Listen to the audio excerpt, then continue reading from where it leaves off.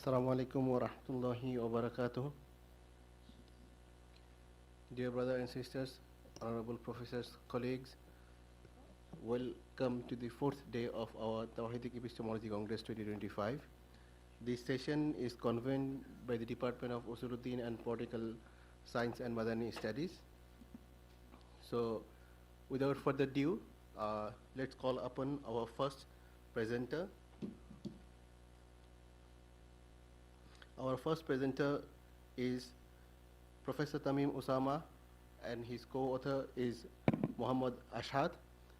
Professor Tamim Usama will be presenting a paper titled Ulama and Umara, Unity as the Foundation for Good Governance and the Development of the Ummah. So without further ado, I would like to request Professor Tamim Usama, please come and present his paper.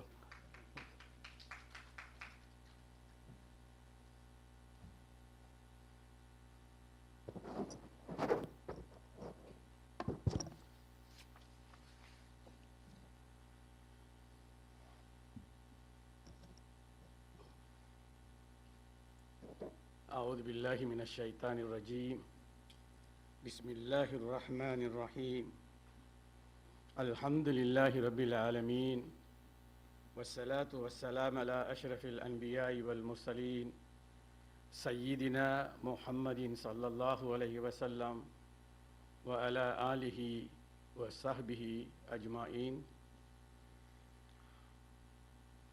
Respected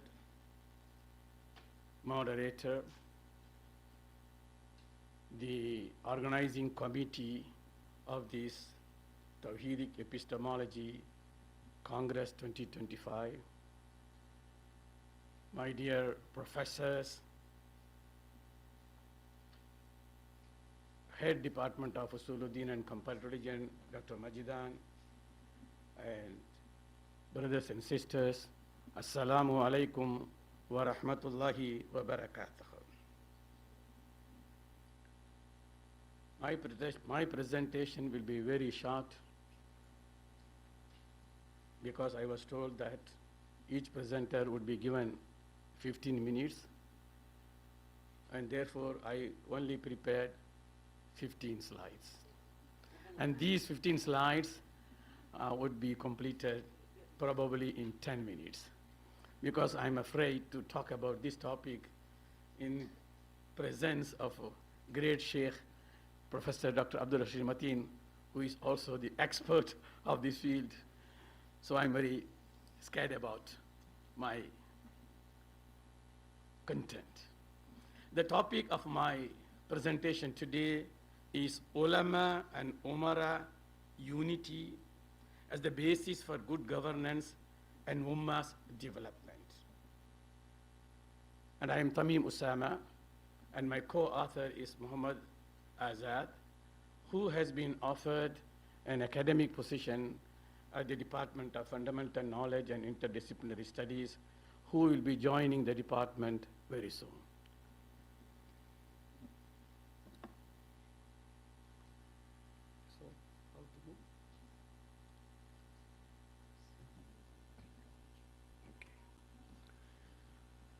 Let me begin the short presentation with an introduction. The Quran says, Bismillahir Rahmanir Rahim, Ati'ullaha wa ati'ur rasula wa ulil amri minkum. O you who believe, obey Allah and obey the messenger and those in authority among you.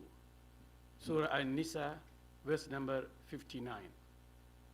This verse underscores the significance of leadership, both spiritual and temporal. This command represents two key pillars of Islamic governance: ulama, who are known as religious scholars, and umara, known as political or communal leaders. Historically, regarded as the moral and administrative guardians of the Ummah, these two entities have often shaped the trajectory of Muslim civilization.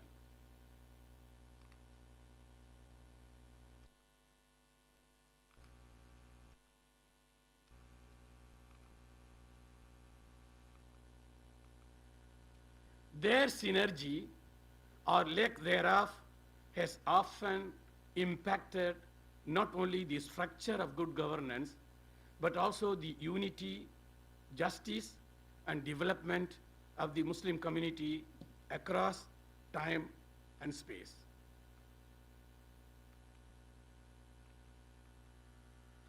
The concept of ummatic development, which integrates spiritual elevation, social justice, economic prosperity, and political stability within an Islamic ethos, cannot be divorced from the cooperation between the ulama and the umara.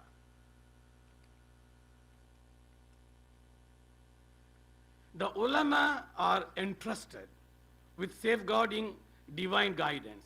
The ulama are entrusted with safeguarding divine guidance and preserving Islamic teachings, while the umara are mandated to execute justice, maintain orders, and ensure social welfare. The partnership between them is essential. The partnership between them is essential for realizing the maqasid sharia, objectives of the Islamic law, particularly adl, justice, maslaha, public interest, and rahma, compassion, and hikmah, and some others. Historically, Muslim societies have witnessed various expressions of unity. During the rightly guided caliphate, Al-Khulafa al-Rashidun, political authority and religious scholarship were often embodied within a single individual, resulting in a seamless fusion of ethical guidance and executive governance. So during the era of Al-Khulafa al-Rashidun, this was the status quo. The political authority and religious scholarship were often embodied in a single individual. One of the examples is Abu Bakr, and other examples are Umar and Usman, and so on. However, as the Muslim world expanded and political structures became more complex, a distinction emerged between religious and temporal authorities. This differentiation, while sometimes beneficial in maintaining institutional integrity, has also led to ideological rifts, mutual suspicion, and even political exploitation of religious authority, or religious resistance to reform and modernization from an Islamic perspective. This chapter posits that a unity between ulama and umara is not merely desirable, but also vital for the development of the ummah. In the absence of such synergy, the Muslim ummah risks fragmentation, disunity, misgovernance, and moral decline. When ulama are marginalized, spiritual legitimacy weakens, and governance may veer into authoritarianism and be devoid of ethical moorings. This is very important. When ulama are marginalized, spiritual legitimacy weakens, and governance may veer into authoritarianism and be devoid of ethical moorings. Of course, this may be debated. Some may agree with this, some may not agree with this. But this is a general trend when the ulama are marginalized. Conversely, when ulama assume political roles, this is one view which may be also subject to discussion. Conversely, when ulama assume political roles without appropriate accountability, they may inadvertently politicize religious discourse, which happens in some countries even today, and neglect the ethics of governance. Thus, balanced and structured cooperation is indispensable. This is my introduction. Now let me introduce 4 research questions. This article or chapter addresses the following questions. Number 1, what are the theological and historical foundations for ulama umara unity in Islamic thought? Let me repeat. What are the theological and historical foundations for ulama and umara unity in Islamic thought? Number 2, how have these relationships manifested across Islamic history from the era of the Prophet Muhammad, peace be upon him, to modern nation states? Third, what lessons can be drawn from successful and failed attempts to forge this alliance? 4, what models or strategies can be proposed?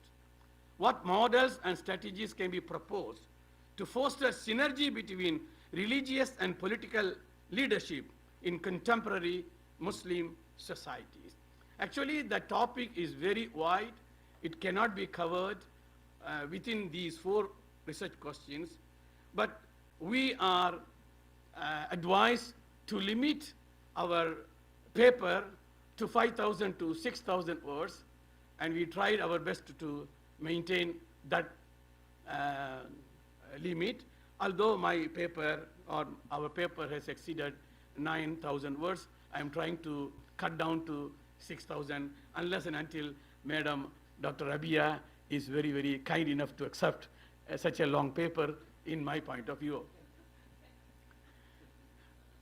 So let me talk about the methodology I have used in this write-up. Number 1, this study employs a qualitative, multidisciplinary research design grounded in textual analysis, historical examination, and contemporary case studies. It is structured as a conceptual and analytical research framework aimed at constructing a normative model for productive ulama-umara unity. First, a textual analysis of the Quran and Sunnah is conducted to establish theological and ethical foundations for cooperation between religious and political authority. This is very important. We have to look into the Quran and the Hadith literature to see how far these 2 fundamental Islamic sources talk about the unity between umara and ulama, or ulama and umara. Second, it utilizes historical analysis to examine precedents from classical Islamic history, drawing lessons from periods, both successful synergy and disruptive tension. Yes, we have an era where ulama-umara relationship was very strong, their unity was very dynamic, and both were able to contribute to the development of the ummah based on good governance. But there were eras, particularly during the Abbasid, particularly during the time of Al-Ma'mun, it started. Third, it undertakes a comprehensive analysis, it undertakes a comparative analysis of modern Muslim societies to illustrate the practical applications, challenges, and outcomes of different models of scholar-ruler dynamics. In this case, we have chosen one model, which is Saudi Arabia, where we can see how Muhammad ibn Abdul Wahhab had collaborated with Muhammad ibn Saud in the formation and development of Saudi dynasty or Saudi kingdom. And we have also taken another example from the Malay archipelago, where we focused on a model applied in Aceh Islamic state. This tripartite approach enables an exploration of the topic, progressing from theoretical principles to historical manifestations and to contemporary realities, thereby providing a holistic understanding of how constructive cooperation can serve as a foundation for sustainable development. So this is the methodology that we have applied, and we have come up with a paper by the grace of Allah the Almighty. Now let me talk about the content of the chapter very briefly. First, we focus on foundations for ulama Umara cooperation. And this is based on, as I recited just now, ayah number 59 of Surah An-Nisa, Bismillahir Rahmanir Rahim, Atiullah wa atiur Rasul wa ulil amri minkum. O the believers, obey Allah, obey the messenger, and the ulil amr. So we can see the leadership must be based on obedience to Allah, obedience to the messenger, peace be upon him, and obedience to ulil amr. Ibn Taymiyyah argues that the word ulil amr here in the ayah refers to the leadership of both ulama and umara, and he goes on discussing how this unity should be kept so that good governance can be seen and practiced following the development of the ummah. Similarly, we can also see in Ahkam al-Sultaniya written by Al-Mawardi, where Al-Mawardi talks about the qualifications for both ulama and umara for good governance or ethical governance and ummah's development. The second, we focus on precedents of unity between ulama and umara.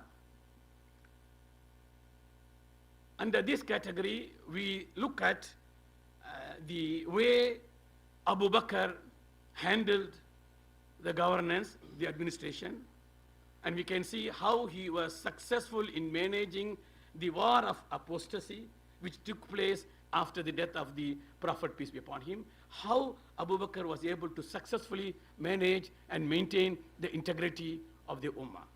Then we briefly look at Umar ibn al-Khattab administration, where there were innovation and expansion. We can see many ahkam have been placed by Umar during his time, including the development of a diwan and many other things.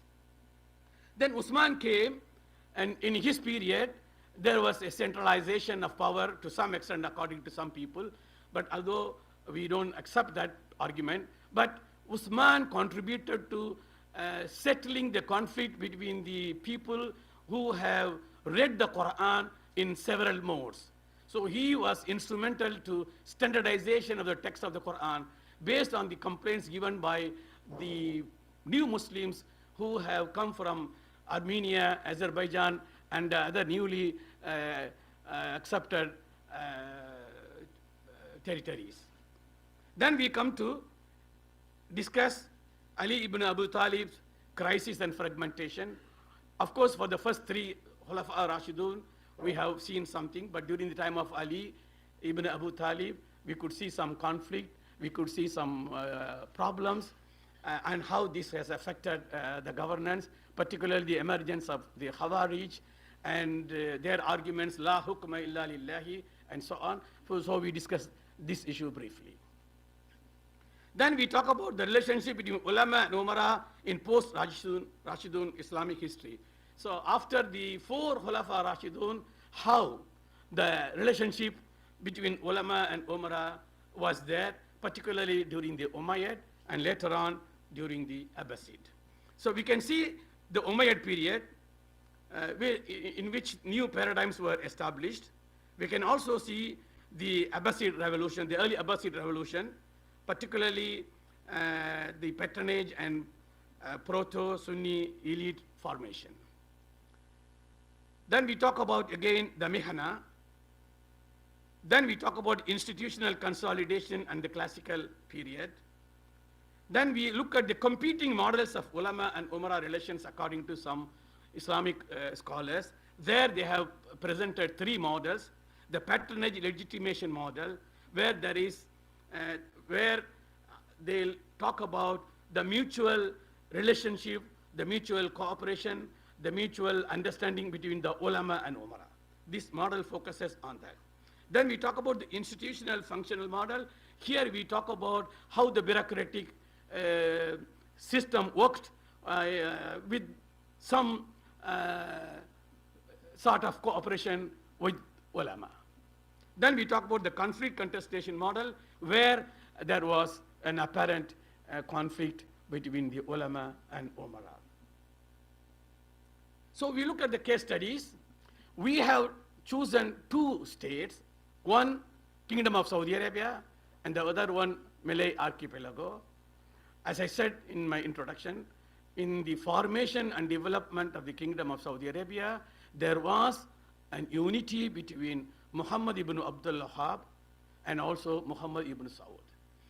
The kingdom has completely accepted the interpretations of Muhammad ibn Abdul Wahab, and his interpretations are highly respected until today, although there are problems and challenges in the contemporary leadership with regard to following the examples or the explanations given by Muhammad Abdul Wahab in his Kitab al-Tawheed and other writings, that we can see the emergence of Wahhabism, how the word Wahhabism has been developed, who are behind developing this terminology, and many things are there, but we have no time to discuss in our paper.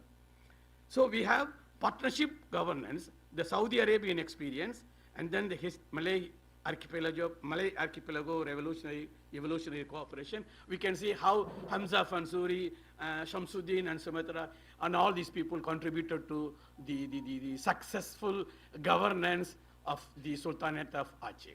So with this, we come to a brief discussion of complementary nature of religious and political authority. We talk about how these are complementing one another. It is important for good governance and the development of the Ummah. There must be a unity between the ulama and the umarat.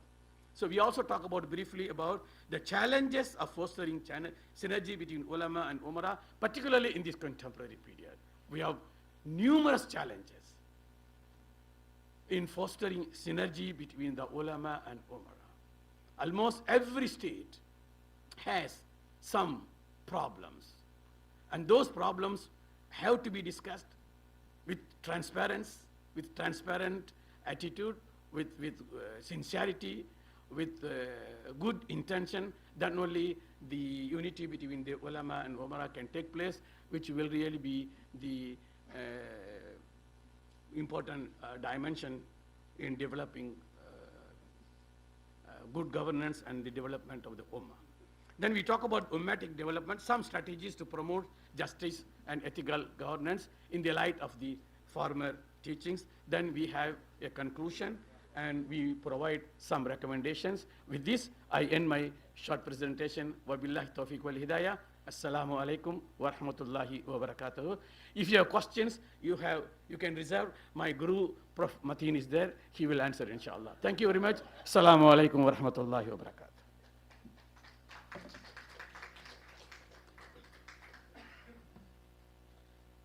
Thank you, Professor Tamim Usama, for presenting this timely topic. Definitely, we will have questions and comments about that. Please hold your questions. We will have it after finishing 5 papers from the Department of Usuluddin.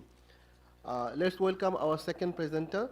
Our second presenter is Associate Professor Dr. Megawati Morris from the Department of Usuluddin, Comparative Religion and Philosophy Department, co-authoring with Associate Professor Dr. Fauzia Fadil from the Department of History. She will be presenting on the topic Adab and the legacy of Al-Ghazali's Ihya Ulumuddin, the internationalization of ethical and spiritual values in the Malay world. فليتفضل مشكورا.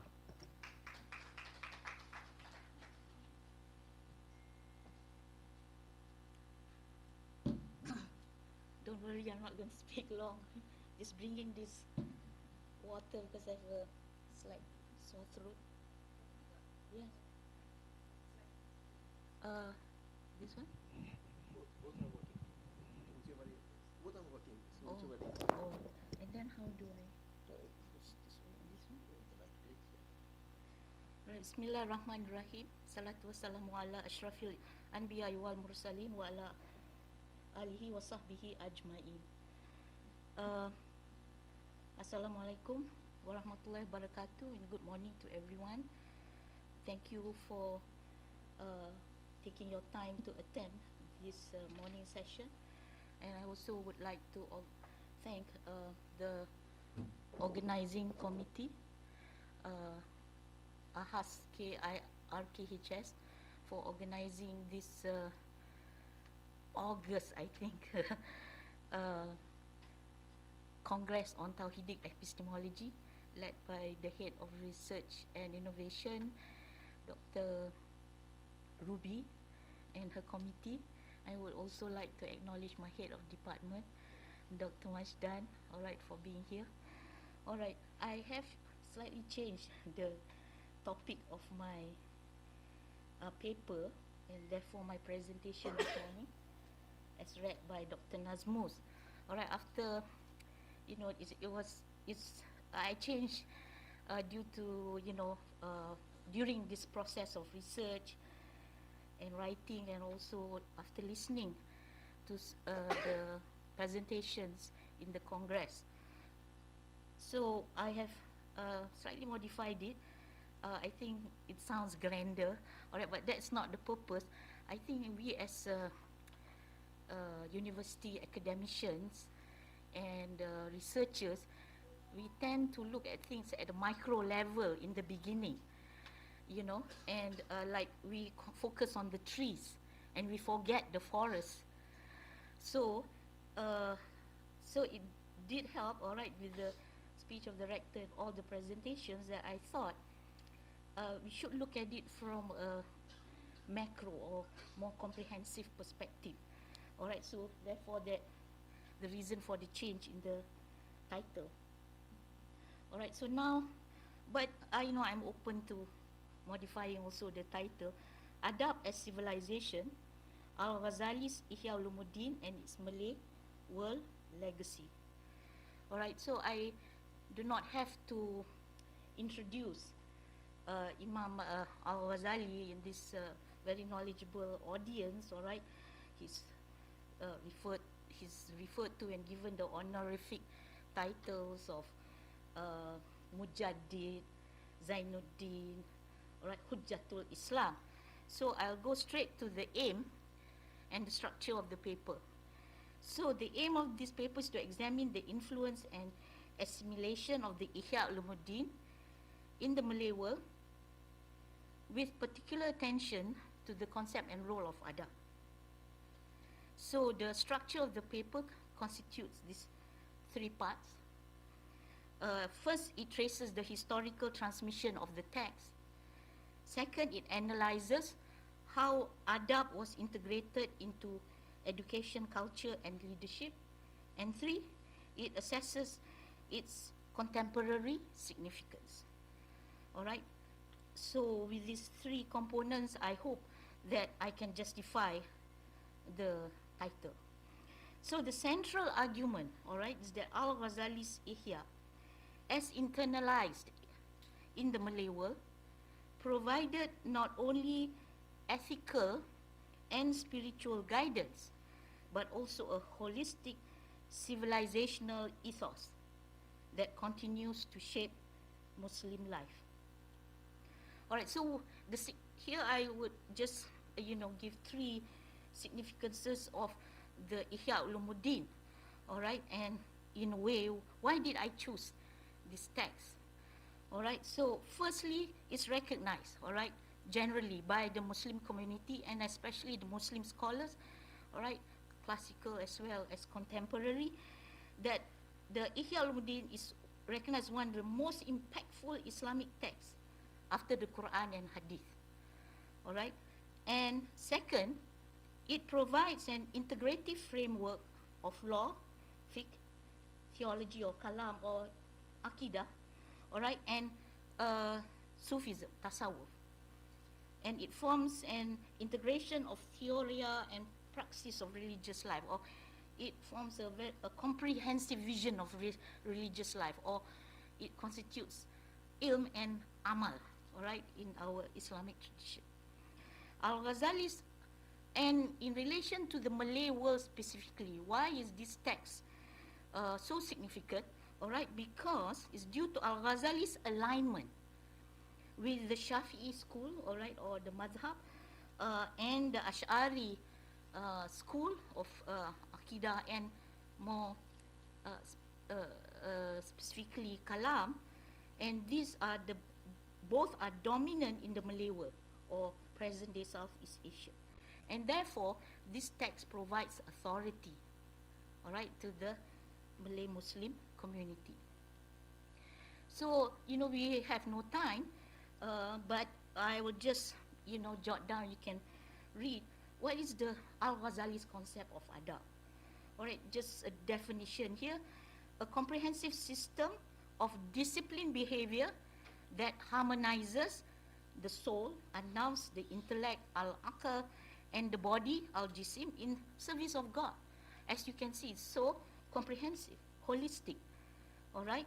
And it is the outward manifestation of an inward ethical orientation, rooted in knowledge, ilm, and sincerity, ikhlas, and taqwa. All right, so in other words, the external behavior reflects the internal or the batin states or character. All right, so that's why you see in our readings, there are, depending on the level of understanding, which dimension they emphasize. Is it the zahir or the batin, the behavior or the character? All right, but actually adab constitutes both, and it is the bridge between the law and spiritual excellence, all right, or the virtues, which is ihsan. So, according to Al-Ghazali, it is the path toward human perfection and divine proximity. All right, qurb ilallah. So, and the method, according to Al-Ghazali, is, and adab is realized through the purification of the soul, tazkiyatun nafs, tahdhibul akhlaq, and sincere intention behind every action. So as I mentioned just now, okay, what are the contents, the structure of the paper? Well, we also have to look at the historical context, since we say that is the legacy of Al-Ghazali from the past to the present. Okay, so basically, all right, Al-Ghazali's influence was very, you would say, manifested in the 18th century onwards.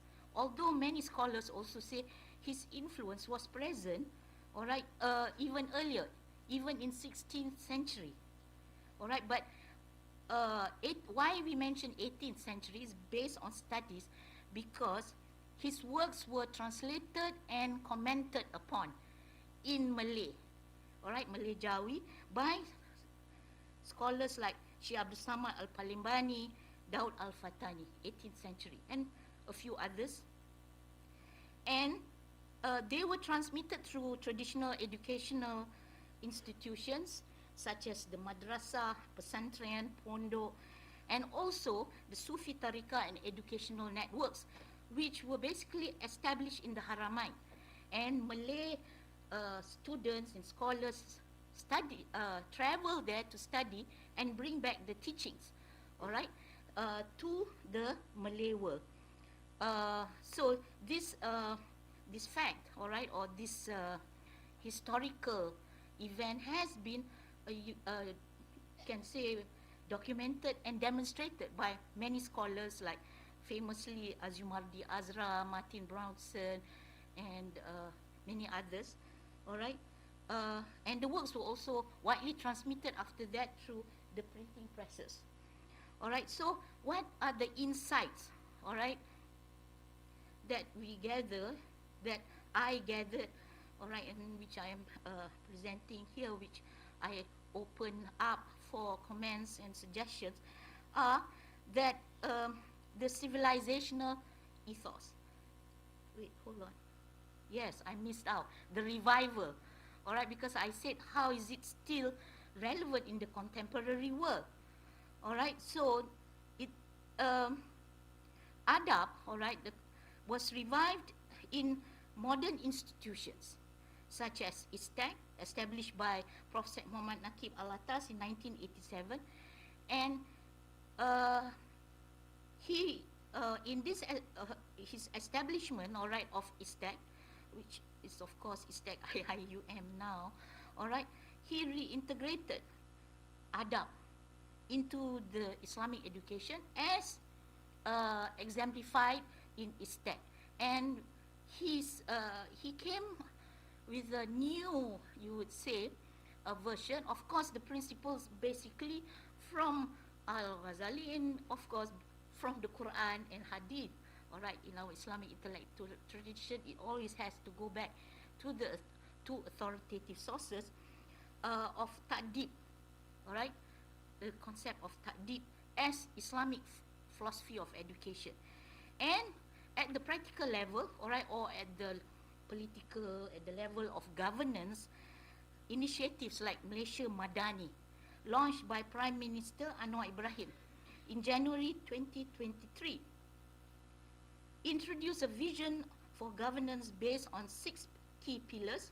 All right, the Malay, I would mention the Malay because it's acronym, the Madani. All right, for these terms, kelastrian, kesejahteraan, daya cipta, hormat, keyakinan, dan ihsan. All right, so because this to show, all right, the continuity, or you would say the revival of adab, which was made popular in a sense, all right, internalized by the Malay Muslim community in this Malay world. All right, so it's not just political. I always hear people say, oh, they don't want to get involved in this Madani, all right, because it's a government initiative. No, it is based and rooted in knowledge, and it is ordered in knowledge, all right, in terms of spirituality, morality, and finally social ethics and education. All right, so here that's why I just brought this point. The concept of Madani is derived from Arabic root Madina, city or civilization, and reflects the idea of a civil society grounded in ethical principles. The emphasis is on moral governance, empathy, social harmony, human dignity, and therefore is directly aligned with the ethical values propagated in Ihya. All right, and just to mention, all right, I think our rector himself is also, also has, all right, whatever his objectives are, in the sense that he wants to bring out this is a knowledge concept. It's not a political gimmick or 5 minutes. Thank you. All right. So he has, I think, monthly talks on the idea of Madani. All right, to enlighten us more on the concept of Madani. All right, in our Islamic intellectual tradition. All right. So what are the insights? First, the civilizational ethos. All right, I started off very small in the sense I just want to show, all right, the influence and assimilation of spiritual and moral values. But then I realized, all right, it is this internalization of adab brought about by the Ihya Ulumuddin of Imam Al-Ghazali provided a holistic civilizational ethos that continues to address contemporary challenges of education, governance, and moral integrity in the Malay world. All right, so if you say civilizational ethos, it also shapes the identity, all right, of the Malay Muslim community. All right, we are, our ethos, all right, is very distinct from the ethos of other civilizations and also other Muslim civilizations. All right, and my argument was that it was brought about by Imam Al-Ghazali's, one of the contributing, all right, major factors. Then second, all right, in the beginning, I didn't set out, all right, to tie up my paper on Al-Ghazali's adab or his spiritual and moral values with Tawhidi. But I found out that it is a compulsory requirement. All right, I'm not allowed to speak. All right, that was just a joke, Dr. Ruby. All right, but then, Alhamdulillah, all right, I I found out that, like I said, we missed the forest because we were just looking at the trees. All right, then so here the larger perspective of Tawhidic epistemology. All right, I didn't have to like really work hard to work at the connection. Why is that? Because adab intersects with epistemology. All right, because like Imam Al-Ghazali said, adab is rooted in knowledge.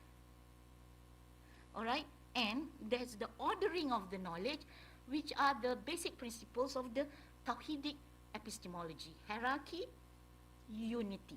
All right, so pointing towards a Tawhidic vision to which knowledge, spirituality, and moral and social order are unified under the principle of Tawhid.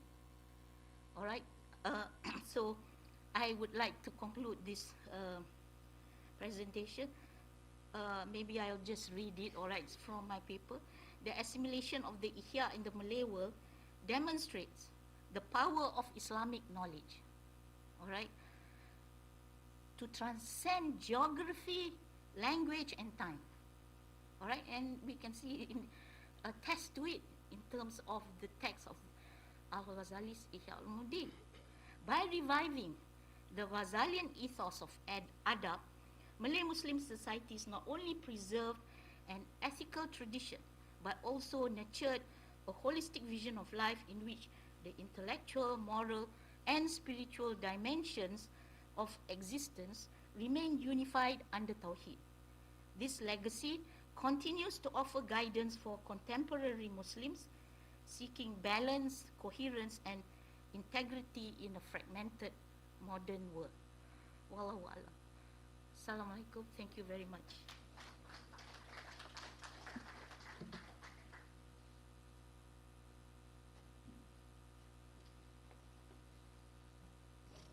Thank you, Associate Professor Dr. Megawati Morris, for presenting such an enlightenment of this adab.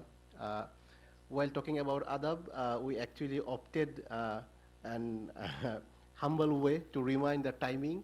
There will be a flashcard rather than clicking the bell. So please follow this. She will be, Dr. Shahzad, she will be showing two placards. One will be before 5 minutes, one will be the last minute. So let's welcome our next presenter. Our next presenter is the head of the Department of Usuluddin, Comparative Religion and Philosophy, Dr. Mazdan Lias, and he will be presenting his new topic, slightly revised, Al-Quran on the Origin of Belief in God, an analysis from the perspective of comparative religion. Thank you, Prof. Thank you.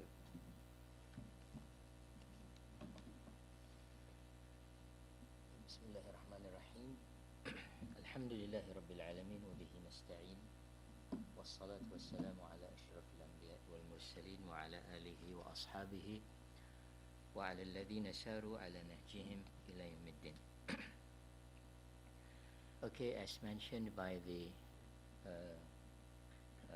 moderator, that there is a change in the title, okay, and for that reason there will be also change in the abstract of my paper.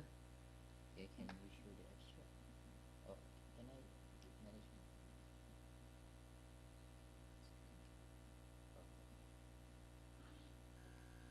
Okay, so this is my new abstract.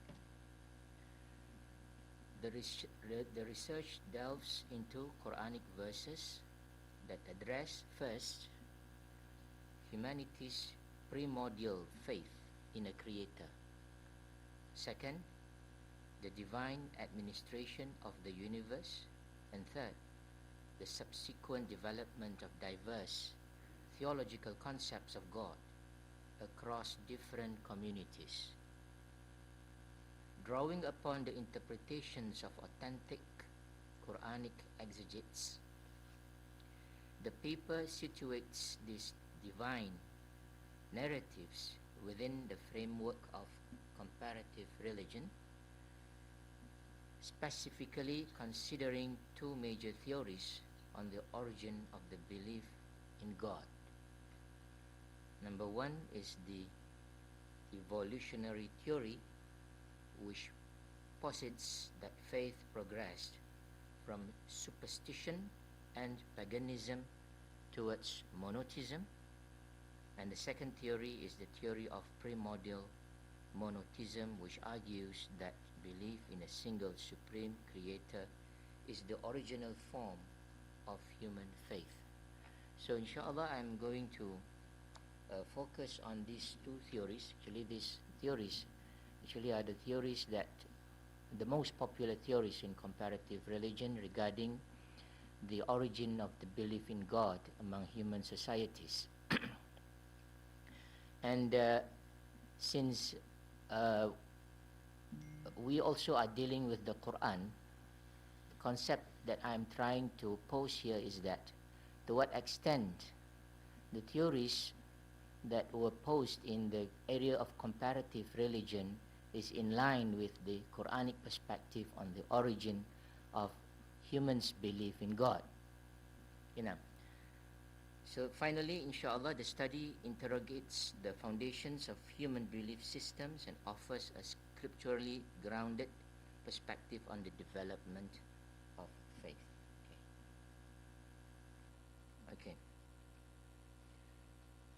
I think introduction, the abstract just now is already good. Okay. The rationale and contribution. To explore the Quranic stance on the reason for diversity of understandings regarding God, polytheism, superstitions, and people who deny the existence of God, because Quran also contains this kind of verses. Okay, this is the most important part, I think, the most important part of the presentation, regarding the the structure of the chapter. Okay, now. So, inshallah, the beginning will be Quranic verses regarding humans' innate nature, fitrah, in believing in the existence of God. Verses like وَإِذْ أَخَذَ رَبُّكَ مِنْ بَنِي آدَمَ مِنْ ظُهُورِهِمْ ذُرِّيَّتَهُمْ وَأَشْهَدَهُمْ عَلَى أَنفُسِهِمْ أَلَسْتُ بِرَبِّكُمْ قَالُوا بَلَى شَهِدْنَا. Okay, which actually some of the scholars, they call this Yawmul Alas, okay, indicating that the belief in the existence of a creator is innate in human being. Then, of course, there are other verses, okay, that we can see in the Quran that deals with that concept, the concept of fitrah, believing in the existence of creator. Al-Quran also describes the sending of prophets, the reason why Allah subhanahu wa ta'ala sent prophets. So prophets were sent to confirm the innate nature of human being. Because human being might go astray from the original path or the original truth, how he was created. So for that reason, the prophets were sent. So there are many Quranic verses describing the reason why Allah subhanahu wa ta'ala sends prophets. Then some people accepted the teachings of the prophet. In other words, they followed the original path, which is the path that is guided by, in the beginning, fitrah, and then the sending of the prophet. However, some others, they have abandoned the teachings of the prophets, and for that reason, even though they have the innate nature of believing in, number one, the existence of God, and number two, in the oneness of God. So because they have abandoned the teaching of the prophets, they went astray from the true path, from the original teaching. Then Allah subhanahu wa ta'ala sent other prophets to bring back human beings into the original path. So at that pace, some people accepted the teaching of the prophet, they came back to the original path, but some others continue, okay, and that continuation has developed, okay, into sects in the beginning, and probably also other teachings or deviated teachings. So that is how Al-Quran describes this issue of the belief in God in other communities. Okay. And next in that chapter, I am going to put into consideration or comparison the two theories which I mentioned earlier. Number one is the innate disposition, primordial monotheism, which actually not only the Quran describes this theory, many other scholars also. They say that the earliest form of humans' belief in the existence of God is innate. That is the earliest, fitrah. Sometimes they call it the Ur religion. The second theory is advocated by people, generally they are influenced by the evolutionary theories, okay, saying that as human beings developed biologically, they also develop in terms of their belief in the existence of God. And for that reason, this theory says that human beings started by believing in the power of nature, then polytheism, superstitions. Okay, now, then after that, they further develop into believing in one God that is governing over all the other powers.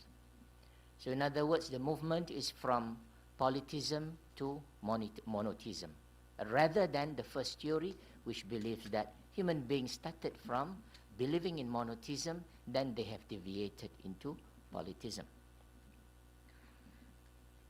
Okay. Okay. Insights. Humans are created with a natural inclination towards God, fitrah, and the covenant. Prophets were sent to guide this innate belief. Deviation over time, many people distorted the truth. Of course, the Quran speaks about the attitude of some of the Ahlul Kitab, okay, who has distorted their book, and distorting the book meaning they are abandoning the teaching of the prophets. Through shirk, forgetfulness, or altering revelation. Continuing such, despite deviations, other faiths reflect humanity's attempt to understand God, because they started, yes, fitrah, then after that they have deviated, but they still have in their innate nature that God exists. You know, so they are trying to look for God, but unfortunately without the guidance of the prophets. No. Though Islam presents itself as the completion and correction of this trajectory. Okay? And conclusion, Al-Quran not only describes its own position, that is Tawheed, as the earliest form of man's belief in God, but it also describes how human communities has deviated from the pure Tawheed into believing in other ideologies. In other words, to conclude, we say that from the Quranic perspective, it started from believing in Tawheed, monotheism, then it goes into polytheism, then another prophet came and guided the human being who has went astray. Some of them follow again, they return back to Tawheed, but some others, they develop new path. So this new path later on will develop new religions or other religions, even though Al-Quran Al-Karim did not name these religions. These are actually deviation from the original path. And thank you so much. Wassalamu alaikum wa rahmatullahi wa barakatuh.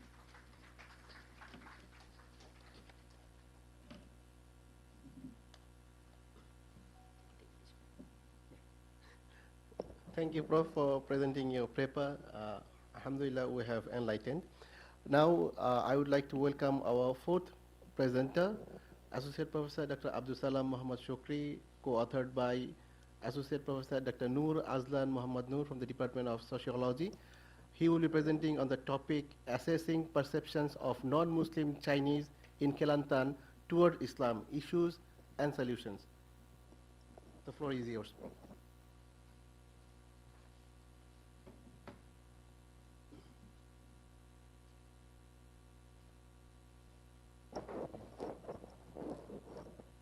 Bismillahirrahmanirrahim. Alhamdulillahi Rabbil Alamin. Wassalatu wassalamu ala ashrafil anbiya wal mursalin wa ala alihi wa sahbihi ajma'in amma ba'd. Assalamualaikum warahmatullahi wabarakatuh.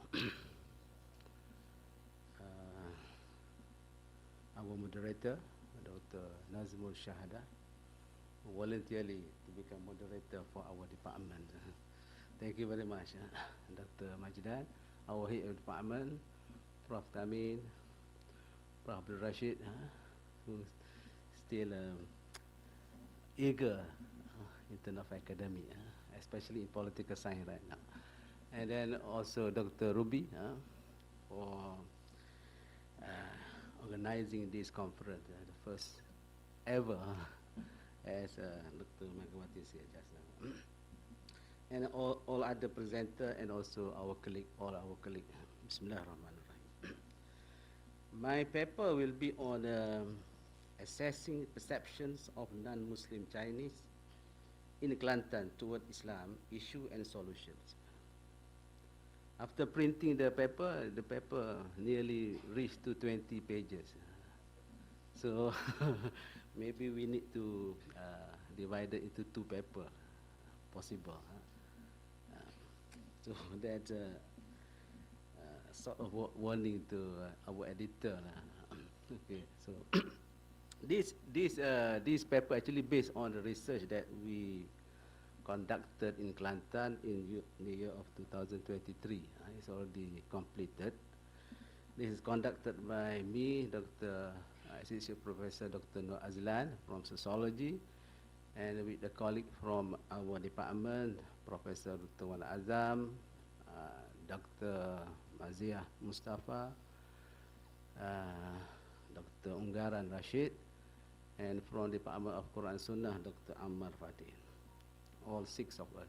But however, in this paper we have only two author as the author. However, at the end you can find that I put it the acknowledgement to Jabatan Hal Ehwal Agama Islam Negeri Kelantan, Pikul Ijahid, who provide us with the grant amount to 25,000, and also all other names mentioned there. So, in actual fact, this topic is that relate to Islamic da'wah. As we know, in Al-Quran, Allah used to say, A'udzubillahi minasyaitanir rajim, Ud'u ila sabili rabbika bil hikmah wal mawzi'atil hasanah wajadilhum billati hiya ahsan. So this is the spirit of Islam that we would like to convey the message of Islam to everybody. We wish that all of us around the world become Muslim. However, if we look at the statistic in the world, the Muslim only, I think nearly 2 billion, 1.8 billion, out of 8 billion of world populations. That's scenario of the world. If they are together, non-Muslim are together, we are very small. But 1.8 billion, also not so small. Okay, refer to Kelantan, we have, I think, nearly 100%, or I put it 95%. But, where is it? Okay.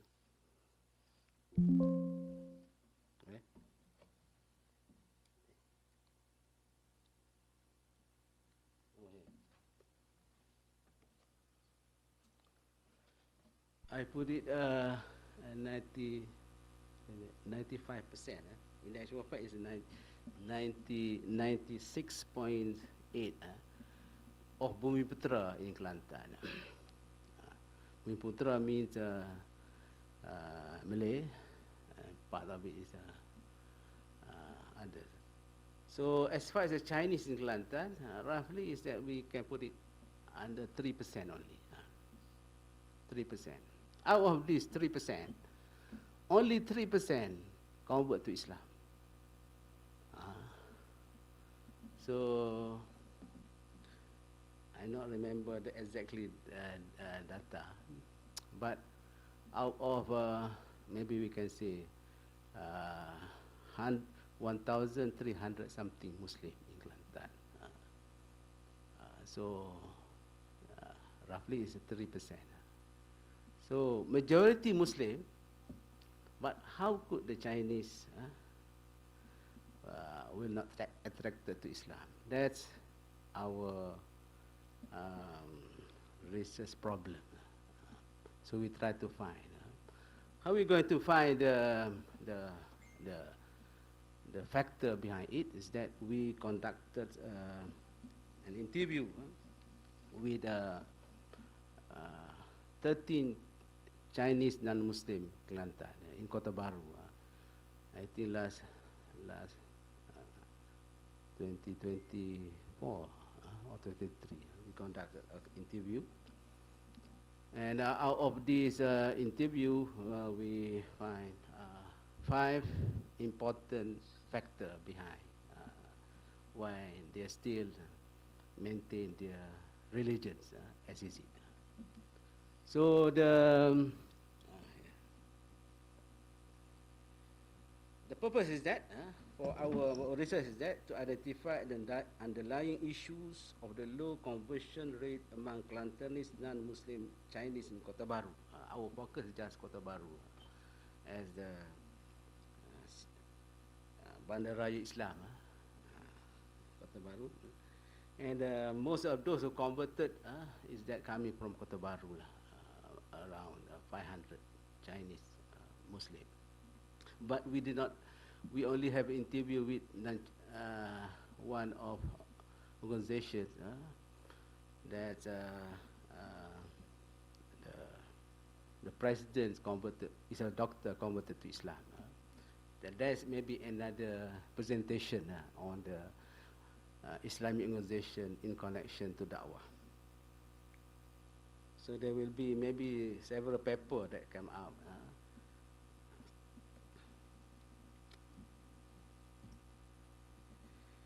So the finding roughly is that there are several factors. The first one is that misconceptions about the religion itself. First, Islam is seen as very rigid and so on. For example, some of them going to say that we cannot even say Assalamualaikum. If you say like this, you should become Muslim. So we are limited according to them. Our religion are very limited. Some of our interviews say that if I got a chance to stay in outside Malaysia, I will convert to Islam. Because they're going to see that not just Islam is not open-minded, but a lot of restrictions in the country. You cannot do like this. You cannot all, and so on. So that's among the reason. But I think this is a sort of misconception about our religion. That because non-Muslim, in my understanding, non-Muslim or our researchers say that non-Muslim was not given official education on Islam. Is it? The religious education, pendidikan Islam, only for Muslim. We never try to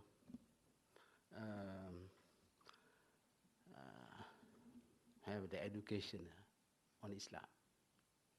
Yes, in the university we have, for example, we have Islamic civilization and so on. But I think because Islam, for me, Islam is a religion of federations. So I think everybody must know about Islam, at least from official source.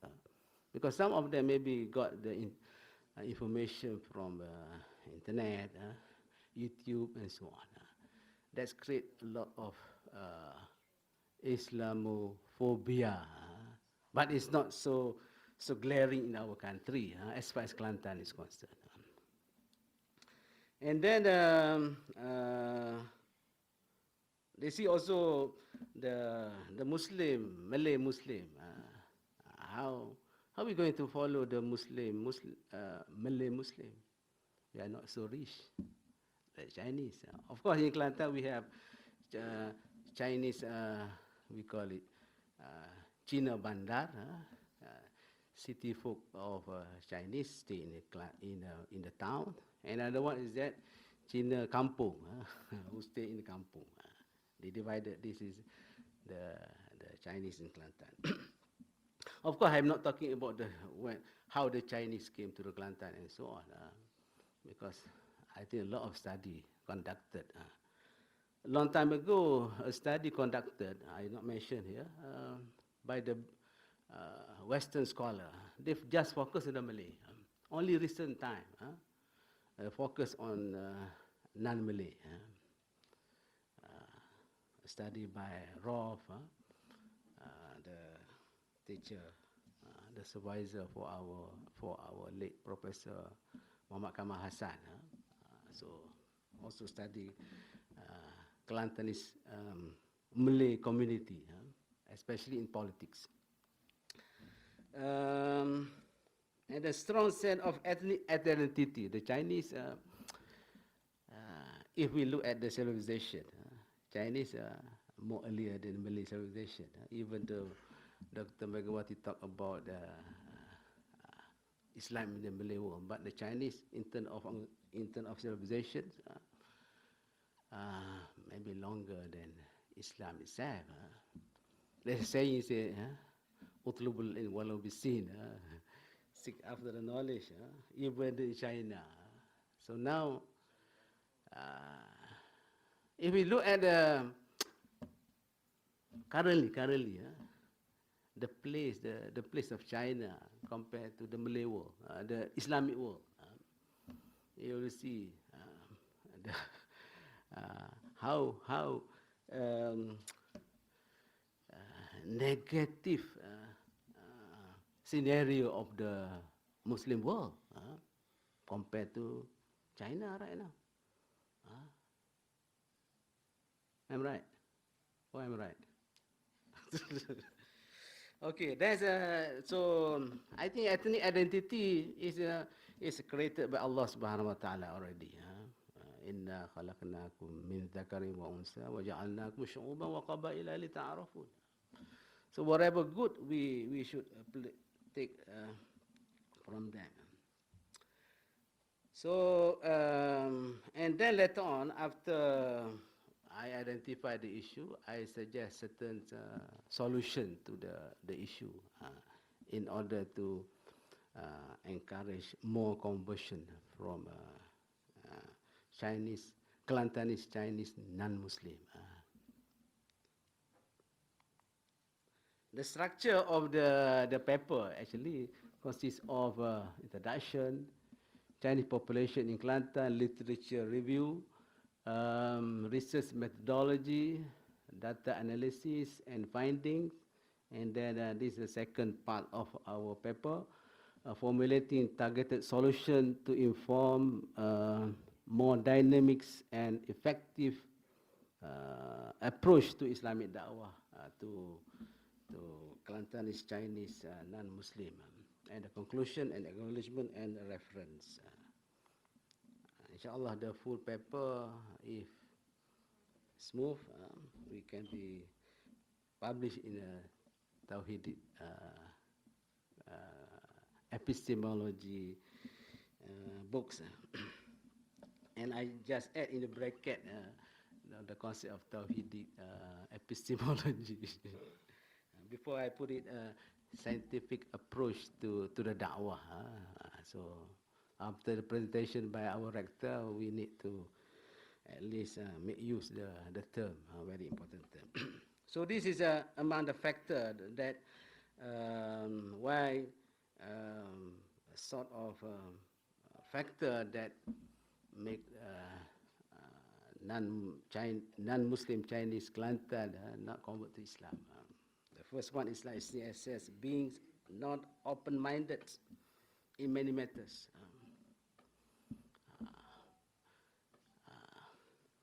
A lot of things that they voice out. And then empathy toward Kelantanese Muslim Chinese community in Kelantan. Sometimes we are not so friendly with them and so on. We just confine to our community and so on. If the relation, of course, relation with the business and so on. But sometimes they say that some haji with kopiah and so on did not pay the debt and so on. So there's an image of Muslim to them, not pay the debt, payah bayar hutang. The general knowledge about Islam, some of these, the one that we interview, some of them follow the Islamic, sometimes Islamic subject in the school, because some of them follow the sekolah menengah kebangsaan. They are not joining the sekolah jenis kebangsaan. So because of friend and so on, they want to follow also the pendidikan Islam. So that's, however, normally in the system is that Chinese or non-Muslim they follow the moral subject. Muslim will go to the Islamic religion classes. So some of them will get the knowledge from the friends, only just a few from the formal study. So that's. So they wish that Islam going to be introduced to them, either directly or indirectly. I think this is time. You can talk about Madani and so on. Islam should be introduced one of the subject for the student from primary school to secondary, not to force them to convert to Islam, but to introduce what Islam all about. As we know, Christianity, Buddhism, Hinduism, and so on. Long time ago, we have the subject Titas in the university, but already cancelled. Titas at least introduced what Islam all about to the other public university undergraduate. For IUM, I think everybody is introduced already with Islam. We have university required courses, isn't it? But I know we cancel, and then we now introduce philosophy and contemporary issue. And so that's a very important one. Race relation between Kelantanese non-Muslim Chinese and Muslim in Kelantan, roughly, I think there is no such thing as May 11 in Kelantan. There's a religious tension happened in Kuala Lumpur and Selangor only. The Chinese can stay in Kelantan; they are welcome and so on. I think right now, a new Chinese already migrate to Kelantan from Perak. Some to Singaporean also. And last one, we talk about Islam, politics, and economy. I think one of the important things that the Chinese try to gain more is the internal of economic. If you do not stop internal economy, they have no problem. Why they involved in politics? Because they want to have a business. If we are not stop them for example, we have in Kelantan, the land cannot be sold to the Chinese. Then they got, why? What's the reason? And so on. And so many things in terms of economics opportunity that they are seek for. As far as politics is concerned, most of the one that we interview see the importance of Tuan Guru Abdul Aziz leadership compared to the current leadership. They appreciate very much. So that I think the Muslim, you want to become a prime minister, should copy the good trait of these leaders. That's highlighted by this Chinese non-Muslim Kelantan. Conclusion already. I think the conclusion very important one. And then the acknowledgement, I think finish already.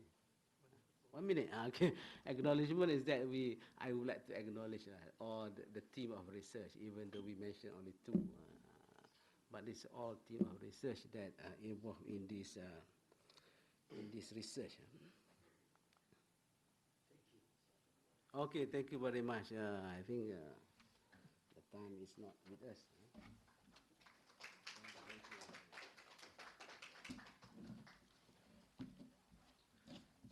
Thank you, Professor, Associate Professor Dr. Abdul Salam Muhammad Shukri for presenting his paper. Now, I would like to request our audience to construct their comments, questions, because after these presentations, we will open the floor for question and comment sections. So please have your thought written or be ready. Now our next presenter is Associate Professor Dr. Haslina Ibrahim from the Department of Usuluddin, Comparative Religion and Philosophy, co-authored by Dr. Intan Aidura Alias from the Department of Psychology. And the paper entitled Exploring the Intersections of Qada and Qadar and Mental Well-Being, the Tawhidic Resilience Model, TRM. The floor is yours, sir.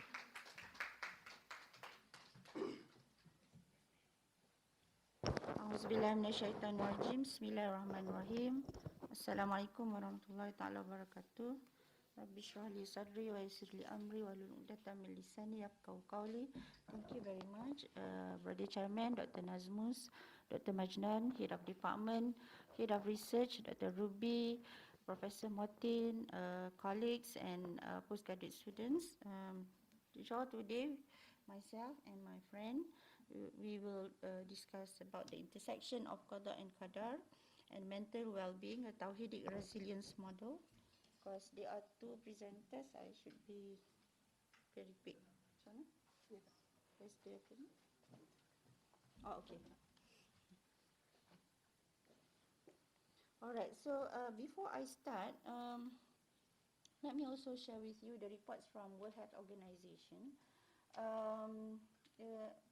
In one of the reports, it says that over 1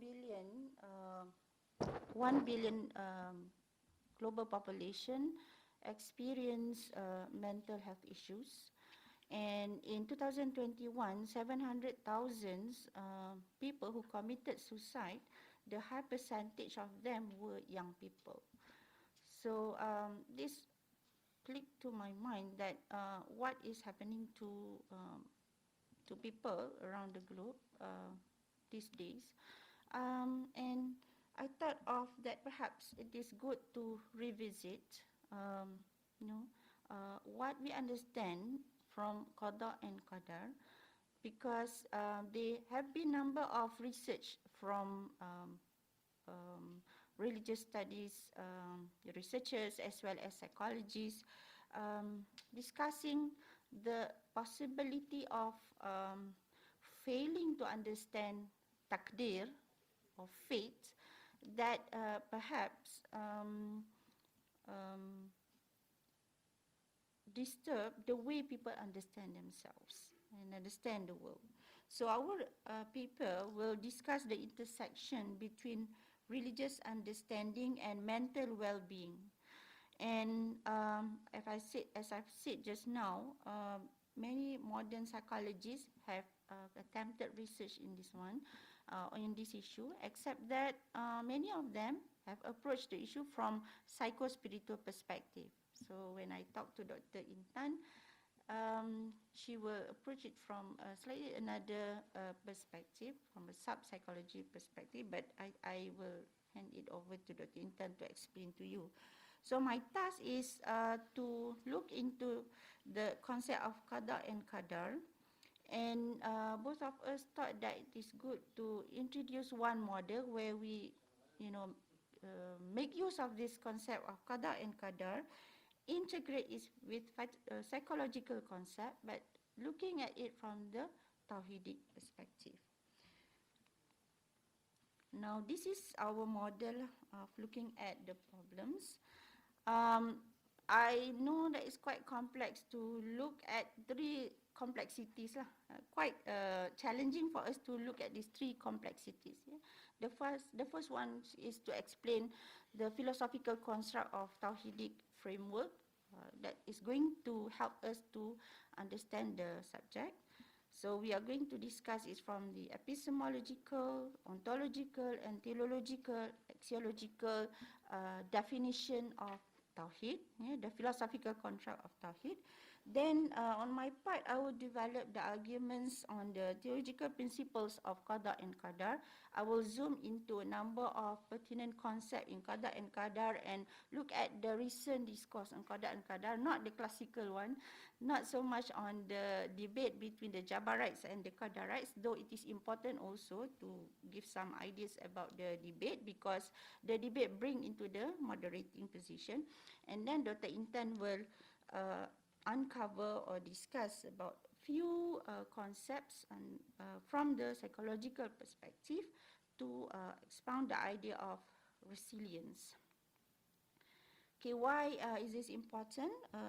In our opinion, this chapter is important because there have been a lot of issues on mental health, psychological challenges, and we hope to offer a more holistic approach to deal with this issue, from not only from theological perspective, but we thought that it is good to give a new insight on how people understand Tawhid and relate Tawhid to his psychological challenges. And then we thought that this can, perhaps offer a new way of understanding life challenges. And then we hope to introduce TRM, Tawhidic Resilience Model. I said to Dr. Intan that maybe we should develop the fundamentals of this TRM, and maybe after we are done with the fundamentals, we can try to find funding to do fieldwork research, because I think it is important to support our hypothesis and our concepts with what is happening on the ground. So we thought that it is important to introduce faith-based coping mechanism rooted in Tawhid, so that it can enrich the current psychological discourse. So this is the structure of our chapter. So we start with introduction, then my part, I will discuss on the theological foundations of Qada and Qadar. The Intan will discuss on the psychological perspectives of mental well-being, and then we will go on discussing the TRM, the intersection of Qada and Qadar and mental well-being, the Tawhidic Resilience Model. So I will be discussing the epistemic meaning of Tawhidic framework in understanding Qada and Qadar and the psychological challenges, specifically resilience. And Dr. Intan will provide the concepts and the psychology, positive psychology, to counter or to address the problems. And finally, the findings and conclusion. So I will not discuss here what is Qada and what is Qadar, though in my opinion, this is my personal opinion, perhaps the reason why there have been a lot of mental challenges today is due to the failure to understand Qada and Qadar. Though I also believe that among the principles of Iman, this is one of the most neglected concepts, or not so much discussed, not so much deliberated by our asatiza when we learn about Arkanul Iman. I do not deny that this concept is complex. What more, if you look at the discourse, the debates between, Qadarites, the Jabarites, and even to understand Ash'arites will be very challenging, though Ash'arites provide the mediating position. But I think it is important for us to let people know that there are things which are predestined by God, but there are also things that can be the what have been predestined can be changed. Yeah? But what are those that are predestined? So this falls into the discussion of the divine decrees. So the first thing, whatever that taken place in the cosmos, this is predestined. There are things about us that is predestined. We cannot choose who to be our parents. We cannot choose to be born. If I were given the choices, I would like to be born in Saudi Arabia, so you can go to Mecca every time you want, yeah, and go to Medina. But the third decree, which is the avenue that have not been discussed very much, the human volitional deed. So whether we are free totally, whether our action is, predestined by God, that we do not have choice at all. So I'm going to discuss this mediating position under the Tawhidic framework by looking into how do we understand our ikhtiyar, our hurriyah, our freedom. How do we understand our freedom? What is the role of dua? So on and so forth lah. And I'm going to look at it from its meaning, from its purpose, and from the values that we derive from all these conceptions. So I, hand over to my colleague.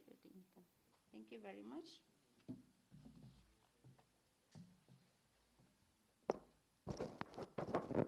Okay, Assalamualaikum warahmatullahi. Thank you, Dr. Aslina. Right, so as this paper looks at the Islamic concepts, and then resilience is actually one of the concepts being studied in psychology.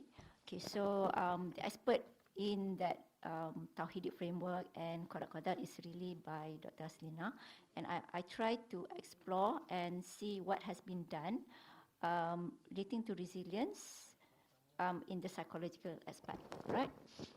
And I think what's important, why we want to look at the findings from the Western perspective, because they study resilience in a very structured manner, right? And from there they come up with model and then the steps to do it. Okay, and what I find is so far when we talk about resilience, okay, so as I was working on this paper, I found out that, okay, while the Westerners are examining, studying, getting information from the people, I find that in Ihya Ulumuddin, there's already a lot of guides. There's a lot of writings about how we can become resilient, and that's why it's very important for us to go back to the original information that was written based on Tawhidic epistemology, Tawhidic framework, right? Okay, so I want to start with the concept of mental well-being. In psychology, there have been, I think I would say, like two main perspectives, and one is RIF, and we should see the mental well-being here, and probably when you see here, we probably say, okay, when people ask you how are you, you probably say you're okay, but when you actually look at what is mental well-being, is actually there's certain conditions that you want to fill out, such as presented by the 6 subdomains. Okay, and then that's one perspective. Another perspective that is under positive psychology, we call it PERMA. It consists of positive emotions, engagement, relationship, meaning and achievement. And if you look at all these concepts, you can see that it's something that we've practiced, and you can also realize that there's already some guidance in how to achieve the elements within the mental well-being. Okay, next.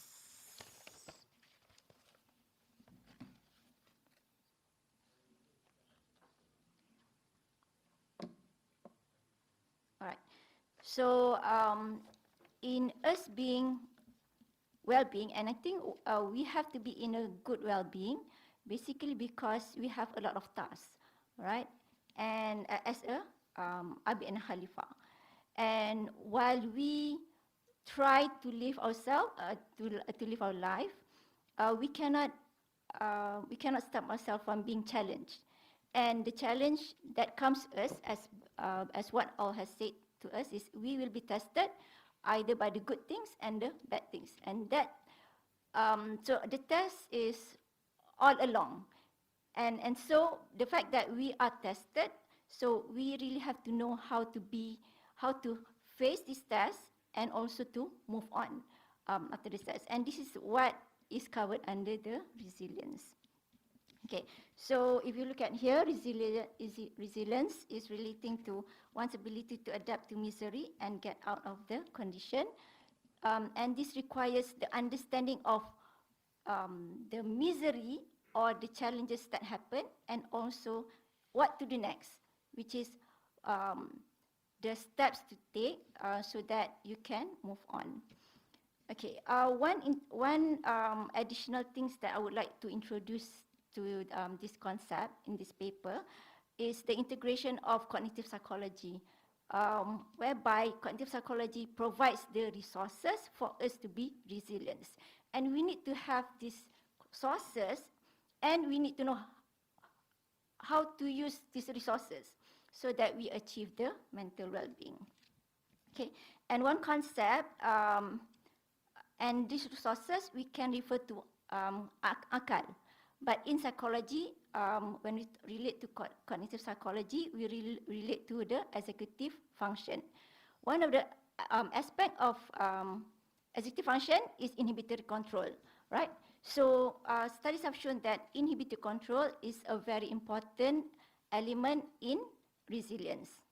Okay. And what's nice about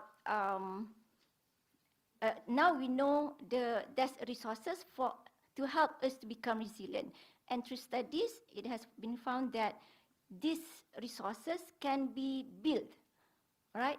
And this is something that I will explain further in the paper. Okay.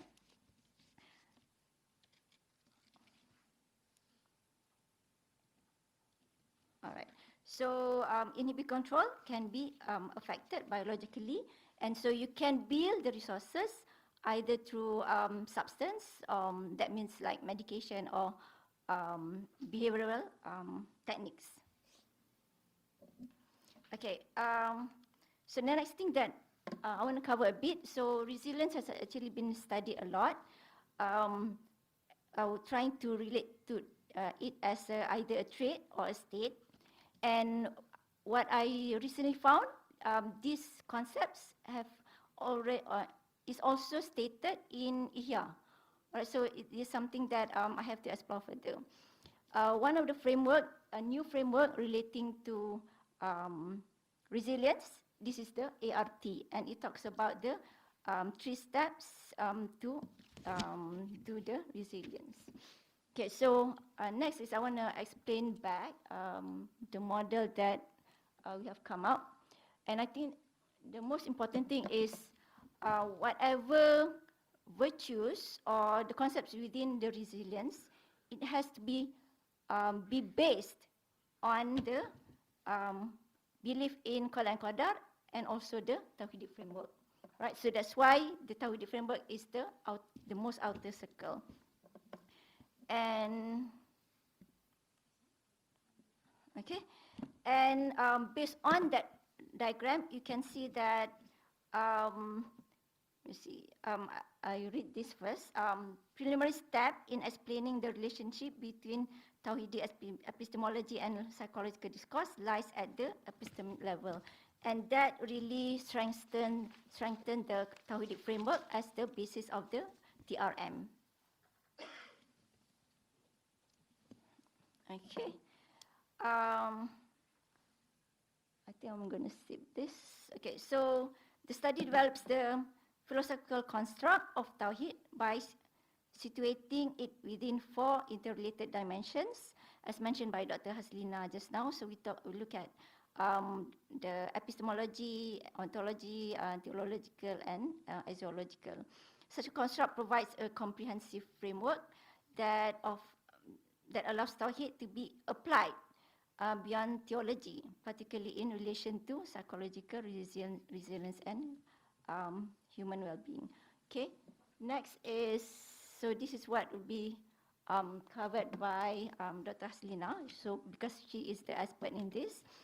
And this is actually very important. So that's why in this paper, Tauhid framework and the concept of Qada Qadar will be highlighted first. And then I will just input how it can be applied in the discussion of resilience. Okay. And here, so these are some of the virtues that I hope to integrate. And I found that there's a lot of information already that has been written by Imam Al-Ghazali, right? So, and I'm hoping that I'm looking forward to integrate this and highlight the role of the belief in Qada Qadar, okay? And so that this can be made into practice, right? Okay, and the other thing that I'll be looking at is also mental well-being in Tauhidic framework, right? So while we see the perma just now, it's generic, and there has been some relation to spiritual. But the thing is, when we talk about spiritual, they relate to a higher being, but they don't really specifically focus on God. Okay, and the only God that is the right God is Allah. So we have to go to the correct thing that Allah has presented to us. Okay, to conclude, right? So relating to these 3 points, so Qada and Qadar constitute a fundamental theological basis for understanding resilience. The TRM offers a holistic framework that aligns with the dual role of human beings as Abid and Khalifa. And we are hopeful that the TRM can be employed as an intervention framework to promote and sustain mental well-being. It probably will be customized to different areas of that resilience challenges. Okay, so that's all from me and Dr. Haslina, and we welcome any suggestions or comments to our model. Thank you very much. Assalamualaikum.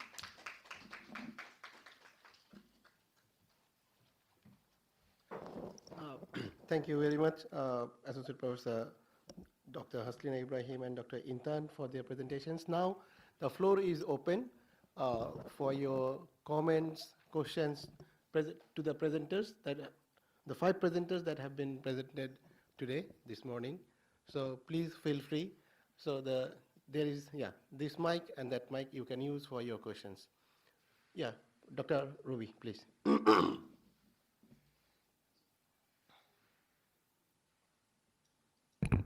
Assalamualaikum warahmatullahi wabarakatuh. This is not a question, but more like a comment or perhaps a remark to Dr. Majdan's presentation. Perhaps, Doctor, it's very interesting because I don't know the term you mentioned about the primordial nature and evolution theory, but because my course my course is on psycholinguistics and we have a lot on the evolution theory. It's just that I want to inform you, perhaps we can collaborate that there's a new book that I would like to share, obviously by the Westerners. It's called Return of the God Hypothesis, which is how do I say, is well accepted in the Western world. And I'm going to just share with you what are the ideology, and you can tell me what it reflects, okay? Number 1, in this book, Stephen C. Meyer say that this is from the scientific perspective. He argues that the universe had a beginning, and so the cause must exist before and outside time, space, and matter. So that's number 1. And he said because the laws of physics are so finely tuned, they must come from an intelligent mind that has always existed.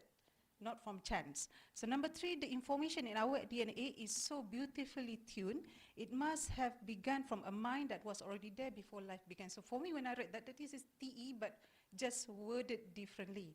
So what I'm saying is that, yes, you mentioned evolution theory, but even the West now, they have going back to that primordial nature, right? But not from the theological perspective. They use the scientific perspective to just prove the existence of. They still don't use the term God. They just use intelligent being. Right. So just perhaps Dr. we can collaborate later. Dr. Mazdan, would you like to supplement? Yeah, thank you so much, Dr. Ruby. Actually, I'm reading Daraz. Okay.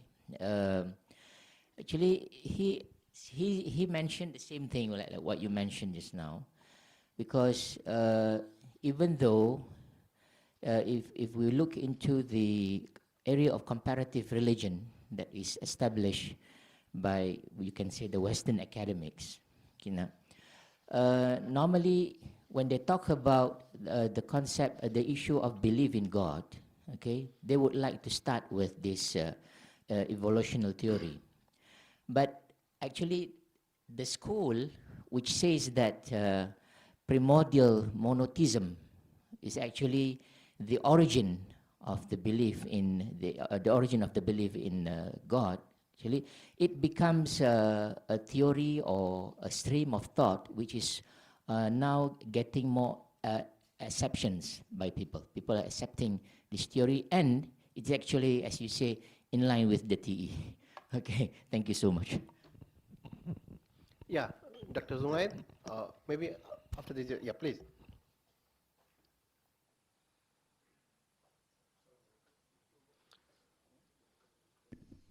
Assalamu alaikum. I'm Marzuki from Department of Political Science and Madani Studies. I have a question for Professor Tamim Usama.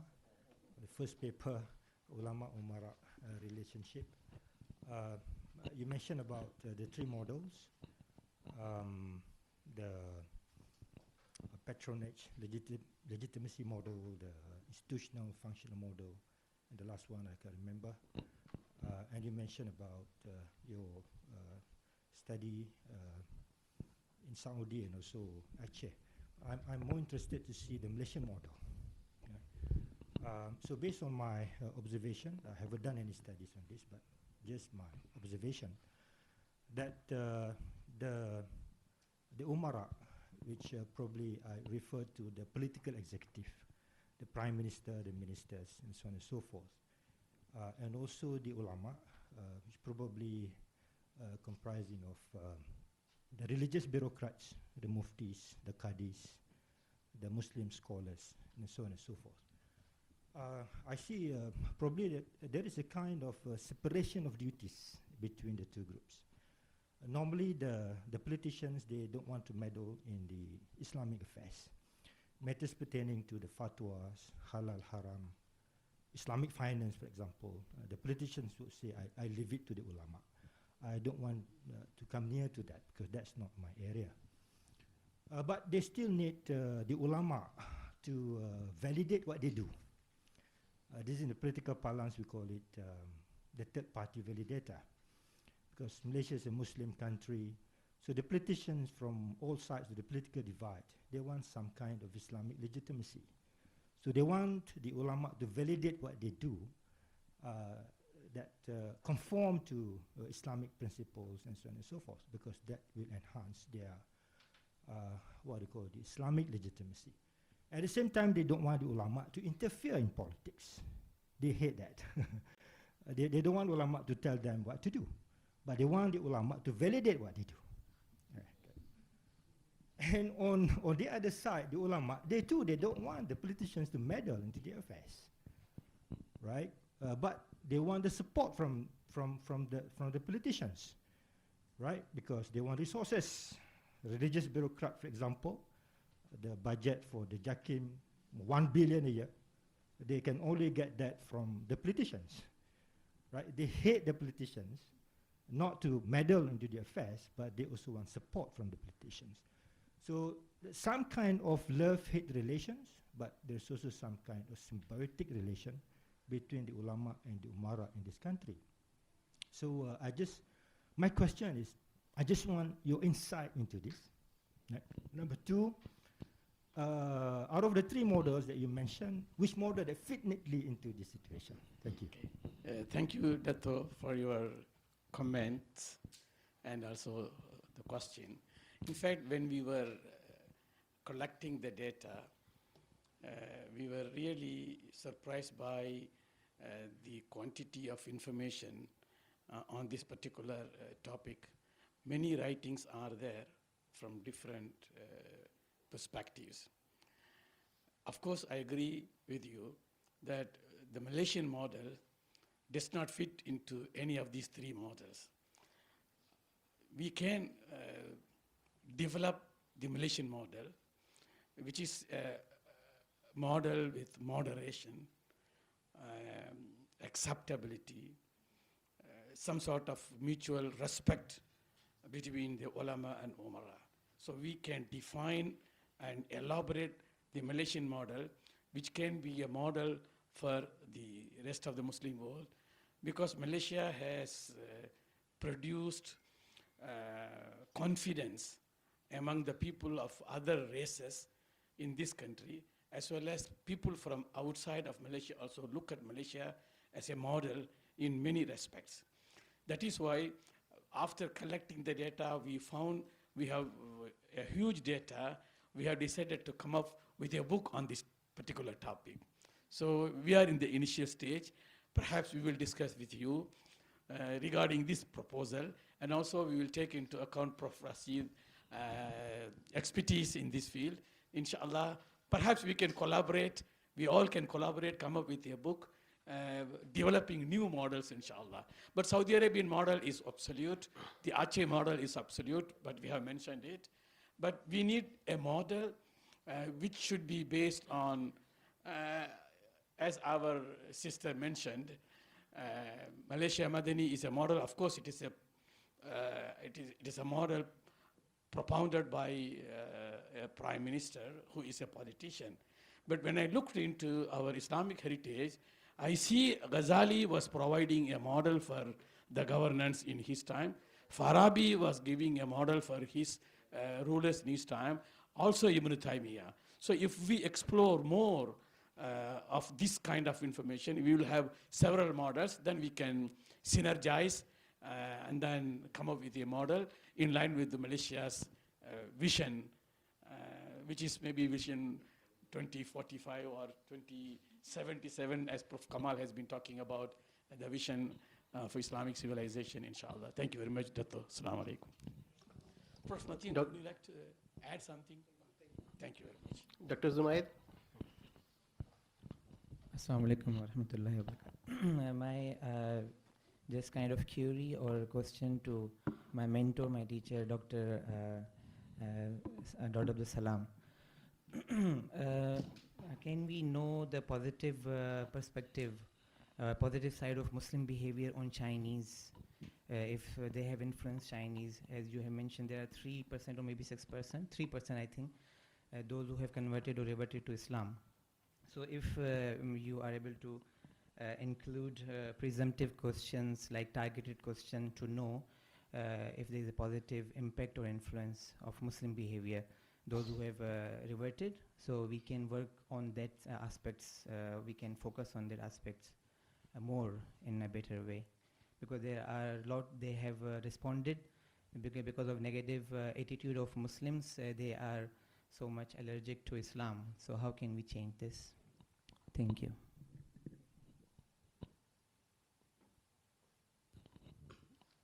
Thank you very much, Dr. Junaid. Remember the Sheikh of Sufi, Junaid al-Baghdadi. Thank you very much for your point. I think we can take that point. That of course there will be positive and negative. If not, they're not going to stay in Kelantan. There's a lot of, I think, positive aspect that they learn from the Muslim community. I think because not everybody is maksum here. If we understand like this, the Muslim, of course we have the ideal one. But if they understand that the Muslim, the Malay, also can commit a mistake, isn't it? But for the Muslim, at least we have the way, like istighfar, tawbah, and so on. I think the same also happened in the early generation of the Muslim. I think because as Dr. Majidan presented, there's a primordial nature of human beings.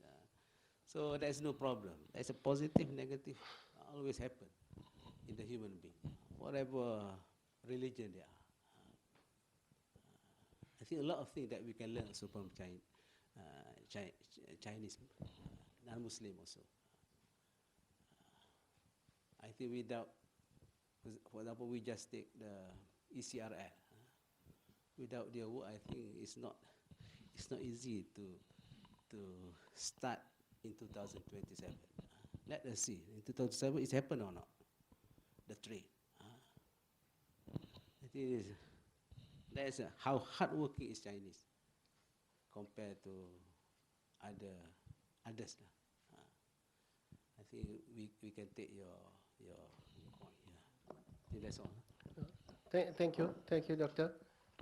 Yeah, I think this might be the last question from Dr. Omar.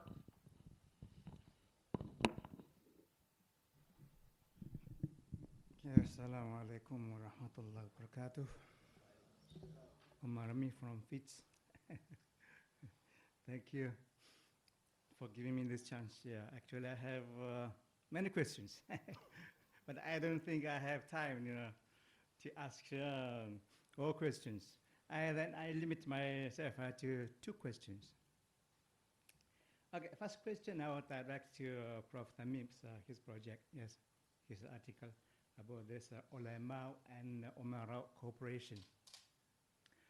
Of course, every government since ancient time until today, they run in a model of this ulama and umara cooperation, right? Yes, because this umara, these leaders, they need their rule to be justified through the ulama's pen, right? Yes. The problem is, in the history, during Abbasid time, that cooperation led the Muslim world, or Islamic civilization flourished and later admired by all people until today.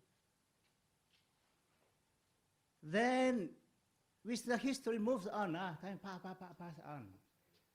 Ulama and Umara cooperation still there in the Muslim world during this Mamluk time, Seljuk time, and later on Ottoman Empire time. But okay, after this Abbasid dynasty was thrown off by this Mongol power in 1258, then the major development in IT in Muslim world until today not happened. So what's wrong? Our ulama, Umara, still there. They run the Muslim world for 800 years until Ottoman Empire collapsed in 1921 or something, 1918. Then 800 years. Muslim world has no major development in IT until today. Then you see, the modern Muslim countries, Saudi Arabia, Malaysia, independent, how many years? No contribution in IT, technology. Not major contribution, but minor contributions. So what's wrong with our ulama? What's wrong? Okay, that is my first question. The second question that I'll get to Dr. Absalam, his paper. Of course, I'm a part of Chinese, I'm from China. Even I'm not 100% the Chinese, yes.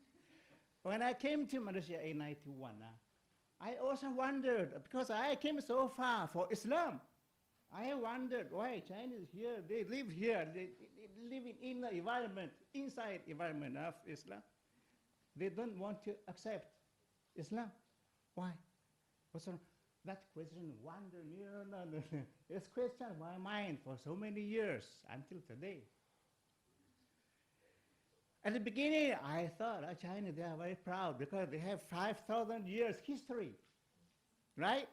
Compared to Islam. You have only 1,400 years history. For China, that is very tiny, right? I was wrong. No, that's not the reason. That's not the reason.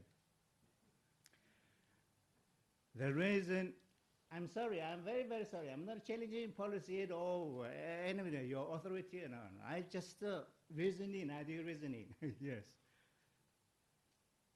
The problem is political one. Yes. Our Muslim, especially Malay Muslim, you have to reflect. Okay, I'm telling you, I do the Islam history at the beginning when the Central Asia people, especially after Qadisiyah War, the Iranians, then later the Turkic people, the Central Asia people. When the Islam's conquest going on, these people, you know, they rebel Muslim rule, the Arab rule that time, Arab rule. Then the Umar ibn Khattab, the case reported to Umar ibn Khattab during his time. He also wanted to know what's the reason. Umar ibn Khattab, he said, if you convert to Islam, you will be treated equally within Islamic law, Quranic justice. The Iranians, Turkish, slowly 100 years, so a little bit longer than 100 years, converted to Islam. And Turkic people, they played a very, very important role. Islam history. They established this Mamluk, you know, this Mongol conquest of this Baghdad. Mongols were repelled, defeated by the Turkic people, Mamluks in Egypt. Otherwise, I think without this Mamluks, what's the name of Mamluk? Mamluk. They were serving the Arabs. Yes. They were serving Arabs then as a military forces, yeah. Mamluk. That's the name come from. So we have to reflect our history. Yesterday I told your history, the subject is very, very important. But we have to study history with reflections, criticism, you know, sometimes. Criticism. This attitude we have to adopt. As a Muslim scholar, I don't claim I am to be a scholar, on reflections. Thank you very much. Thank you, Doctor. Dr. Prof. Tamim would like to respond to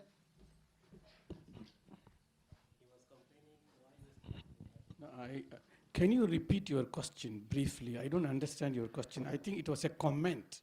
Yeah. It was your view, actually. Can you be specific? Okay, let me put it the question.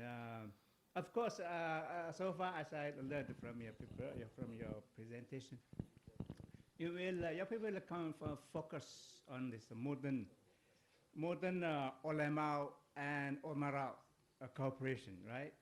Not the historical one. No, what I mean is we should, this ulama and umara cooperation, yeah, exist from, you know, for every government, from very beginning until today. Yeah. Thank you, Doctor. Actually, our paper is supposed to be with only 5,000 words. We were discussing, and Dr. Robia and the Dean, they were very generous to extend the paper to 6,000 words. That is why we need to really confine the scope of our paper. Yes, your point is very important. We have to look at the unity or the relationship between the ulama and umara of the contemporary era. That can be a separate paper. Inshallah, we can discuss. And then we can write a paper on ulama-umara relationship in the contemporary era. Maybe we can fix a period between 1970 to 2025. We can come up with a paper on that. No problem, inshallah. But in our paper, as I mentioned in the introduction, we want to really bring the historical background of how ulama umara unity existed and how it is reflected in the Quran and Sunnah. Even when we look at the interpretation of this ayah, وَأَطِيعُوا اللَّهَ وَأَطِيعُوا الرَّسُولَ وَأُولِي الْأَمْرِ مِنْكُمْ, when I was looking into Maududi, Sayyid Qutb and many other Mufassirun, that itself can be a separate book. So I could not even add one view of one of the Mufassirun in this article because of the limitation, because the scope is like that. Inshallah, we take note of your suggestion. We will try to come up with another article on this particular topic. Thank you very much, Doctor. Thank you, Prof. Tamim. Prof. Abdul Salam? Yeah. Thank you very much, brother, Dr. Umar, my neighbor, new neighbors. Okay, as far as for me, as far as a factor behind all of this is that first, I think we have to look at history of Malaysia. We are under colonial power for how many years? I think nearly 500 years. And people are divided in this case. British at the end, they use the rule of divide and rules, as far as I understand. Chinese in the town, India in the estate, and Malay in the kampung, village. And then, of course, when we get independence, in my understanding, how could the Malay who hold the power can accept others as citizens? Of course, we have the spirit of nationalism. We call it semangat kebangsaan. UMNO, based on nationalism. Because we are combining with nationalism with Islam. This is not pure nationalism. If pure nationalism, I think the Malay are going to chase out all the foreigners in the country. Because we understand, la ikraha fid din. We understand that we cannot force. If you have power, of course, you can force people to accept Islam, isn't it? But normally, it's not happen. We are not forcing, because this is the principle of da'wah. There is no force in the religion. Of course, the Malay ruled this country for a long period after independence. From Tengku Abdul Rahman, as far as I understand, the most smiling prime minister. People say that this country is going to collapse within just a few years. The same like Congo happened. But it's not happened. This is the first prime minister can know how to govern different race. We want to establish Malaysia, for example. Indonesia disagree. What is it? Let us establish Malindo. Philippines disagree. Let us establish Mafilindo.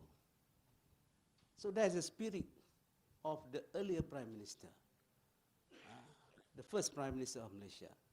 I think we have to look at all of this, not just in terms of the Malay also very in this case, if we combine with Islam. But if you want to pull out Islam from the Malay, we become like maybe Zionism. Maybe. But of course, the Malay in Islam is together in this country. In the constitution say a Malay must be Muslim. That's why Chinese convert to Islam also we say Malay. Masuk Melayu. Become Malay. Anybody here become Malay. So there's interesting things that the researcher need to find out. Sometimes the Malay did not explain their trait in this case. How open-minded is the Malay and so on in this case. For example, Tok Guru Ni Ali say, if Chinese is a Muslim, they can become prime minister. That's the condition of Tok Guru Ni Aziz in order to become prime minister of Malaysia. That's, I think, a valid proposal. So we have no problem in this case, as far as it is. So That's my perspective. So we can discuss together whatever, because we are never, okay, Dr. Umar. Okay, thank you very much. I think. Thank you, Professor Abdul Salam. By this, Alhamdulillah, we have completed our first session in this today's morning presentations.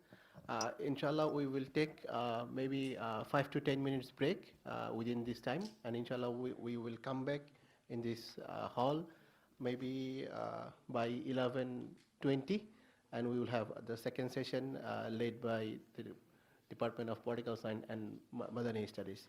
Thank you. From the organizing committee and the Kulliya, we appreciate your presence, your presentations, and we pray for your betterment for the Ummah and for yourself as well, for ourselves. May Allah forgive us all. Assalamu alaikum wa rahmatullahi wa barakatuh.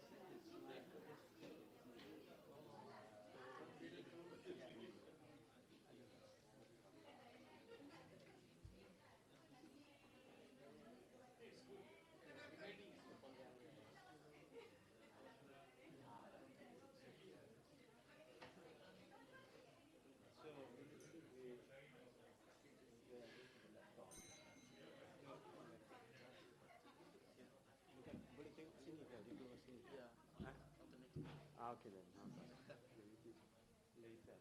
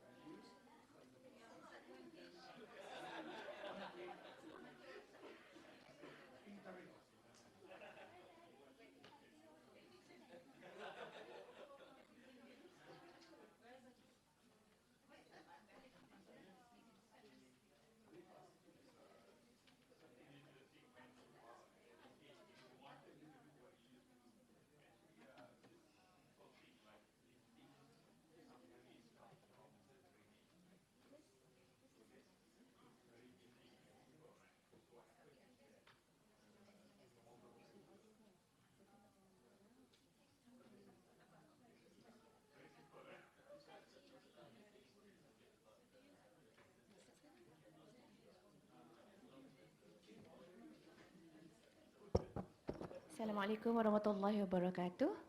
Right. First, okay, thank you, okay, for being patient. All right. We will start our second session. For the Tauhid, okay, Congress presentation, okay, in like 15 seconds. Thank you very much.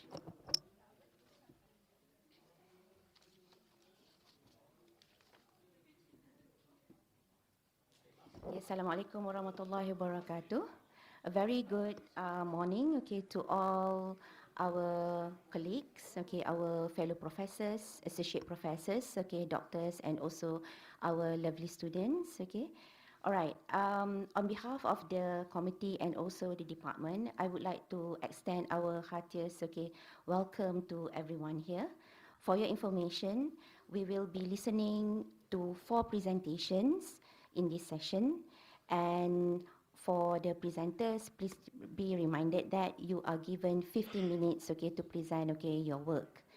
All right.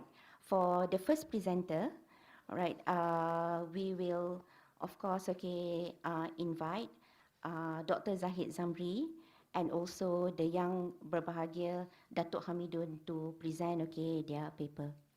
The floor is now yours, Dr. Zahid. Thank you.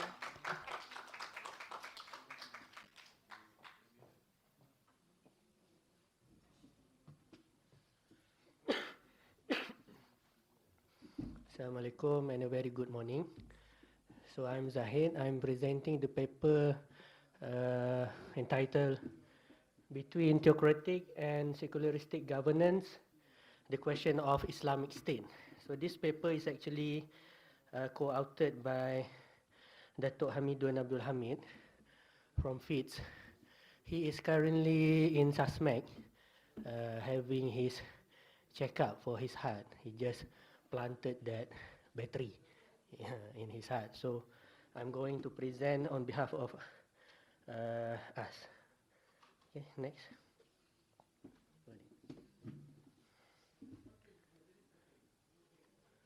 So this paper is actually a suggestion from Dato', right? In the first place, he was the one who mentioned to me why not we do on this topic. And then I told him that, yeah, I've been thinking about this topic for many years already, but I think that I will only do it later once I already found the answer for this topic. And then he said, now you found me, why not? Okay, all right. So Alhamdulillah, I got. By the way, sorry, I forgot to say salam to my teachers. And the dean is not here. Deputy Deans, Dr. Rabi'ah, HOR, thank you for conducting this congress. All right. Okay, so the paper it is not about the adoption of secularism as the foundation of the state. It is not about that what we call it adamant or pure secularism. It is actually to say that a secularistic governance in the sense of promoting humane values or ideals such as justice, freedom, equality, etc., which are themselves are, Datuk mentioned to me, Sharia compliant. Okay, so the focus will be on these ideals, values that are actually in line with the Islamic framework. And these are also mentioned by a few scholars, but not really in detail, right? Maybe brief discussions on this topic. For example, by Alatas, by Prof. Faiz Abdullah, right? In these works. So our focus will be on the abstract ideals of Islamic governance rather than those rigid or literal or concretized implementation of the Islamic laws, or the so-called, what we usually call it as the theocratic state. All right. So this is also mentioned briefly in a journal. Thank you to Prof. Rashid for giving me that journal by Professor Luai Safi, in his article. Rationale and contribution. So for us, a political system in Islam should not be rigid or fixed, right?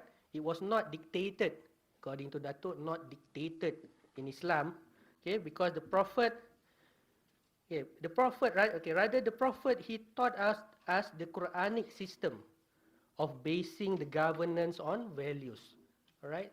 Again, the focus should be on ideals and values of Islam. So these values are derived from the divine source of the Quran. Okay, what's more, these values are derived from the Quran itself. Hence, these are tawhidi, right, in nature.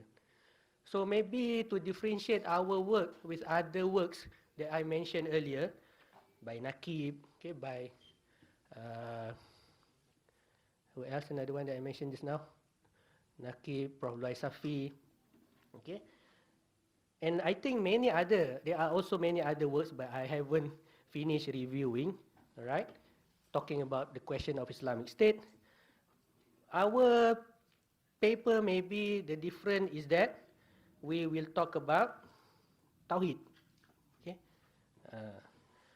Because if all of these values are in line with the Quran, it means that they are also Tawhidic in nature, and therefore it syncs with the natural order of the cosmos. Okay, another point given by Dato', okay, the cosmos. And therefore it syncs with Allah, all right?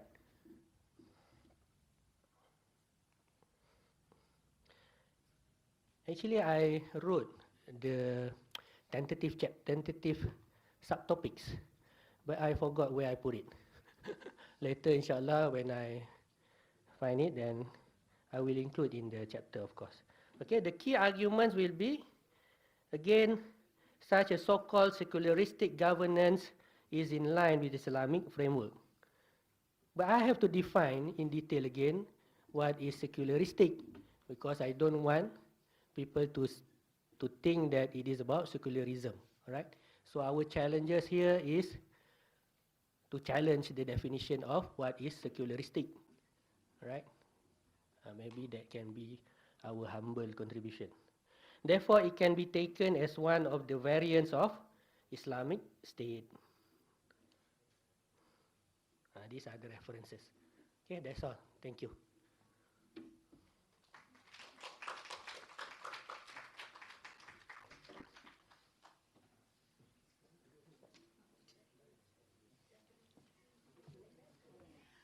Right. Thank you very much, okay, Dr. Zahid, okay, for your insights and also your sharing session, okay, on the topic. Now, okay, let's invite our second presenter, Dr. Normala, okay, to present, okay, the works, okay, written by her, and also Dr. Zuraida Senit from FITS, okay, entitled Tawhidic Epistemology and Governance Fragmentation in Malaysia. Lesson from SME Development, Digital Governance, Zakat, and Integrity Systems. Please, Dr. Normala, thank you.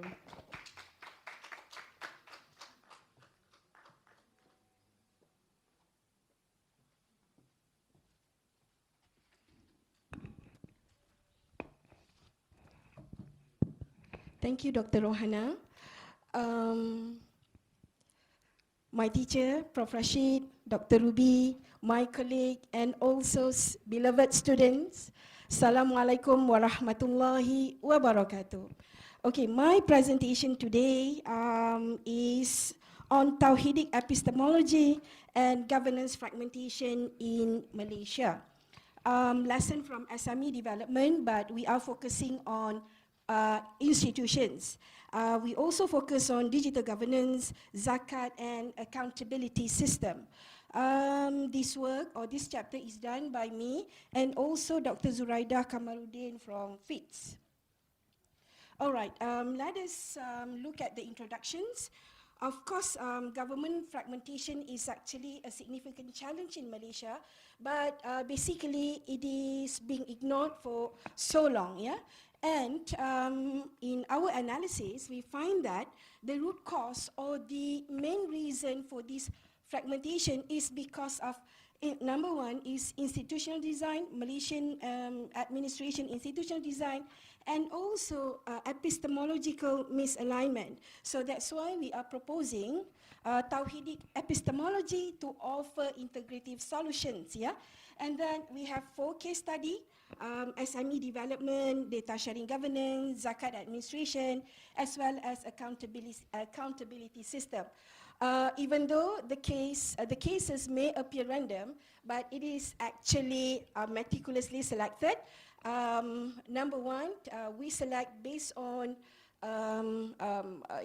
based on economic sphere, and then based on administrative technology, and then based on accountability and social religion aspect, yeah.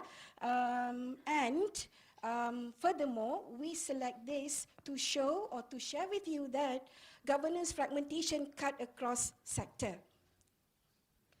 Right, and for rational and contribution, this chapter is actually integrated.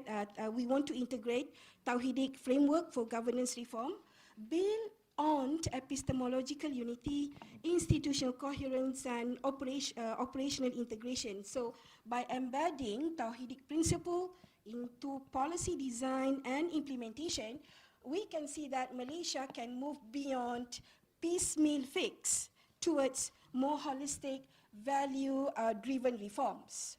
Okay, for key argument, let me explain what is fragmentation, yeah? So that you have clear ideas, how do we apply in our case?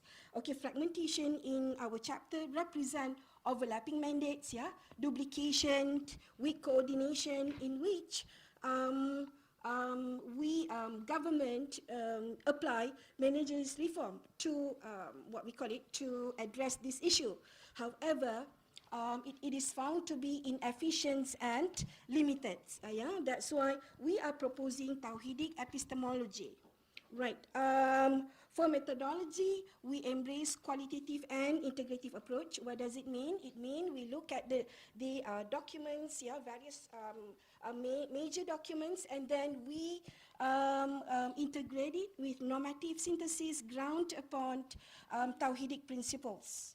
Right, and then let us look one by one case study that we uncover, and we would like to share with you. Yeah, number one, on SME development institution, we find that institution like MARA, SME Corps, Teraju, they play the same role or redundant function in terms of giving assistance, particularly financial assistance, and also to give trainings to Bumiputra, yeah, Bumiputra entrepreneur. So it costs resources, a lot of resources to be, go to waste. And for financial aspect, we found that those deserving do not get simply because they don't understand the system, yeah, to get it, and while other take advantage over this. Some entrepreneurs, they are very cunning, they create a scam, yeah, because they understand how the system works. The system is not integrated, yeah, from one agency to another agency to collect what we call it, to collect basically the money or financial, what we call it, financial gain for them. And then from Tauhidic lens, we feel that it is breach of adl and also maslahah. Maslahah here refers to public interest, right? The interest of the entrepreneur, yeah, Malay entrepreneur. Right, and then case study number two, we look at data sharings, yeah, on digital and data governance. We have this PADU with 30.08 million registered, but only 17.65 million update. Why we have this issue? Yeah, basically you have, we uncover that they are not trusting the system. That's why they are reluctant to share their data with PADU. And then we have this My Digital ID. I do not know whether you have this, yeah, join this. With 45 government platform integrate with My Digital ID. However, there are many problems being highlighted, such as data security, cyber attack, and then redundancy, and then disintegration between, we call it interoperability, weak interoperability between institutions, make this system problematic. Although it represents a significant progress, but this issue indicates a fragmentation. So in terms of Tauhidic lens, it reflects the failure of ihsan, which is excellent, and also amanah, particularly when our data, yeah, is leaked to the party. Right, of course, recently PDPA law act is not applied to a government agency. Yeah, most of the government agency, they have our data.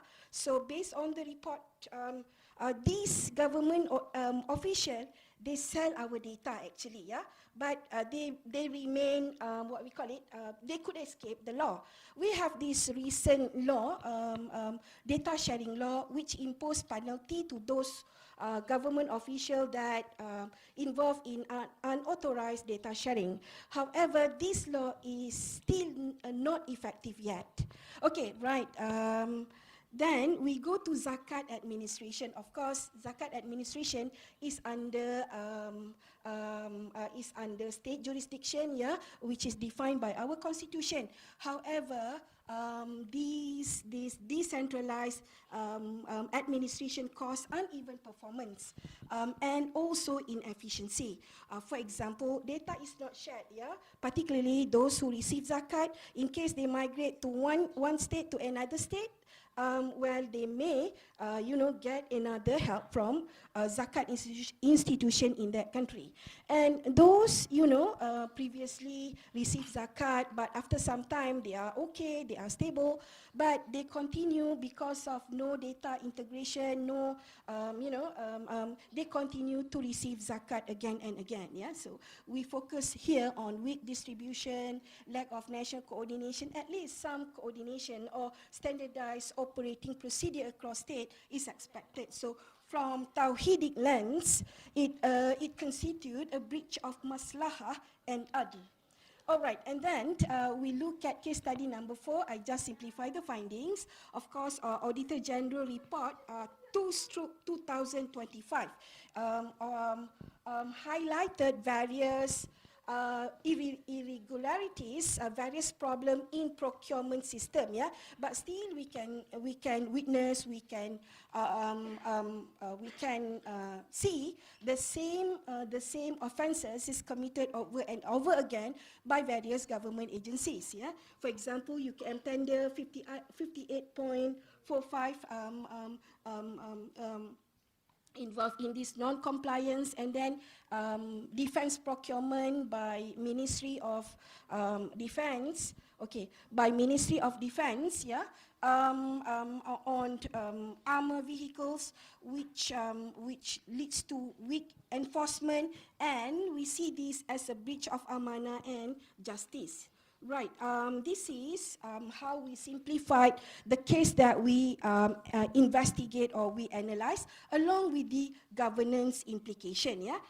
The themes, example, Tawhidic principle affected, and the governance implication. For example, I give one example for zakat, yeah, duplication program, zakat council run parallel welfare scheme without standardized coordination, Tawhidic principle affected, maslahah, and finally, duplication leads to uneven beneficiary. Right, and then let me skip this, yeah. So this is the model that we use, yeah.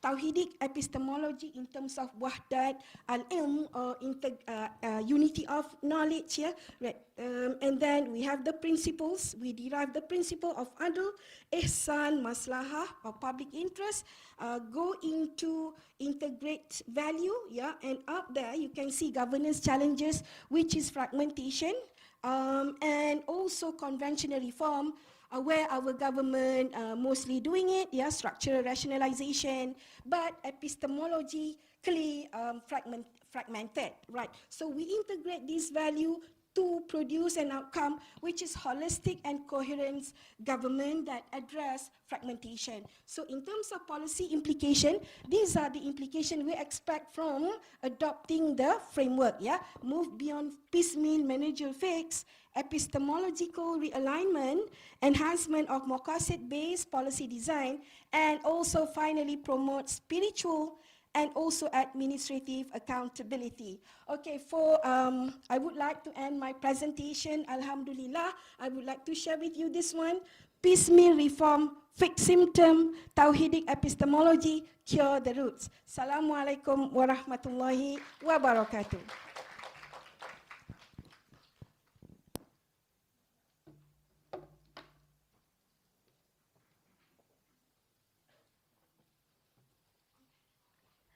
you very much, okay, Dr. Mala, for your presentation, okay. So, in the beginning of the session, okay, we listened to Dr. Zahid from his unconventional view of Islamic State, okay, to now, okay, issues and concerns in public service, okay, delivered by Dr. Nomala. Now, okay, let's move, okay, to another area of interest in political science, that is, okay, on the issues of ethical, okay, sovereignty, based on the political thought of Dr. Taha Jabil Al-Alwani, I'm sorry. And okay, this okay area of interest, okay, of research, okay, is explored by our dear researchers, Dr. Muhammad Fauz Muhammad Zaki and Professor Dr. Tamim Usama.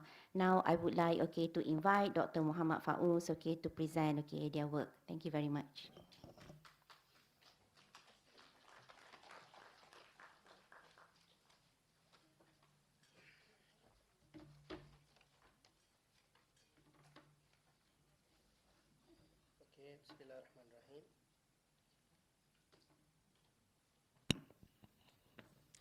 Okay, Bismillahirrahmanirrahim. Okay, Bismillahirrahmanirrahim. Thank you very much, Dr. Rahana. And as Dr. Rahana mentioned, this is paper prepared by myself and Prof. Tamim. And actually, the paper is a working paper. Prof. Tamim still reviewing it. So this is kind of a first draft that I am presenting. And Tawheed, as we know, has long been central not only to the Islamic theology, but also to the epistemological discussions. And it is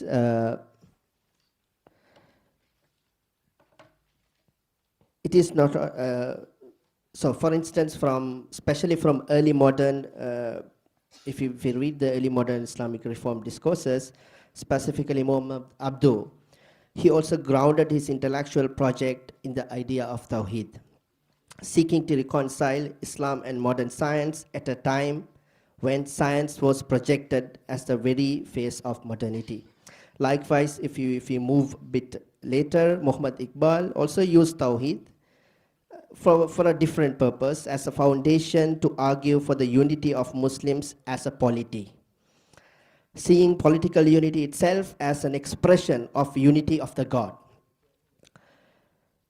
So across the history, classical and modern Islamic thinkers have continuously returned to Tawheed as a starting point for rethinking, reform, and renewal.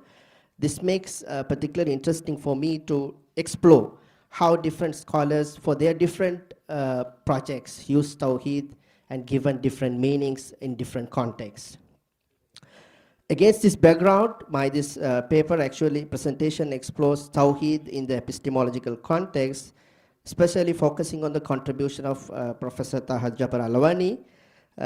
In my reading, unlike some of his predecessors, Alwani explicitly provides some concrete steps to implement the framework of Tawheed in knowledge production exercise. So this objective of this paper is very basic and modest, which is to understand how Taha Jabil Al-Alwani understand Tawheedic epistemology, and specifically how he employ it in developing the contemporary landscape of Islamic political thought. So the rationale and the contribution in this chapter, I focus on how Taha Jabil Al-Alwani respond to one of the most pressing questions in the contemporary Islamic political thought. It is how we can reimagine Islamic political thought in societies that are deeply divided over morality, ethics, and legal philosophy, not only in theory, but also in practice. So now why this question is very important, because these disagreements on ethics and morality is not just specific to Muslim minorities. It has become a huge issue within even Muslim majority communities, specifically when we reflect on how to regulate the public morality in Muslim majority societies like this, and also how we can implement or understand Islamic law, how we can integrate into constitutional system, This has created a huge controversy. So the deep disagreements are not in Muslim minority context, but also majority context. It has become a fact and reality. Why this question is very important? Because, as I mentioned, as I showed in the presentation,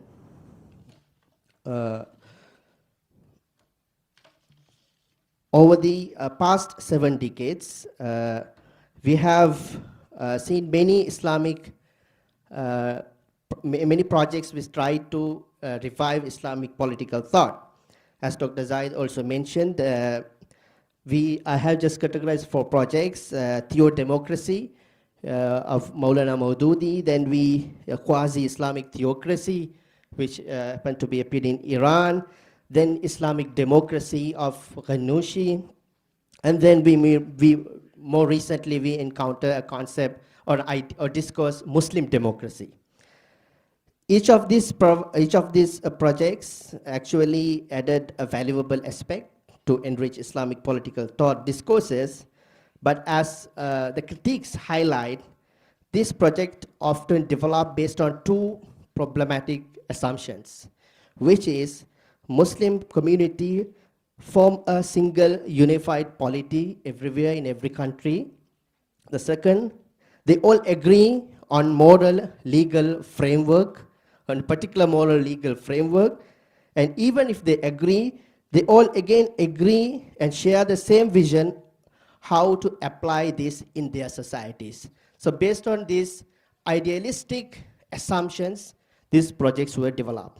So against this backdrop, I turn to Taha Jabbar Alavani. My aim to see how he navigates this challenge of pluralism and deep disagreements that prevail in contemporary Muslim and also majority and minority context. How he offers more practical and context-sensitive framework in rethinking Islamic political thought for today. And the structure of the chapter, my chapter is 5 sections, but mainly 3 sections. I focus on the first key section. I'm trying to survey the problem of sovereignty in modern Islamic thought. In there, I review the major projects: theocracy, Islamic democracy, theo-democracy, Muslim democracy, to highlight the promises and the limitations of those projects.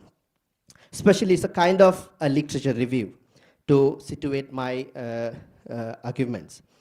And in the second section, I explore Taha Jabbar Alavani's understanding of Tawheed from an epistemological perspective, and how he construct as an epistemological tool, and what are the steps that he is elaborating in terms of applying TE in knowledge production exercise.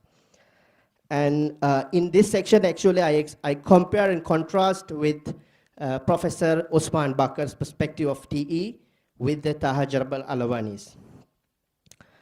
And in the third section of the chapter, I discuss Taha Jabbar Alavani's political thought directly, specifically focusing on how he approached the question of pluralism, ethical pluralism in modern Muslim societies. And this is the key work which was published, one of his last works of Professor Taha Jabbar Alavani, Al-Hakimiyya wal-Haymana, I'adatu Mafhum al-Dawla,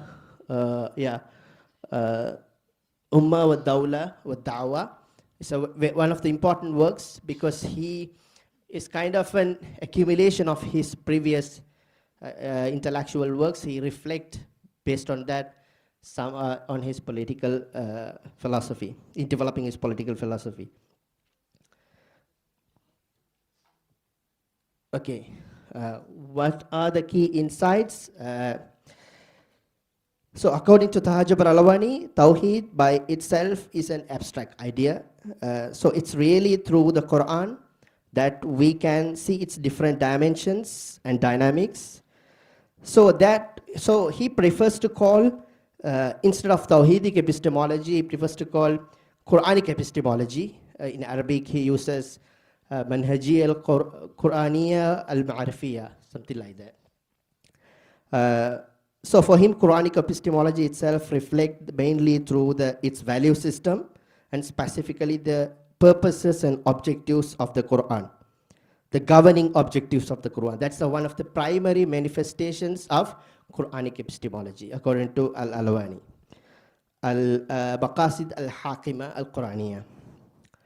Now the idea is that when we produce knowledge, it shouldn't be disconnected from these values. Instead, our scholarship should reflect the centrality of the Quran by integrating the aims and principles of the Quran. Here, he just left unanswered how to derive this purpose of Quran. It seems that his writings say it's an open-ended question that any scholarly endeavor any scholar can derive based on his expertise. So when Tahajjub Al-Alwani, it's an interesting part is that when he translates this into a new concept, Quranic sovereignty, that he argue sovereignty neither with the people or nor with the divine, rather with the Quran. So he, although the substance is bit older, but the framing, it seems to me, it's rather new. I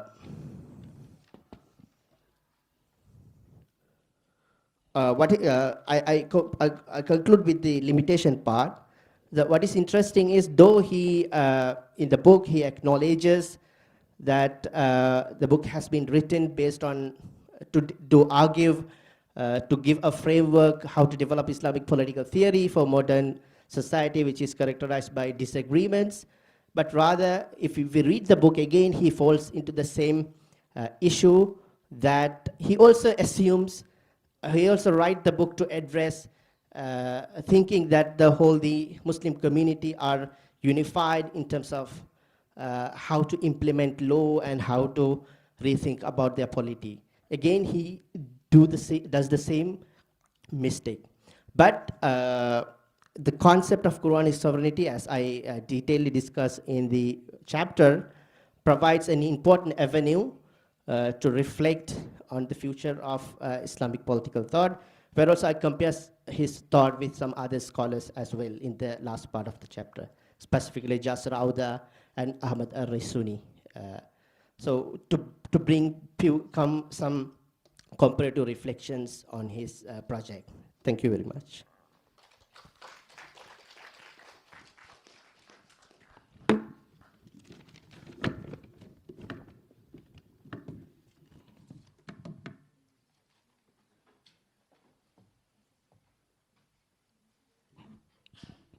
All right. Thank you very much, okay, Dr. Zaki, for your presentation. Okay, our next speaker is from the Political Science and Madani Studies, okay, department, an expert in preventing and countering, okay, violent terrorism. But today we will be listening to his work on a topic that is, okay, not only familiar in the non-Muslim majority countries, but also Muslim majority countries, that is Islamophobia, taking Malaysia as the political context. Now, okay, let us, okay, welcome Associate Professor Dr. Daniel.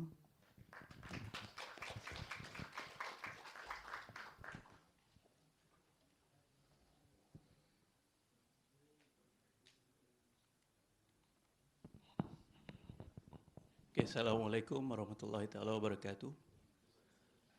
It's actually very nice. It's lovely here to see, I think, my former teachers as well as, I think, future students of the Political Science and Madani Studies department, inshallah.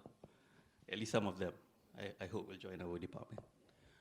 So not the past, but the present and the future of the university as well, the intelligence here. So I shouldn't take too long, or at least I promise not to try to take too long. But this was essentially a paper that I presented in Granada, in Spain, in May. Basically, I was trying to get IIUM to host the next edition of the ISRA conference. And Alhamdulillah, we got it. So we will be hosting the ISRA conference in July of next year. ISRA is the International Islamophobia Research Studies Association. Yeah. So the idea, for example, in relation to me, not just with the department, but with PEDIX, Peace, Dialogue and Xenophobia Studies, is also to build capacity at IIUM. So in order to do that, we need to be, I think, discussing with the foremost researchers in the field. So basically this book chapter or paper, as we have it, is really about the historical role of Malaysia since independence in advocating the Muslim world. Yeah? So the slides talks about the history since our independence, our, I think, very sustainable rejection of the state of Israel. Yeah? And how that has essentially had an impact on a lot of our, I think, Malay Muslims, especially political thinking. It was definitely the reason that I chose to study at IIUM, yeah? How we handled the Palestinian situation.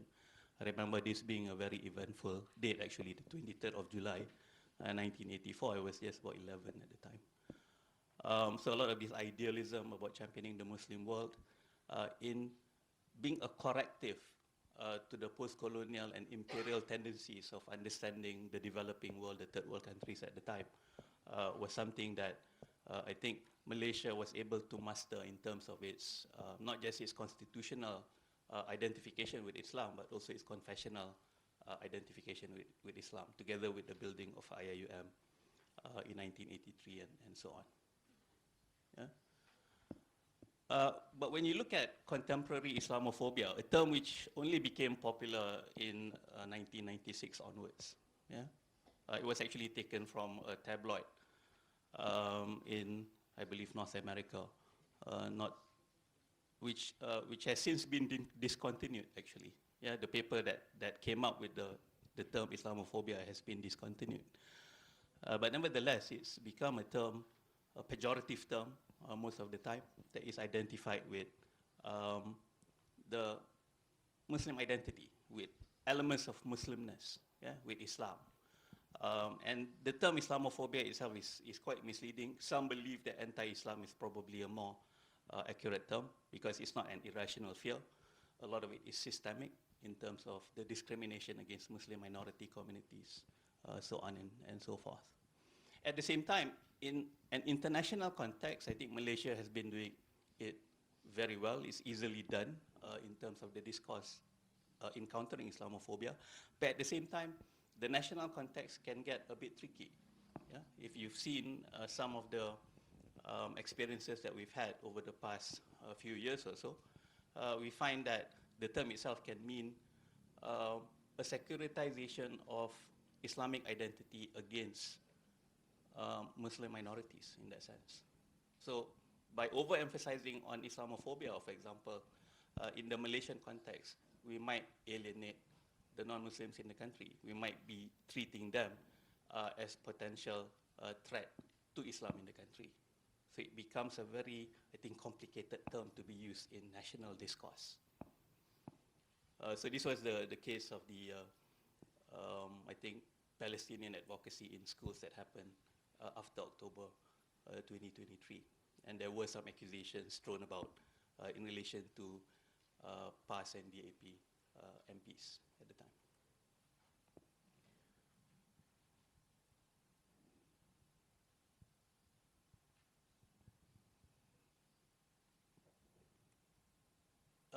We also did not use, for example, the term Islamophobia in a national action plan on preventing and countering violent extremism because of how it might have implications, unwanted or unintended consequences in relation to 3R issues. Yeah? So when we developed the plan, this is something that we did, a number of universities in Malaysia did in relation to the Ministry of Home Affairs. We also avoided using this term. So you see that as a discourse which is done very much in an internationalist discourse, but at the national level, there are some, I think, reservations about using the term. And it probably also led to the PEDIX Center in IIUM being renamed as PEDIX, because initially we were known as Center for Counter-Islamophobia. So there were, I think, considerable debate over 4 or 5 months about the renaming of the center and about its implications as well.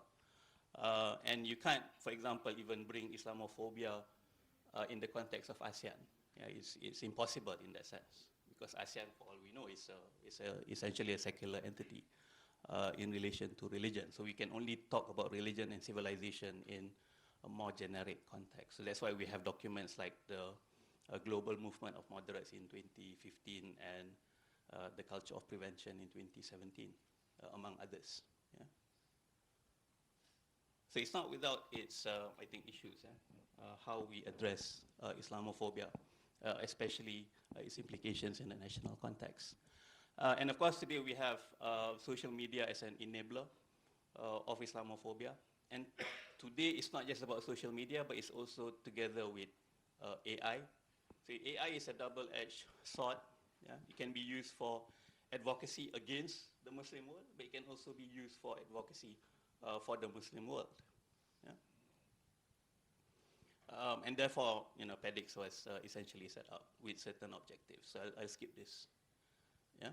And various initiatives. So some of the initiatives, as I mentioned earlier, involves capacity building, working together with other researchers in the Muslim minority countries, and in regions that have yet to develop capacity on countering Islamophobia. In Southeast Asia, for example, we don't have a database yet for the index of Islamophobia in Southeast Asia, nor do we have that in Africa, in Saharan Africa as well, for example.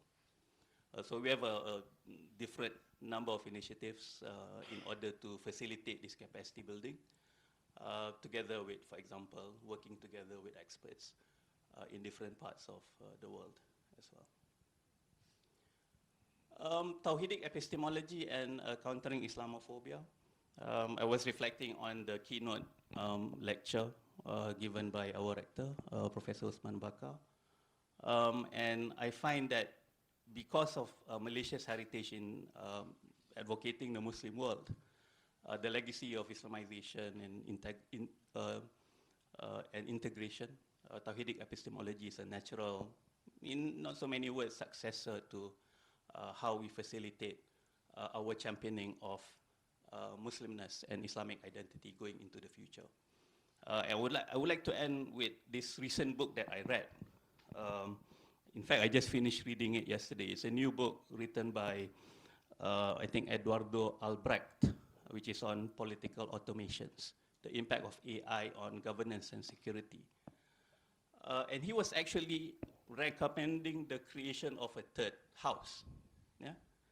And when he talks about the third house, he talks about how cyberspace and AI becomes a platform for direct digital democracy.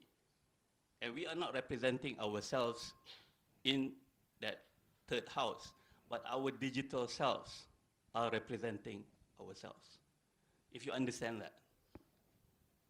So what I'm meaning to say here is that we probably have enough data now to create an AI version of ourselves.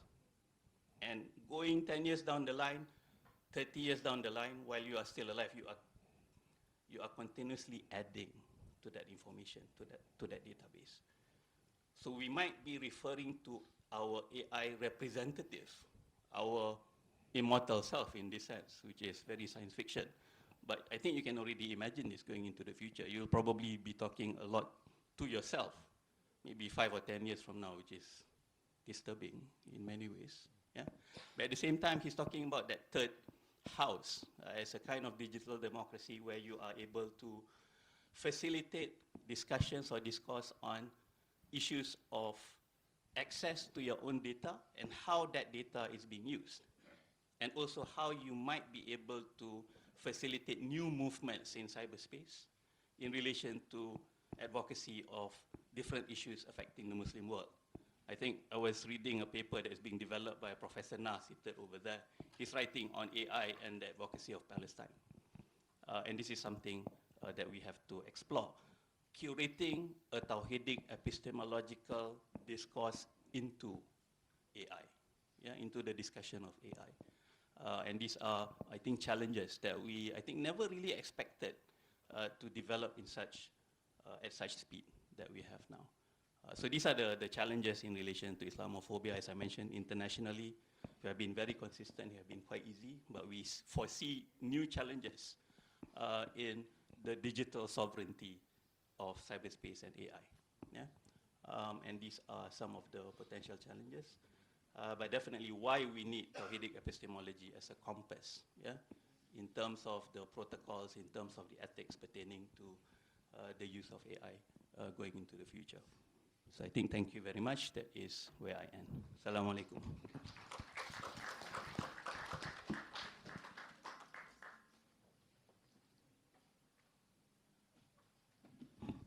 All right, thank you very much, okay, Dr. Daniel, for the thought-provoking, ideas and also knowledge, okay, sharing session on, okay, AI and also, okay, Islamophobia. All right, before we wrap up our session, okay, let's, okay, proceed, okay, with another session that is, okay, Q&A session. Therefore, I open the floor for any questions, okay, from the audience. Thank you. Can you please introduce yourself and then proceed with the question? Thank you very much. Look. Okay. Assalamu alaikum. I'm Abdul Rahman Tabaw Amin, a current undergraduate from Department of Political Science and Modernist Studies. So my question is addressed to Dr. Zahid regarding the Islamic State. So earlier during the discussion, you mentioned that an ideal Islamic State is like something that would adopt secularistic principles such as, for example, justice, freedom, and equality. Now, my question is, why do we exactly have to borrow or at least label it as secularistic if these principles, as you've stated, are stated in our Quran and Sunnah anyway? For me, I just find it problematic if we define it as secularistic, because I think it connotes a different type of definition. As, for example, our definition of freedom, for example, is different from the secularistic definition of freedom. Like, for example, for apostasy, that's something that is not acceptable for us. So when you identify these principles as secularistic, I think it creates two opposing dichotomies that are against each other. So how can we compromise? Jazakallah khair. Thank you, brother. Yes, for that question. A good point.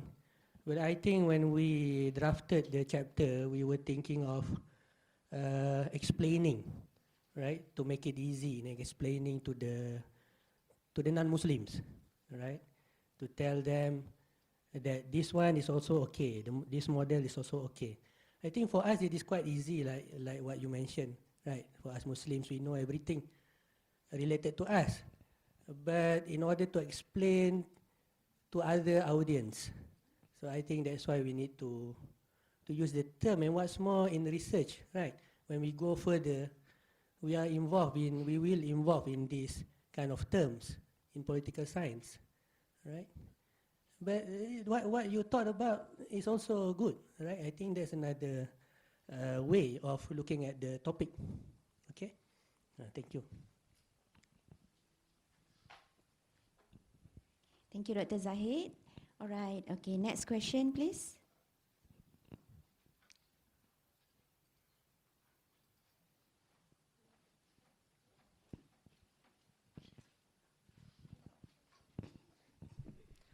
Hello, good afternoon.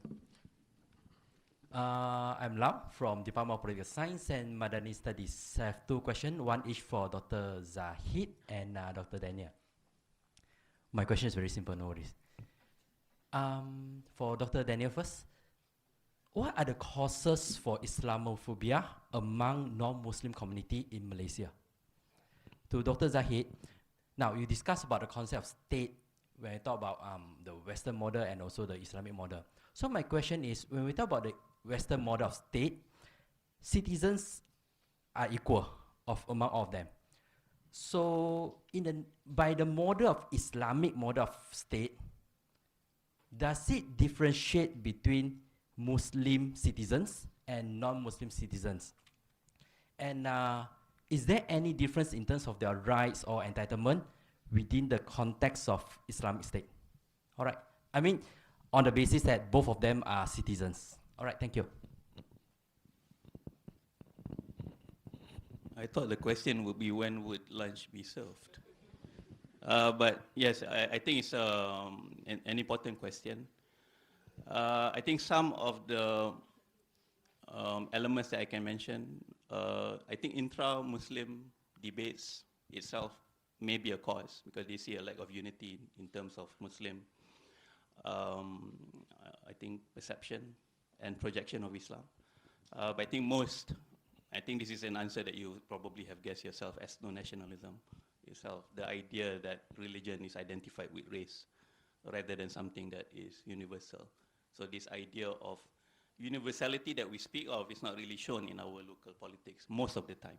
Yeah, so it happens at the expense of our, I think, idealism of Islam, and this is something that happens in the day-to-day politics, in the discussion pertaining to. I think we've had an issue that's going on until today as well about the UPU and about meritocracy and also about the open channels and the access to non-Malays and whatnot. This is a continuous issue in Malaysian politics. So these are some, I think, of the issues that continue to make it difficult. And the fact that we have organizations like, I think, Multicultural Muslim Reverts Association says a lot about the idea of Muslim reverts themselves, who are non-Malays, of course, who need to see that they form an organization and speak for an Islam that reflects more on their, I think, more universalist values as opposed to the ethno-cultural practice of Islam among the Malays in the country. Thank you. Thank you, Dr. Lau. Actually, you just pointed out what we are trying to argue. Where's Dr. Lau? Over there. Okay? Because we are going to say that the values are for everyone, right? If they are good values, then we have to accept and enforce, right? And we have to prevent bad values. But then again, maybe the other later concern will be on what are the values, right? Because now we have many challenges in terms of defining what are the good values, right? For example, LGBTQIA, right? Will say that their practices are good values, okay? So I think, but then again, what I mentioned in the slides in my presentation, those values that are in line with the with Islam, okay, with the Quranic framework. And so far, as a Muslim, I believe that all values in the Quran, they are good values, all right? So it will be applied to everyone, regardless whether they are Muslims or non-Muslims. Focus on good values. For example, justice, like I mentioned in the presentation, justice, what else? Equality, the big ones, okay? Justice, equality, and another one, fairness, okay? Just like related to justice. So, yeah, that's the argument for the paper. So the values are universal values. But then again, as I mentioned, there will be challenges in, for example, in the postmodern times, right? The question of whether the term, the meaning of the term is fixed or not, right? Who are you to fix the meaning of gender, for example, all right? Okay, thank you.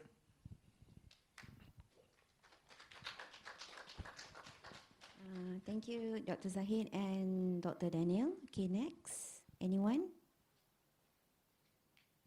Okay, if you do not have a question, okay, I have a question. Okay. Oh, Dr. Rabi'ah, okay. We proceed with Dr. Rabi'ah's question first.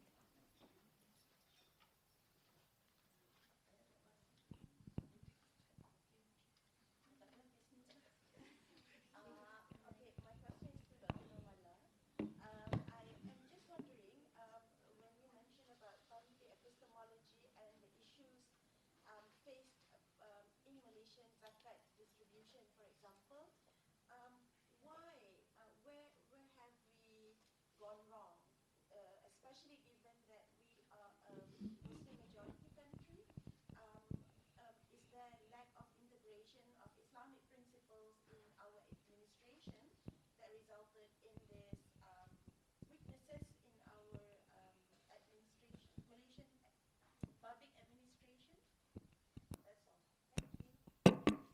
Thank you for the questions. I think that the problem lies with the what we call it zakat administration, in which state has the authority under the state authority. Yeah?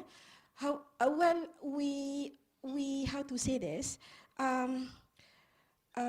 We don't realize that, you know, Islam's in terms of maslahah, we should what we call it address that first. So we more or less do not we become selfish. I don't say that state is selfish.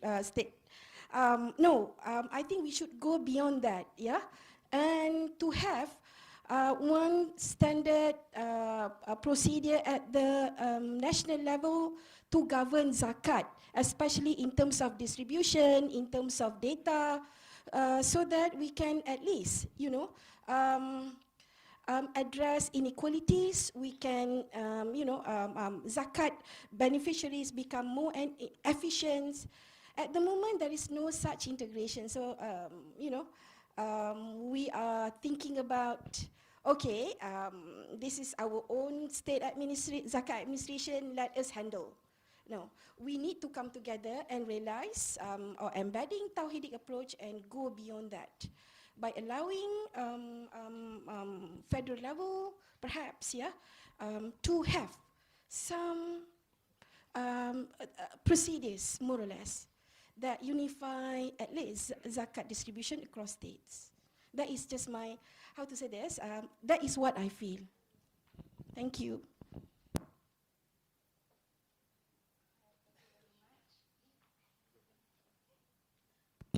Okay, thank you very much, okay, Dr. Numala. I also have one question to Dr. Numala, actually.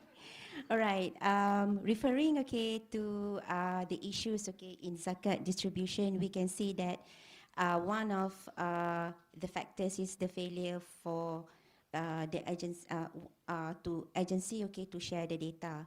But my question is, okay, or to do data sharing, isn't it? But my question is, to what extent, okay, we should, okay, know or share the data, because data is supposedly to be private, and of course, okay, as citizens, okay, we do not want, okay, our privacy to be intruded, or in other words, intrusion of privacy. Thank you.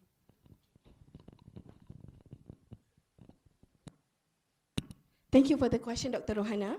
Actually, government has come out with procedures, what data can be shared, what data cannot be shared, how do we handle data.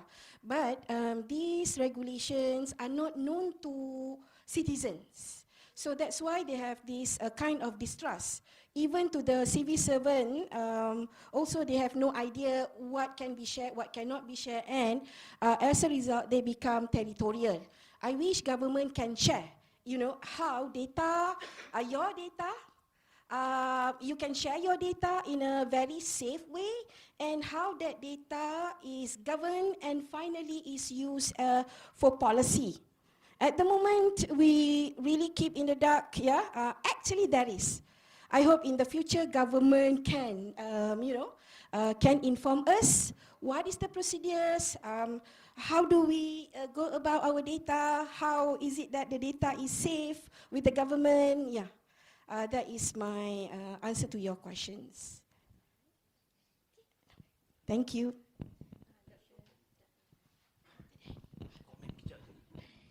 Just a short comment, because you had a slide that showed that Lembaga Zakat, they're sharing our data, Lembaga Zakat Selangor, and are they selling our data? No, they don't sell. Okay, but do they have the necessary protocols in relation to protecting our data? And they don't. So that has to be developed. Okay. They don't have at the moment. Any other questions? I'm happy to answer.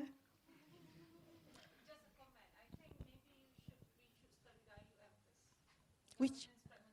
Oh yeah, I think so as well. Yeah, so that our data is student data is integrated across department, across university. You don't have to go here and there for signatures, yeah, for approval. And we are also not kept in the dark regarding your status. I'm relating this issue because I am your AA. I can see you suffer, and also I am suffering as well, as I need to check every single detail in order to make an informed decision. Any other questions? Thank you so much. Thank you very much. Okay, before we close our session, okay, are there any questions from the floor? We can go with the one, okay, final question. Our dear Professor, Prof. Rashid, any question to your former students? All right, okay, no.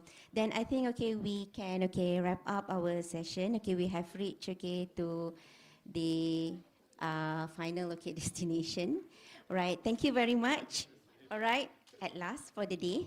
Okay, thank you very much for your participation, okay, for your attendance, okay. We hope to see, okay, you once again, maybe next year, or maybe in 6 months' time, or later, next semester. So, okay, with that, okay, we end, okay, our session, okay, with Surah, okay, Wal As. Thank you very much. Assalamualaikum. Yes. All right. All right. For your information, okay, there will be another, okay, session, okay, in the afternoon, and it will start at 2. It will start, okay, at, okay, 2 p.m. If you're interested, okay, to know more or to share, okay, about the ideas, okay, by our, our lecturers and our researchers, okay, please come. Same venue. All right, please do not leave, okay, the hall yet, okay. We would like, okay, to take, okay, pictures as for a memory. Thank you.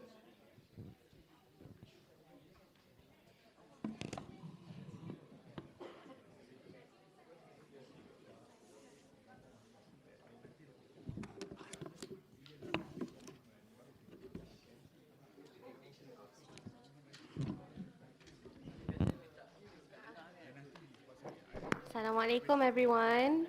To all of our lecturers and our students, can we please come into the center for our photography session?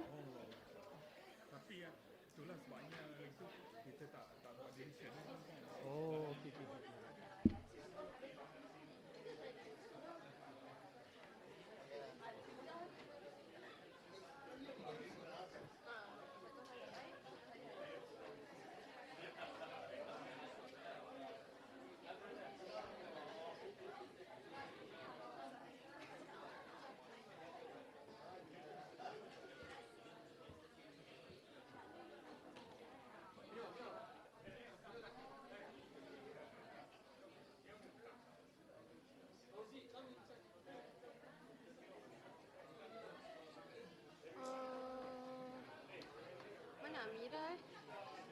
Orang kat bawah lagi eh? Faham?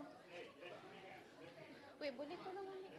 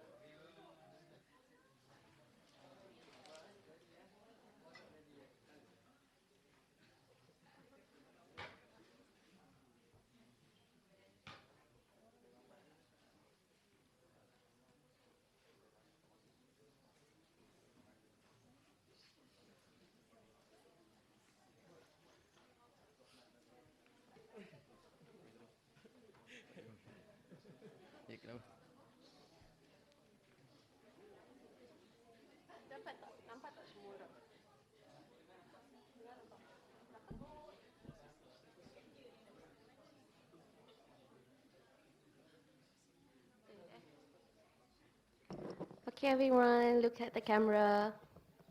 We'll take a formal one first, okay? 1, 2, 3. 1, 2, 3. Freestyle. 1, 2, 3. One more, 1, 2, 3. All right, thank you so much.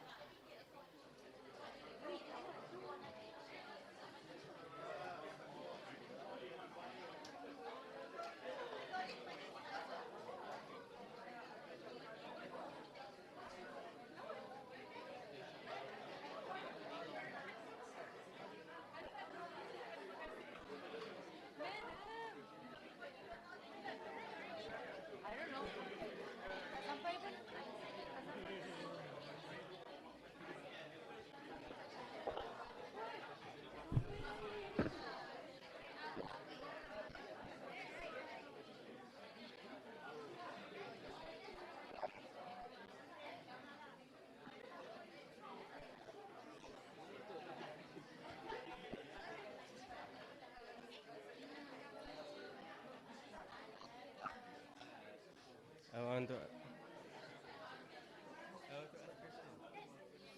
ask question. I have question. Hello. Hello. I'm oh, full. Boleh. Okay.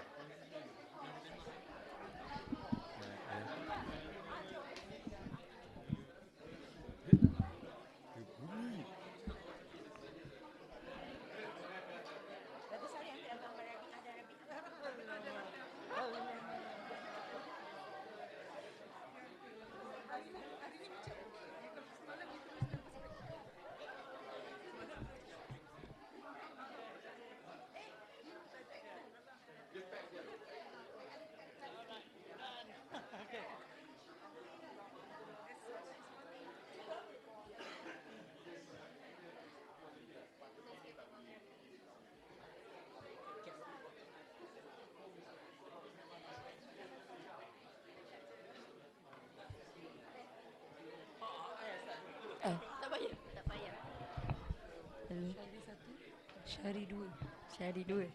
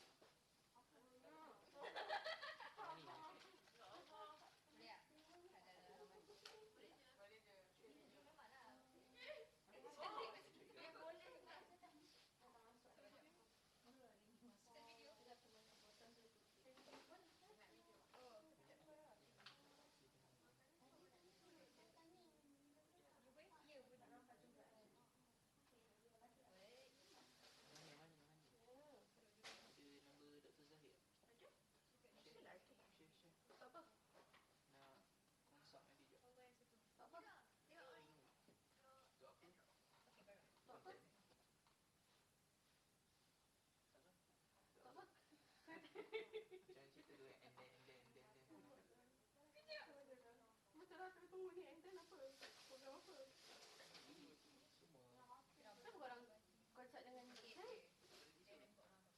Bukan, sebab nak kena jumpa dalam video. Aha. So melalui Dr. Zahid. Oh, faham. Gitu. Faham. Senang pun betul je. Aku panggil adik sebab nampak clear. Thank you. Tapi aku dah buka. Crystal clear. Tapi dia siap dengan surat-surat dah. Lama ni? Dia kata dia sakit. Hantu dia kata dia syuting. Dia holiday. Lepas tu, syuting tu sakit. Dah buka. Kalau sakit, taklah. Bagi tahulah. Sakit, kita boleh tolong kan? Dia suka memendam keperasaan. Macam awak lah. Sama. Cakap orang. Sekejap. Nak lupa kan? Belum.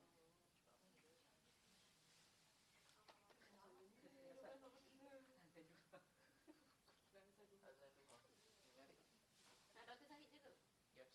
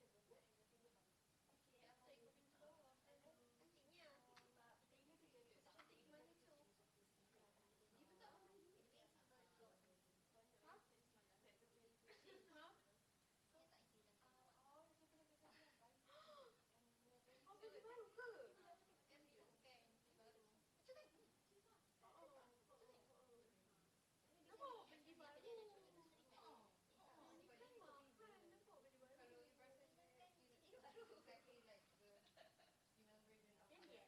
tapi at least at least buat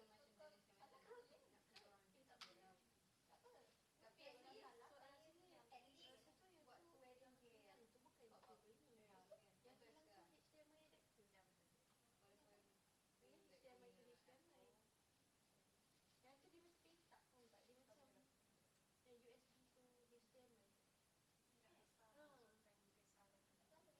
betul.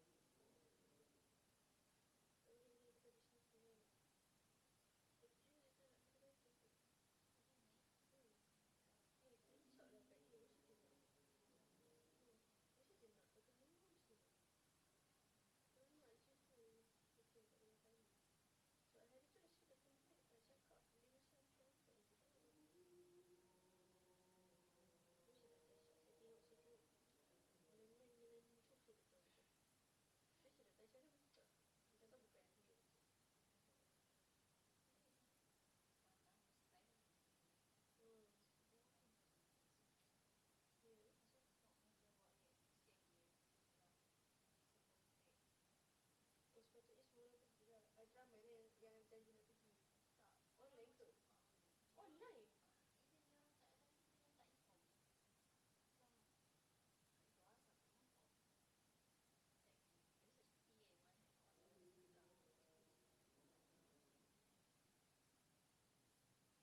Tapi saya bangga dengan untuk stand up. Untuk bagi tahu betul. Sebab saya rasa macam sometimes kan, directors pun dalam segi saya tak tahu apa. Cakap belakang je buat apa.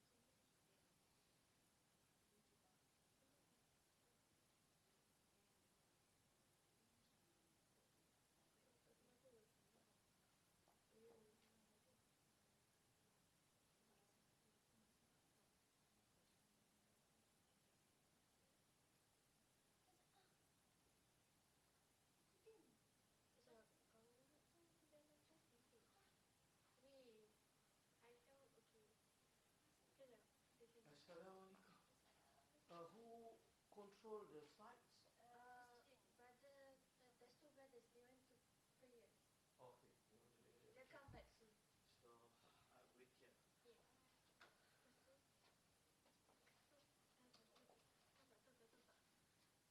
Sini tak ada orang.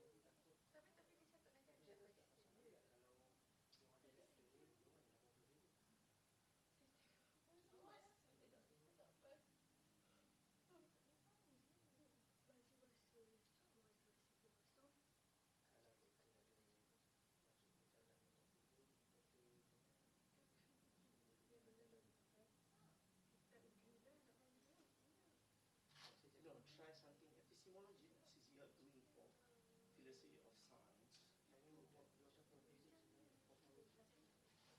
Cosmology.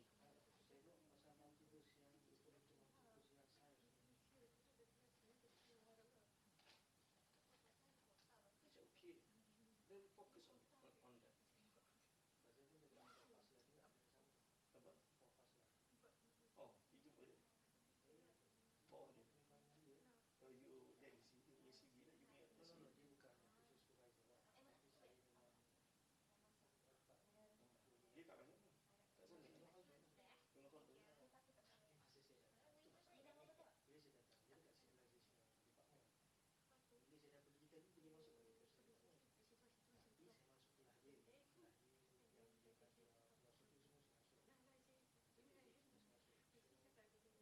Yang dia kata masuk tu semua saya masuk. Lepas tu saya tengok dia ada itu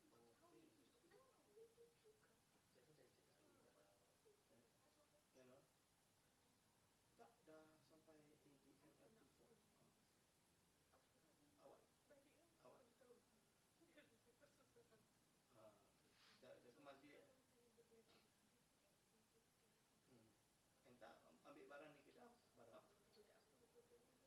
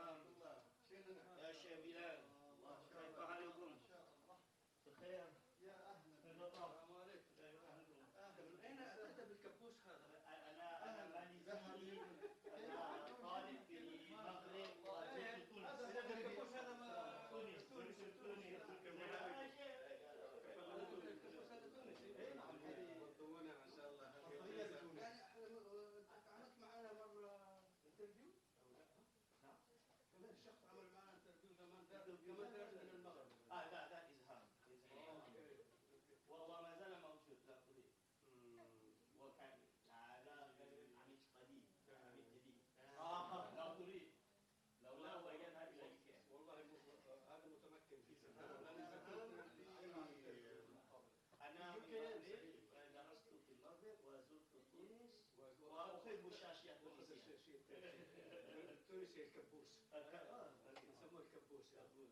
في ليبيا يسموه الكبوس. هتسمي ليبيا او تونس؟ تونس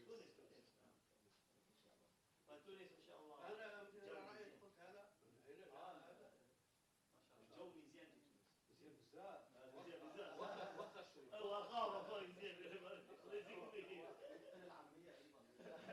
الدارجه مغربيه لسانيه. وخا شويه. انا اذا تكلم المغاربه امامي لا افهم شيء. وخا شويه. هذا الشريف ابراهيم الكافي. ليش تفهم اللهجه ديال المغرب؟ المغرب هذه تزوج مغربيه. يعني اللغه ديك اللهجه ديك لهجه مغربيه. هي عشت في المغرب. ما شاء الله. كيف الرباط؟ عشت بين فاس والرباط. ما شاء الله. وزرت مدن اخرى. ما شاء الله. المغرب يعني جميله. جميله. بس لولا المخزن. ايه. الله المستعان. ادوات الاستعمار هؤلاء. فرنسي. ما فيش كثير. من البدايه. والله في البدايه. هذه لا يكون بعيد.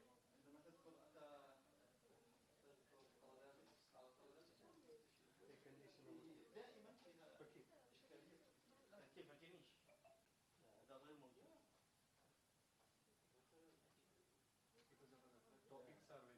لا يأتي. تحتاج إلى التركيب أكثر. يعني في قاعات أخرى برد جدا فوق الشمال.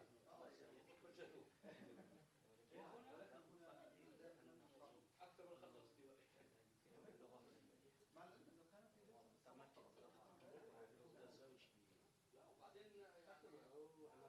لا وبعدين بعض مليئة بحاجة وهو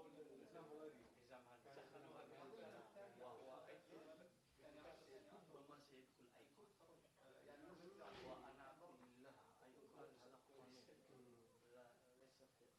لا ليس في قانون عميد يرى أنه ليس على الفكر الإسلامي ليس إذا خلفية هذا الهدف لكن هذا جديد ما شاء الله يمكن ربما أن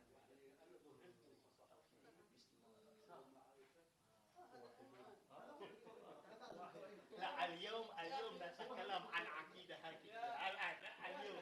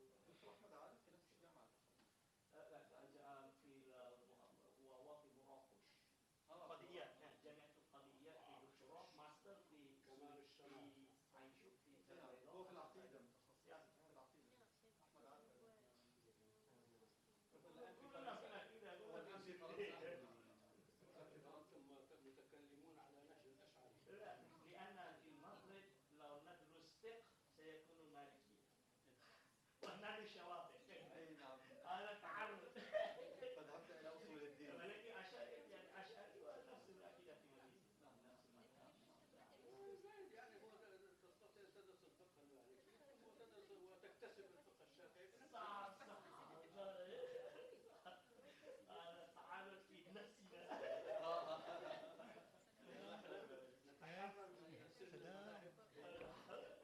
لا المشكلة المغاربة هم متعصبون. التعصب البلدي. عليه العمل. شيخ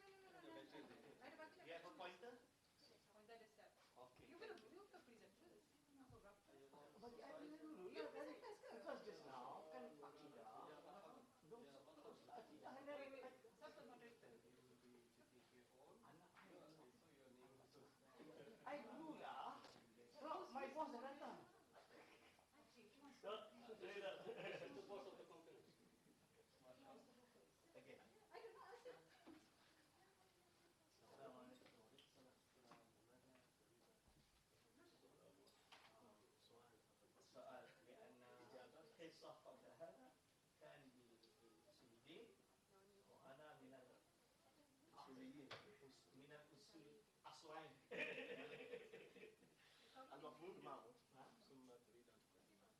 لا أنا يعني اسمي معها يمكن أن أقدم أو 15 أو 10 دقائق. مو دبي.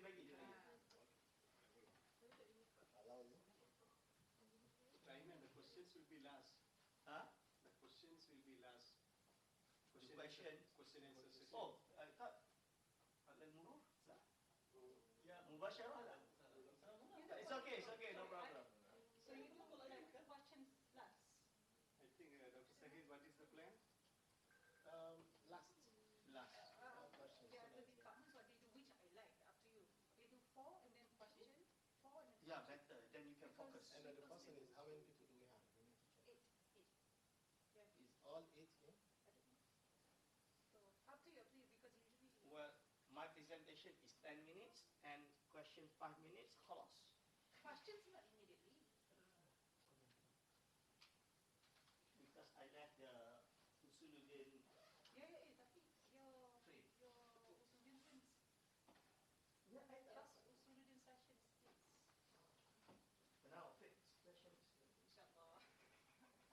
Combination of asline min tu usul Suluddin and Usul Fiqh. والأصل الثاني لا يقوم إلا بالأول.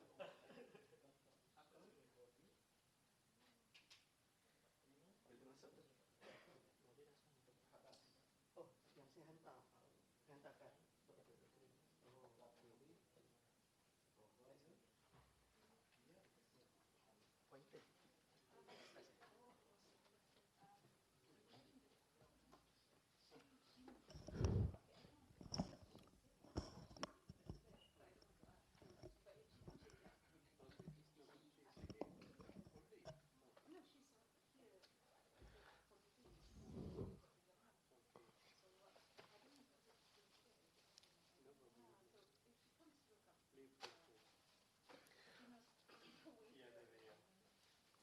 Can we now? Dr. Ruby? Dr. Ruby? Dr. Ruby, can we? Can we? Okay. أعوذ بالله من الشيطان الرجيم بسم الله الرحمن الرحيم الحمد لله رب العالمين والصلاة والسلام على رسوله الكريم وعلى آله وأصحابه أجمعين وبعد. Our dear respected professors, doctors, researchers, the organizers of this occasion, AHAS KLKHS Tawhidic Epistemology Congress 2025. Today is the fourth day of our session, and this is the afternoon session for today. My name is Said Abdullah Boseri. I will be the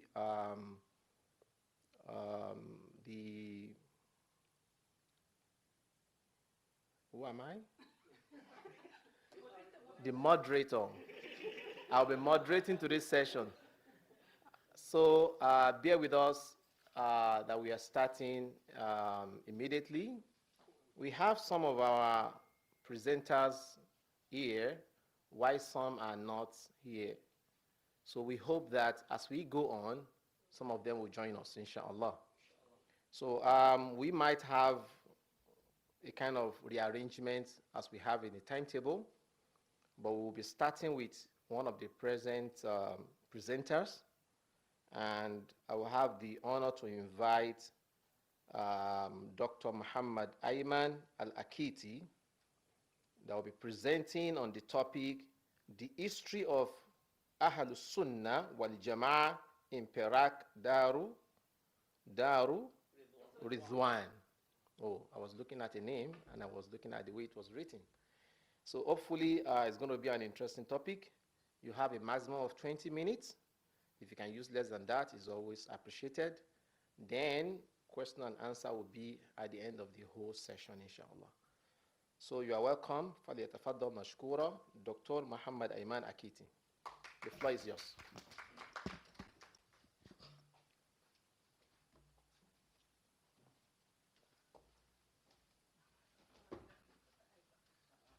Can I use this microphone? Okay. What happened? Okay. Bismillahirrahmanirrahim. Assalamualaikum warahmatullahi wabarakatuh. Alhamdulillah Rabbil Alamin. Assalatu wassalamu ala ashrafil anbiya'i wal mursalin wa ala alihi wa ashabihi ajma'in. Amma ba'du. To our respected professors, associate professors and doctors and students. Inshallah today my presentation is about the history of Ahlus Sunnah wal Jama'ah in Perak Darul Ridwan. The reason of this research is to identify what is the narrative of Ahlus Sunnah wal Jama'ah, the understanding, the mainframe of Ahlus Sunnah wal Jama'ah in Perak Darul Ridwan, and why it is Perak. It's not because I'm from Perak only, but because the one who inherit the Malacca dynasty is the Perak Sultanate. So that's why this research is about Perak. And the methodology that I use is to read almost all the manuscripts, and Turath, we call it, the manuscripts of that written by the Perak Sultanate, and also some of books and research paper about Perak. This directly to the what that I found is the first one will be the Sultan Iskandar Shah, one of the Sultan of Perak. I think he's the 30th Sultan of Perak, the son of Sultan Idris I. So he basically have already written a complete set of Ahli Sunnah wal Jama'ah in Perak.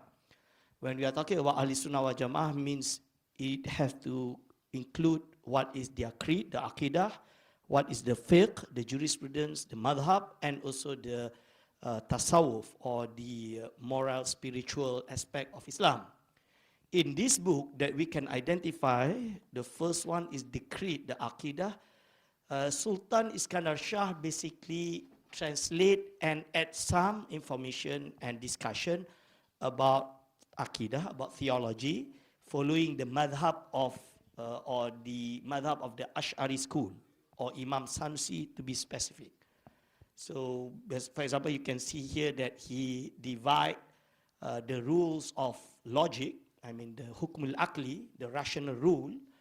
There is a wajib, mustahil, and jaiz, which is the possibility and impossibility and necessity.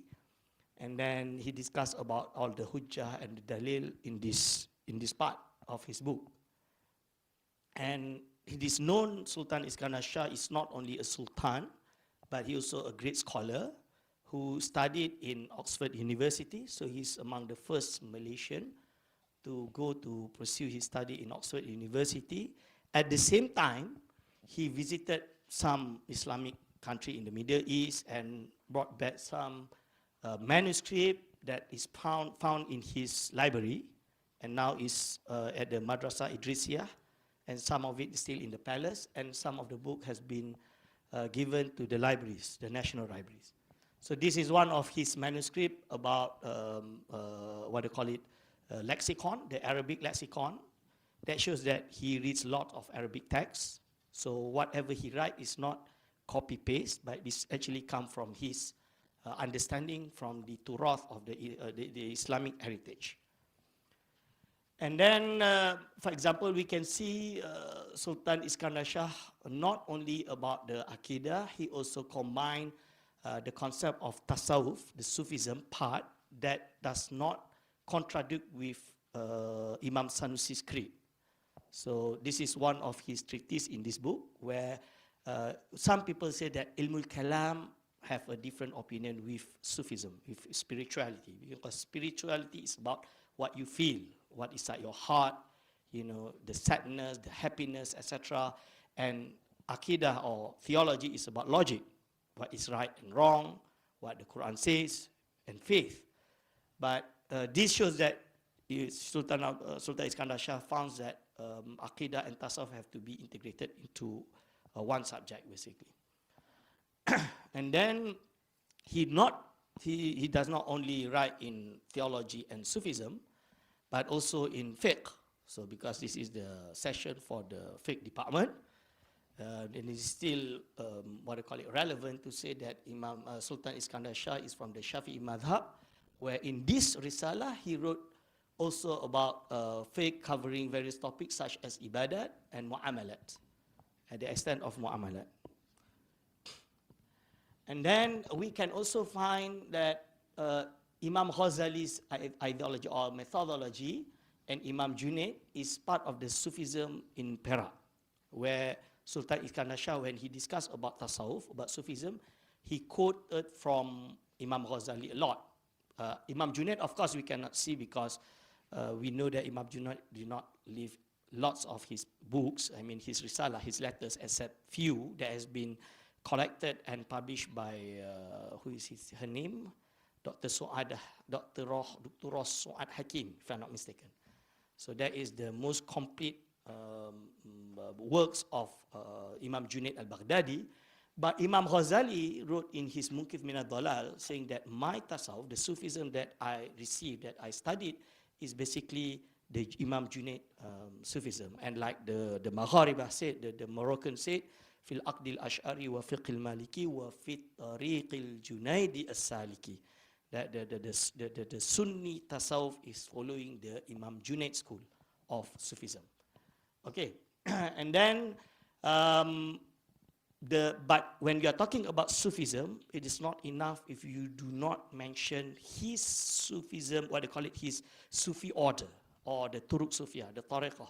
Which order that he follows? Is it Naqshbandi? Is it the Ahmadi, or is it the Qadiri? But in this book, we can find many of Shadhiliyah Sufi orders, awrad, or the zikr, the litanies. For example, like Salawat Mashishiyah, or the Salat of Mashishiyah by Mawli Abdul Salam bin Mashish, is the Sheikh of Abul Hasan Ash-Shadhili. So this salawat, okay, this salawat is basically, if in Morocco, all of them will memorize it, and it's a very famous salawat.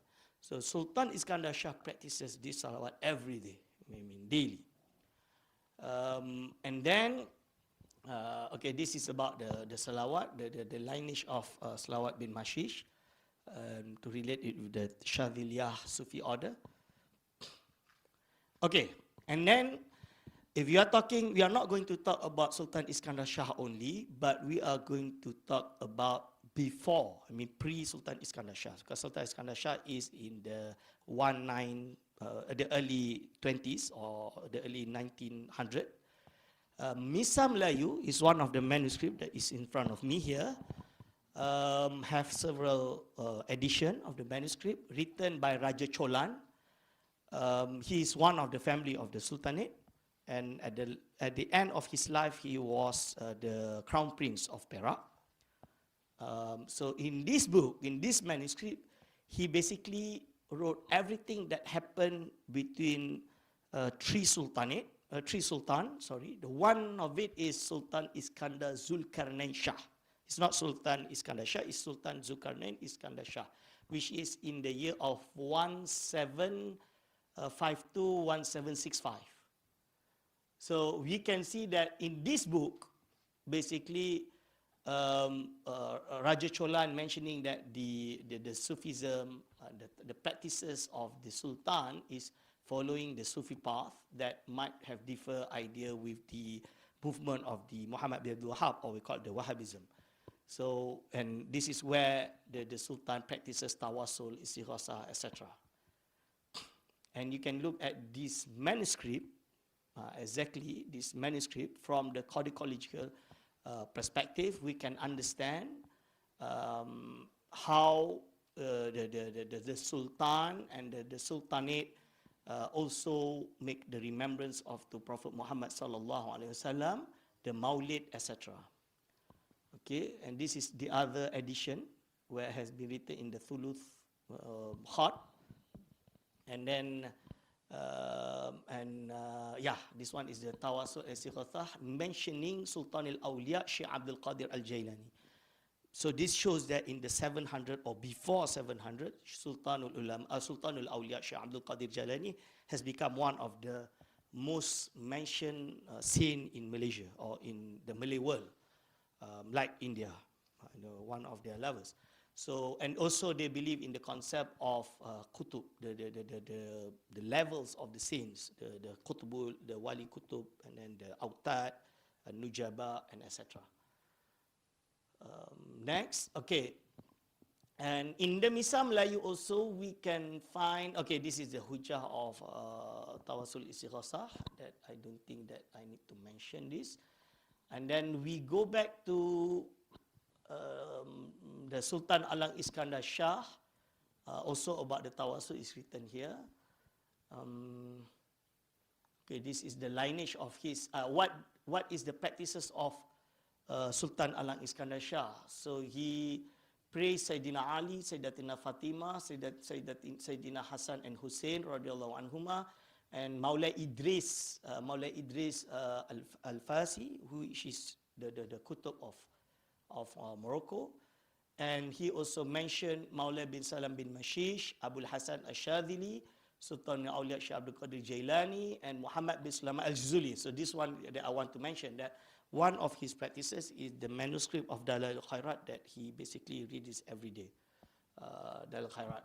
Okay, and then how about the sadaqah, the tasadduq on reciting what they call it, the Quran, and to send the reward of the recitation to the those who have already passed away. It is practices, well practices in Perak, and it's okay to donate some money to those who wants to do the funeral prayer, etc. And then the recitation of Talqin is also has been practiced in Perak since the 17th or 16th century. Okay, and then hosting people in a khatam ceremony. This is what we call as al-futuwah in the Sufism lexicon, where what you mean by futuwah, they call it in Arabic ad-duyuf, yani aw istidiyafah, means to receive guests and for them to read the Quran, the entire Quran, and sending the reward to those who have already passed away. At the same time, they will give the food, etc., for the guests. Okay, to end my session, this is, for example, what has been written in the Constitution of Perak. Okay, in the Constitution of Perak. So we couldn't identify in any of the law yet saying what is the theology, the madhab, or the Aqidah of Perak, the official Aqidah. Is it the Ash'ari school or the Maturidi school or the Salafism, etc.? And we cannot identify also the tasawwuf, the spiritual aspect. But as for fiqh, it is mentioned in the Constitution of Perak, the condition for becoming the ruling monarch of Perak, the Sultan of Perak, the ruling monarch must be a Malay man of royal blood by lineage, able to read and write, a Muslim, and the Shafi'i school of jurisprudence. I mean, if you're a Maliki or you're Hanafi or you're Hanbali, you cannot be the Sultan of Perak. It is written in the Constitution of Perak. I mean, this has been designed by Sultan Iskandar, Sultan Idris, Sultan Iskandar, and then endorsed by Sultan Yusuf later, Sultan Yusuf. So that shows that the Aqidah in Perak, basically we can say it is the Ash'ari school, the faith of the Shafi'i, and the Tasawwuf of Imam Junaid and Imam Al-Ghazali. So that's all my presentation. But the paper, inshallah, I will include all the manuscript from the colophon, the part of the manuscript to be inserted in the paper. Thank you very much. Wassalamualaikum warahmatullahi wabarakatuh. All right. Thank you very much, Dr. Muhammad Ayman Akiti. Very interesting, especially because it has aspects of stories. So even when people want to feel asleep, telling us stories that we don't know might be fascinating. Myself, I usually do that in my classes. So some of my students can bear witness, I bring stories. So no matter what you teach students, when you bring stories, they get attracted. So I was expecting you taking us to something else. So, but you know, the story is very interesting. Thank you very much for that. So as we continue, we start seeing professors, doctors, researchers coming in. So hopefully all our presenters will be present today. I will go back to my regular timetable. So if a name is called and is not available, that means you go back to the next and you shall come last. So let me start from the beginning. Dr. Mustafa Muhammad Jibril, is he here with his team? No. On the way.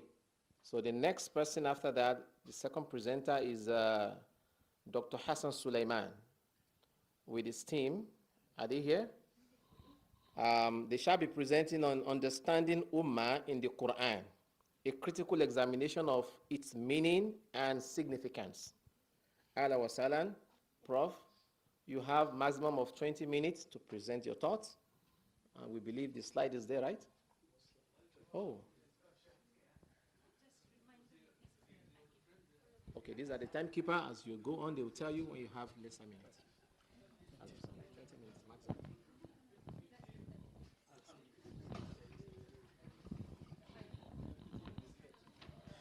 Bismillah ar-Rahman ar-Rahim. Alhamdulillah. Wassalatu wassalamu ala Rasulillah wa ala alihi wa sahbihi ajma'in. Our moderator, Associate Prof. Dr. Saeed, my dear HOD. We started slowly, then the voice will carry later on. Yeah.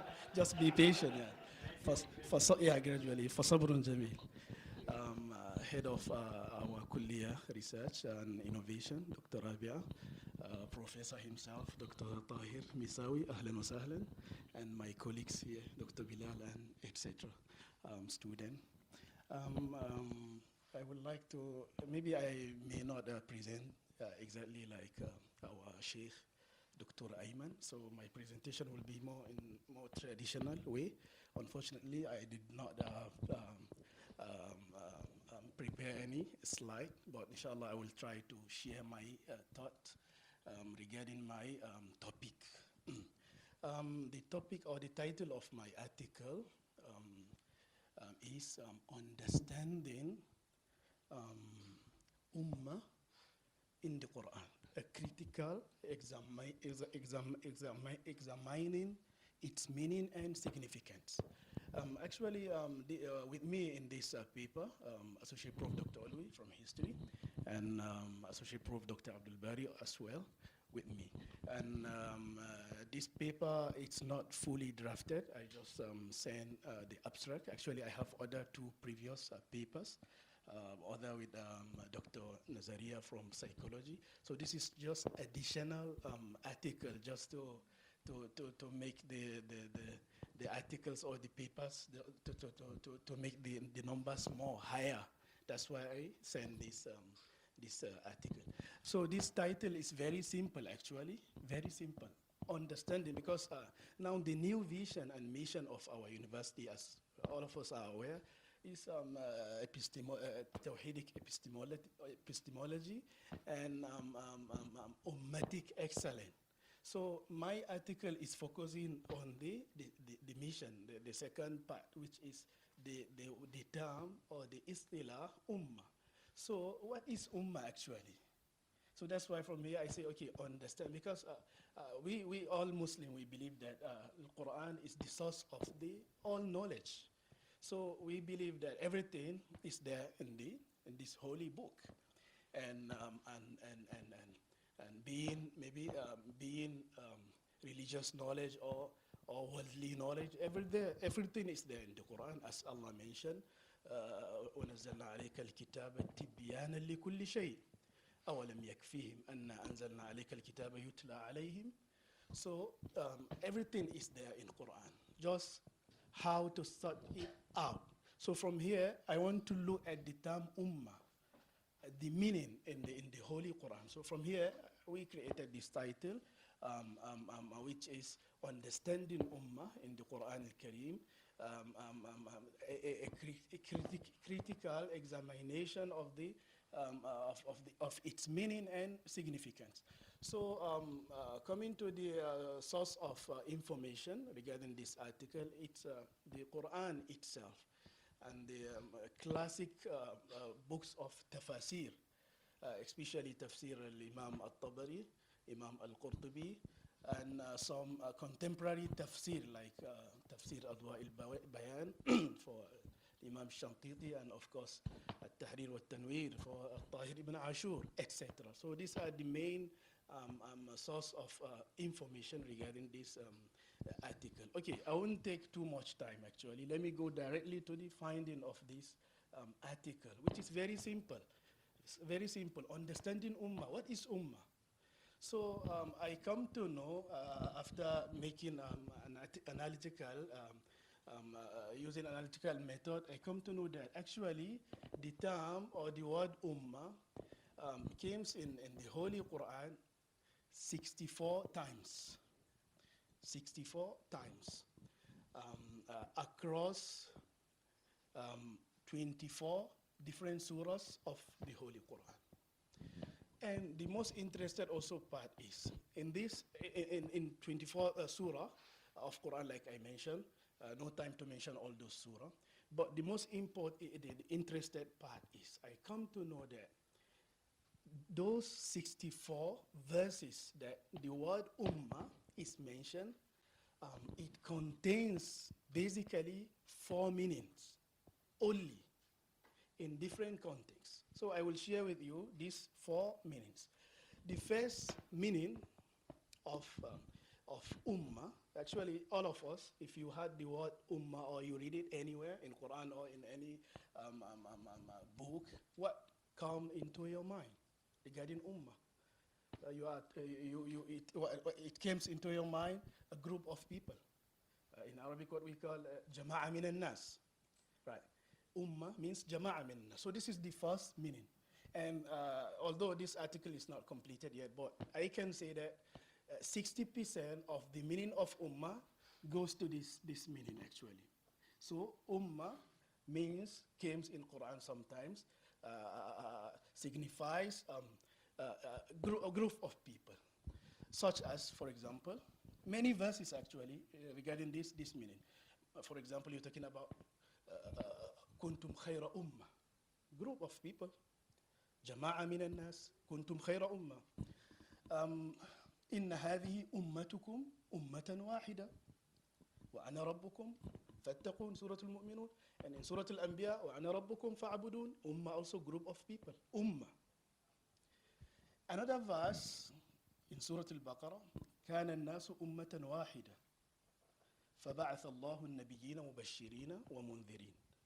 This also goes to this meaning, group of people. So my article in some verses will analyze some of those verses, especially like this latest verse I mentioned. Ummah here means a group of people.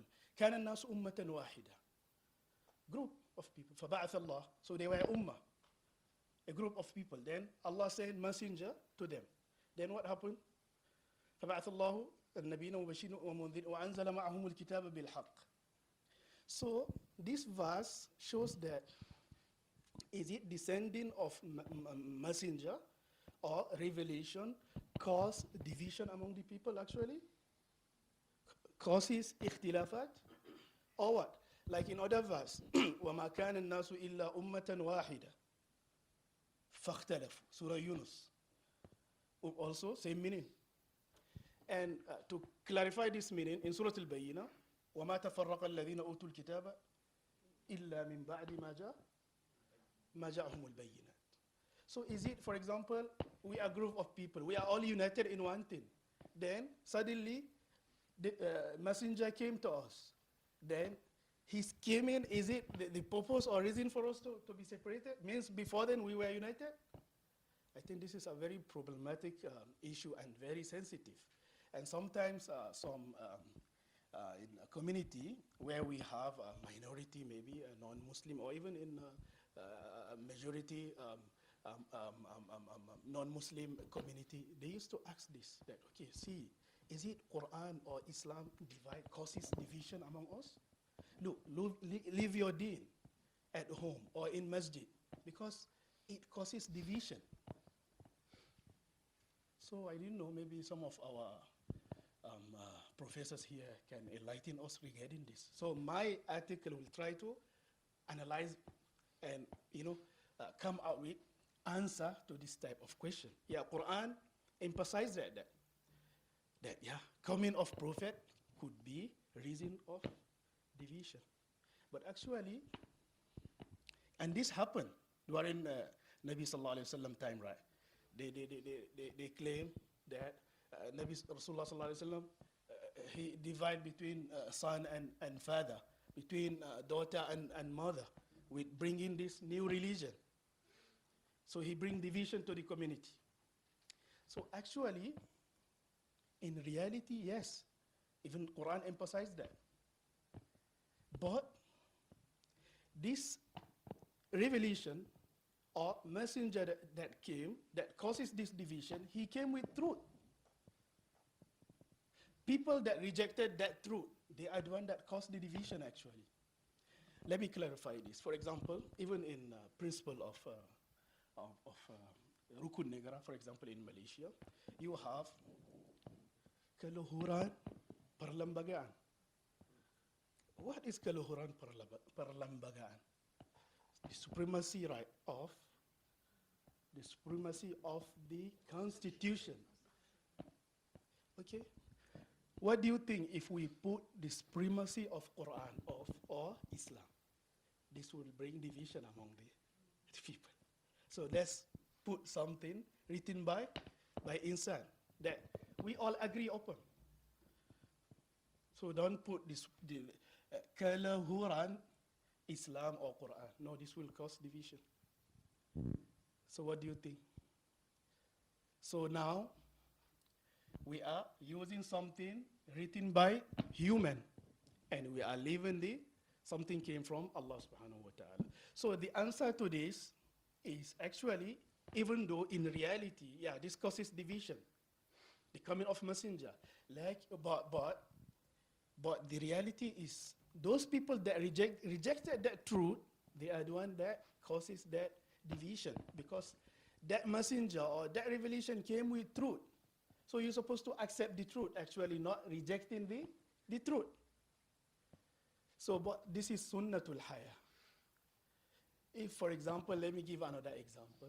If to say all of us men sitting here in this hall, we are all smoking. We smoke. So no issue. Smoking is halal. Everybody see it positive. So then we have another came and join us and tells, hey, smoking is not good, it harm, this and that, from both scientific perspective and Islamic perspective. So some of us will start to think, I think he is right. We will follow him. And some will retain their habit of smoking. So the coming of this guy now causes what? Ikhtilaf. But actually, is that true? He came with something true. I think with this example, I think everybody will analyze this. So I don't want to go deeper in this. So just to share this thought. So this is the first meaning of ummah in Quran. The second one, ummah refers also to specific moment in time. Burha min az-zaman. For example, في سورة الهود ولئن أخرنا عنهم العذاب إلى أمة معدودة يعني برهة من الزمن, a couple of time, moment. So this is another meaning. So actually this tells you not all ummah you read in Quran or in any hadith context mean group of people. No, this is another meaning. So this need also to be analyzed. Another, the third meaning of ummah in Quran is ummah refers also to a meaning of a way of life or a method. We call it in Arabic tariqa or manhaj or sharia or millah. So that's another meaning of ummah in the Holy Quran. Such as قوله تعالى بل قالوا إنا وجدنا آباءنا على أمة. Here not the first meaning, group of people, or the second meaning, specific moment in time. No, the third meaning, which is burha min az-zam, which is, a way or a method of life. So they say the ayah and the context of mushrikun here in this ayah fi Surah al-Zukhruf, that they do not worship Allah, and they try to give reason of not doing that. What do they say? وقالوا لو شاء الرحمن ما عبدناهم ما لهم بذلك من علم إنهم إلا يخرسون. So we worship those idols, but actually if Allah taqdeer, if Allah wishes, we couldn't have do that.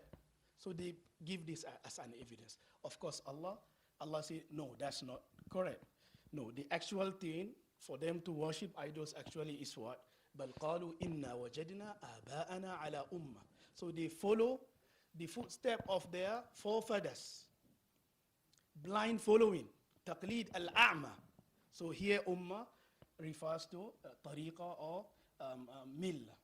The last meaning of ummah in the context of the Holy Quran is, we mentioned the first one. The first one, Majmu'a min al-nas. The second one, Zaman, Tariq wa Manhaj. We have the fourth one. I mentioned, okay, thank you. I mentioned three. The fourth meaning of ummah after group of people, burha min al-zaman and also millah, it's gone from my memory now. Eh? Origin. Have another word. Huh? This one will all go to the millah or tariqa now. Okay, it's gone from my memory now, but actually it's very important, this fourth meaning.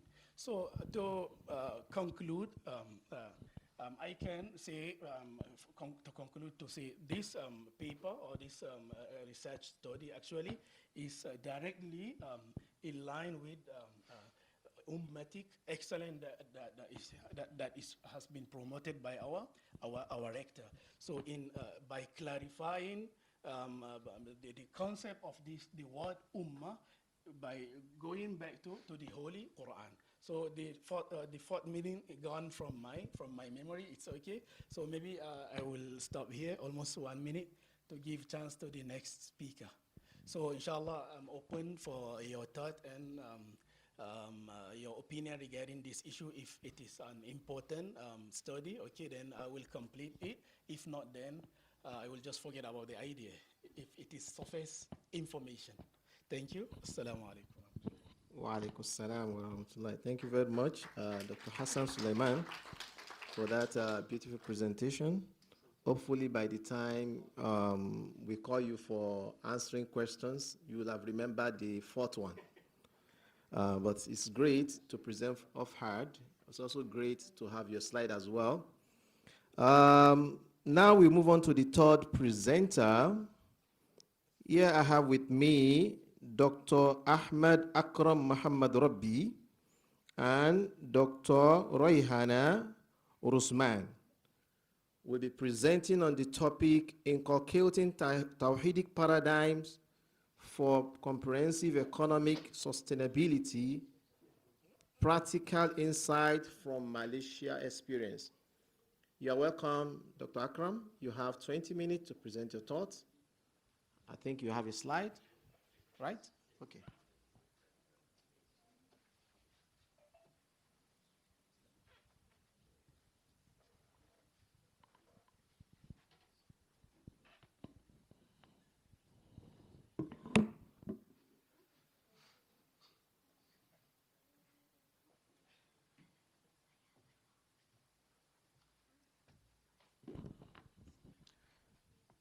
بسم الله الرحمن الرحيم الحمد لله رب العالمين والصلاة والسلام على أشرف الأنبياء والمرسلين وعلى آله وأصحابه أجمعين سبحانك لا علم لنا إلا ما علمتنا إنك أنت العليم الحكيم أما بعد.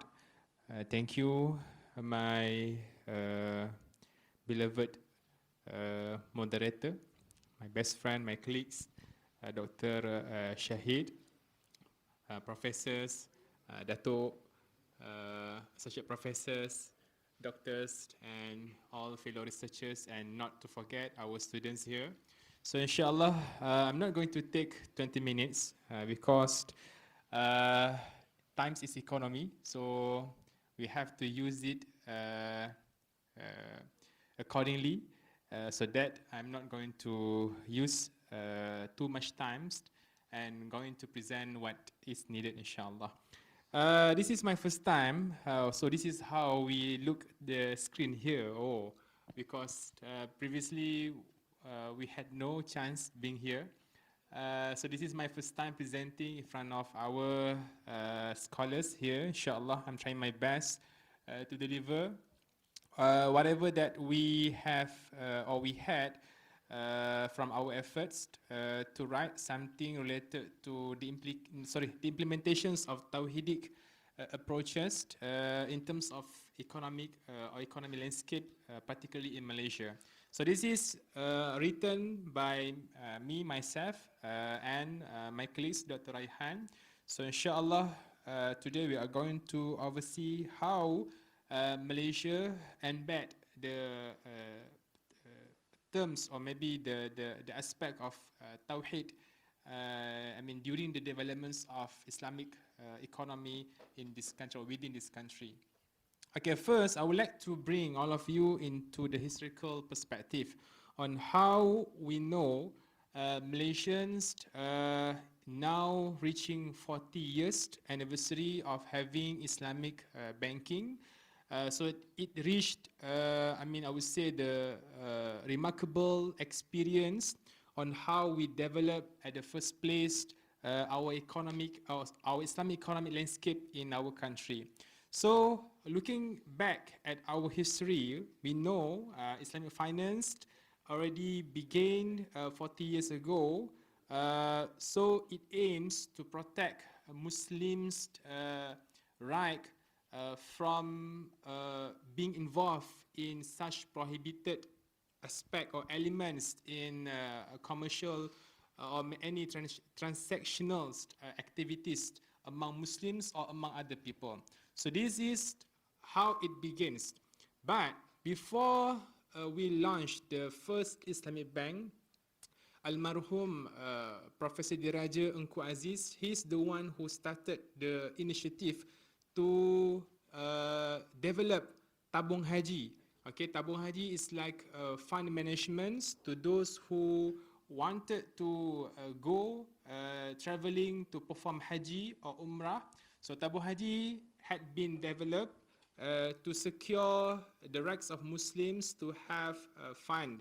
Before now, after restructuring the Tabung Haji's role, Tabung Haji's had focused on helping Muslim society in this country to perform the Hajj with fund management and whatnot. Okay, so as we know and we learn during the Islamizations era, so one of the core area that our countries look, to what area that we want to Islamize or Islamize. Okay, so one of the areas that we want to Islamize is the economic area. So this is the idea when Muslims, they kept on demanding on to having at least an Islamic bank to help Muslims securing themselves from involving in riba, maisir, and whatnot. Okay, so this is going to be, the milestones of Malaysia to shape or to develop an Islamic bank systems. Okay, and then what happened next is that, okay, after 4 decades, okay, this is new, I would say, directions of Islamic economic landscape. Rather than focusing on building profit margin in these institutions, now Islamic financial institutions, they started to shift their paradigm into humanizing the transactions. Now, as we know, if you look at all the product disclosures, if you learn from the way they want to shift their paradigms from being profit margins of institutions, now they focus on environmental care, social finance, and the latest one they want to develop is elderly care. As we know, we are going to be an aging country, negara menua. So Islamic financial systems is one of the mechanisms that our country look forward to develop any platforms or any frameworks that could help aging society, especially those who are, being vulnerable society, to have access, okay, to have access for their, elderly care in future. So this is one of the way, okay. But if you look back, how, okay, this process embedding Tawhid approached, okay. So one of the pillars that basically they, emphasize, okay, they wanted to emphasize the core of Tawheed, okay, which is the first thing is they want to secure the maqasid or the hifzuddin, which is the preservation of religions by ensuring that all Muslims in Malaysia, okay, are secured from involved or being involved in any prohibited transactions or prohibited financial activities. So that's why Islamic banks, Takaful, Islamic capital market developed by our countries to give us, okay, opportunity to avoid ourselves from these harmful activities. Okay, so this is one of the elements of Tawheed. So this is the thing that we need to underscore here, where we know in the end, regardless of the profit they want to gain, all in all, the worshipping of Allah subhanahu wa ta'ala become the priority. And of course, okay, why not just Muslims, non-Muslim societies, okay, in Westerns, now they are looking forward to have, or to invest, okay, their wealth in Islamic management fund or Islamic funds. Why?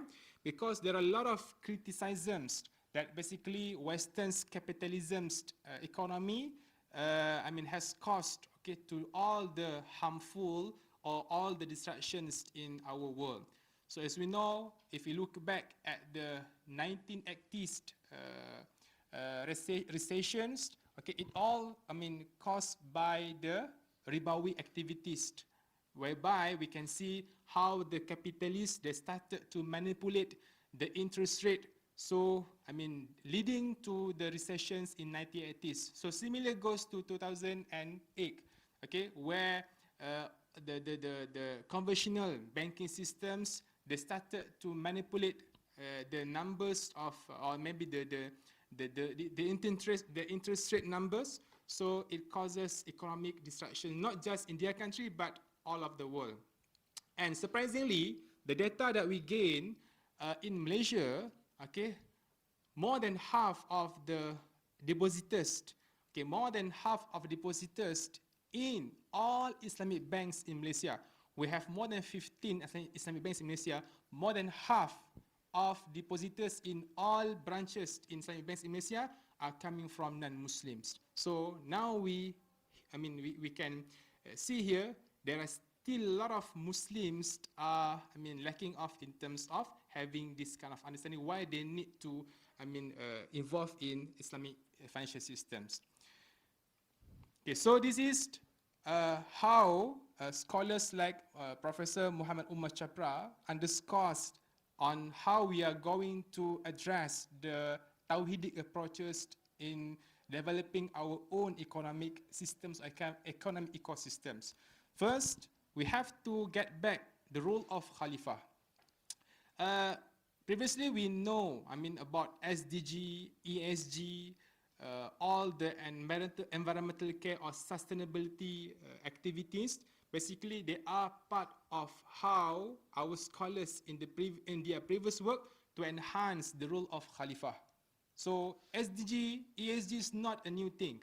It is already involved. So we can, read, okay, a lot of works done by our beloved professor, Dr. Abbas here. So on how he, write some things about the roles of Khalifah. So since this is the right times, all the investors, all the, board of directors, okay, to play their roles as Khalifah. And alhamdulillah, I'm not saying that Islamic financial system in Malaysia is perfect yet, but we are moving to perfecting what we had started 40 years ago. Now, as we know, next we are going to see how they started to, involve environmental care, social care, animal care, okay, to be part of their businesses or their, strategic initiative. The second thing is Tawheed. Okay, now we can see all the Islamic financial systems mechanism in Malaysia. They are based on Quran and Sunnah, and then balance and moderations, okay, between the profit margins. Yes, of course, Islamic financial system, they are business entity. So whatever that they want to gain the profit back, they have to be balanced. They have to make sure that, the moderations between profit maximizations, okay, can still meet with the social care or environmental care. So this is how we can see here the way banking system, takaful operations in Malaysia or capital market in Malaysia, okay, they use social finance to ensure that the distributions of wealth could reach all the vulnerable population in Malaysia. So now we can see banking institution, they started to distribute their zakat funds, okay, their own zakat funds to what? To sustain elderly care centers, to sustain animal centers, to sustain anything related to environmental care. So this is how we are going to see the Tawhid, the unity of man and universe. And this is also the manifestation of, the role of being stewards or Khalifah in this world. How many times left, Doctor? I promise you 10 minutes. Oh, we have more slides. Okay, you can read the slide. So what about the progress? How to embed? What are the strategic implementations? How to measure? So I would like to address here what Professor Umar Chapra emphasized about all the Tawhidic epistemology, all the Tawhidic economic framework. It cannot be successful measurements unless it must be practiced. Okay, so this is, oh, can you see this, right? Okay, so we avoid, all right? Okay, so sorry. Okay, now we can see here, this is what the implementation that I said just now, okay, about the approach, okay, made by Islamic banking systems in Malaysia, or even capital market in Malaysia and takaful sectors. So as we know here, why I'm put my effort to look here, I can look here again. Okay, so for example, like Affin Islamic Bank, okay, 5% of total financing portfolio to ESG financing by 2035. Do you know ESG? Environmental, social, and governance. Okay, so now, okay, even though they embed from the UN policies, but of course, okay, whatever that meets with the Sharia requirements, Islamic banks can adopt, okay, the similar framework. So now, okay, all of you, if you want to change the car again, after this, you want to change it from petrol car to EV car, okay, now Islamic banks will offer you the lower profit rates. Okay, so basically, if you go or purchase petrol car, they will give you 2 to 3% of profit rate. But now with this ESG framework, because they wanted to preserve the environment, they will offer you the lower interest rate. So now we shift to the EV car, okay, our mission. Okay, second thing is Affin Solar financings. Now, everybody complain about TNB again, increasing the electricity. Now is the right time to make financings for your solar, for your home or residential. Another thing that if you involve in agricultural sectors, this is another efforts made by Islamic financial institutions to fund your project, okay, with lower interest rate. Oh, 1 minute left, okay. 5 minutes. Okay, 5 minutes left. Okay, and then Maybank Islamics. Okay, so Maybank launched Maybank Global Sustainable Technology Fund with ESG integrations, and then another thing is Qualified Sustainable and Responsible Investment (SRI) Fund. Bank Islams. Okay, ESG Risk Management Framework. Okay, and then one of the project that they already made is Pulau Mabul Sustainability. So you see here now here, they try to integrate the relationship between humans and nature. This is also another Tawhidic manifestations on how we unite with this universe, we unite with these environments, so that it, give us to understand or I would say comprehend the roles of being Khalifah in this world. Okay, so how we reposition Tawhidic framework into Malaysian economic landscapes?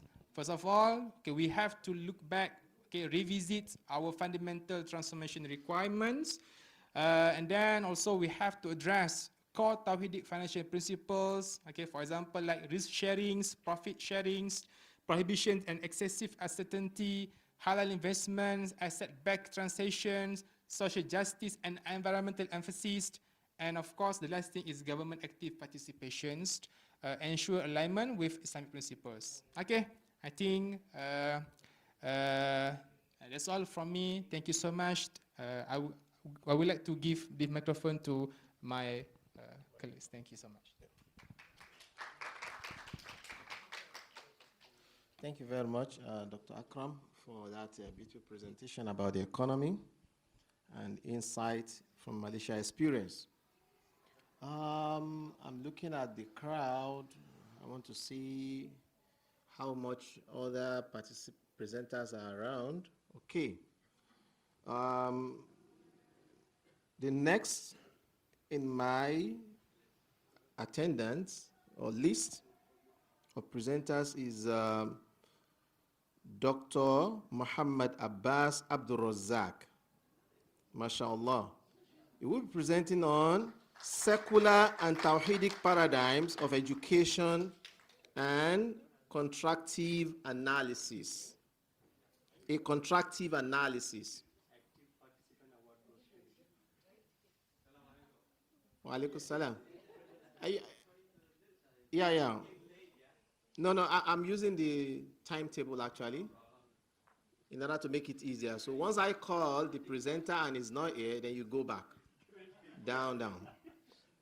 So you have 20 minutes to present. Okay, he's there. Thank you, bro. So how does it work?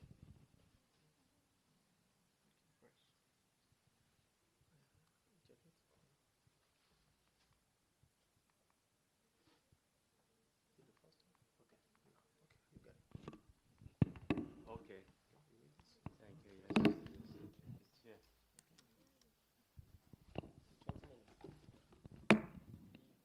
Don't start yet. I'm not ready yet.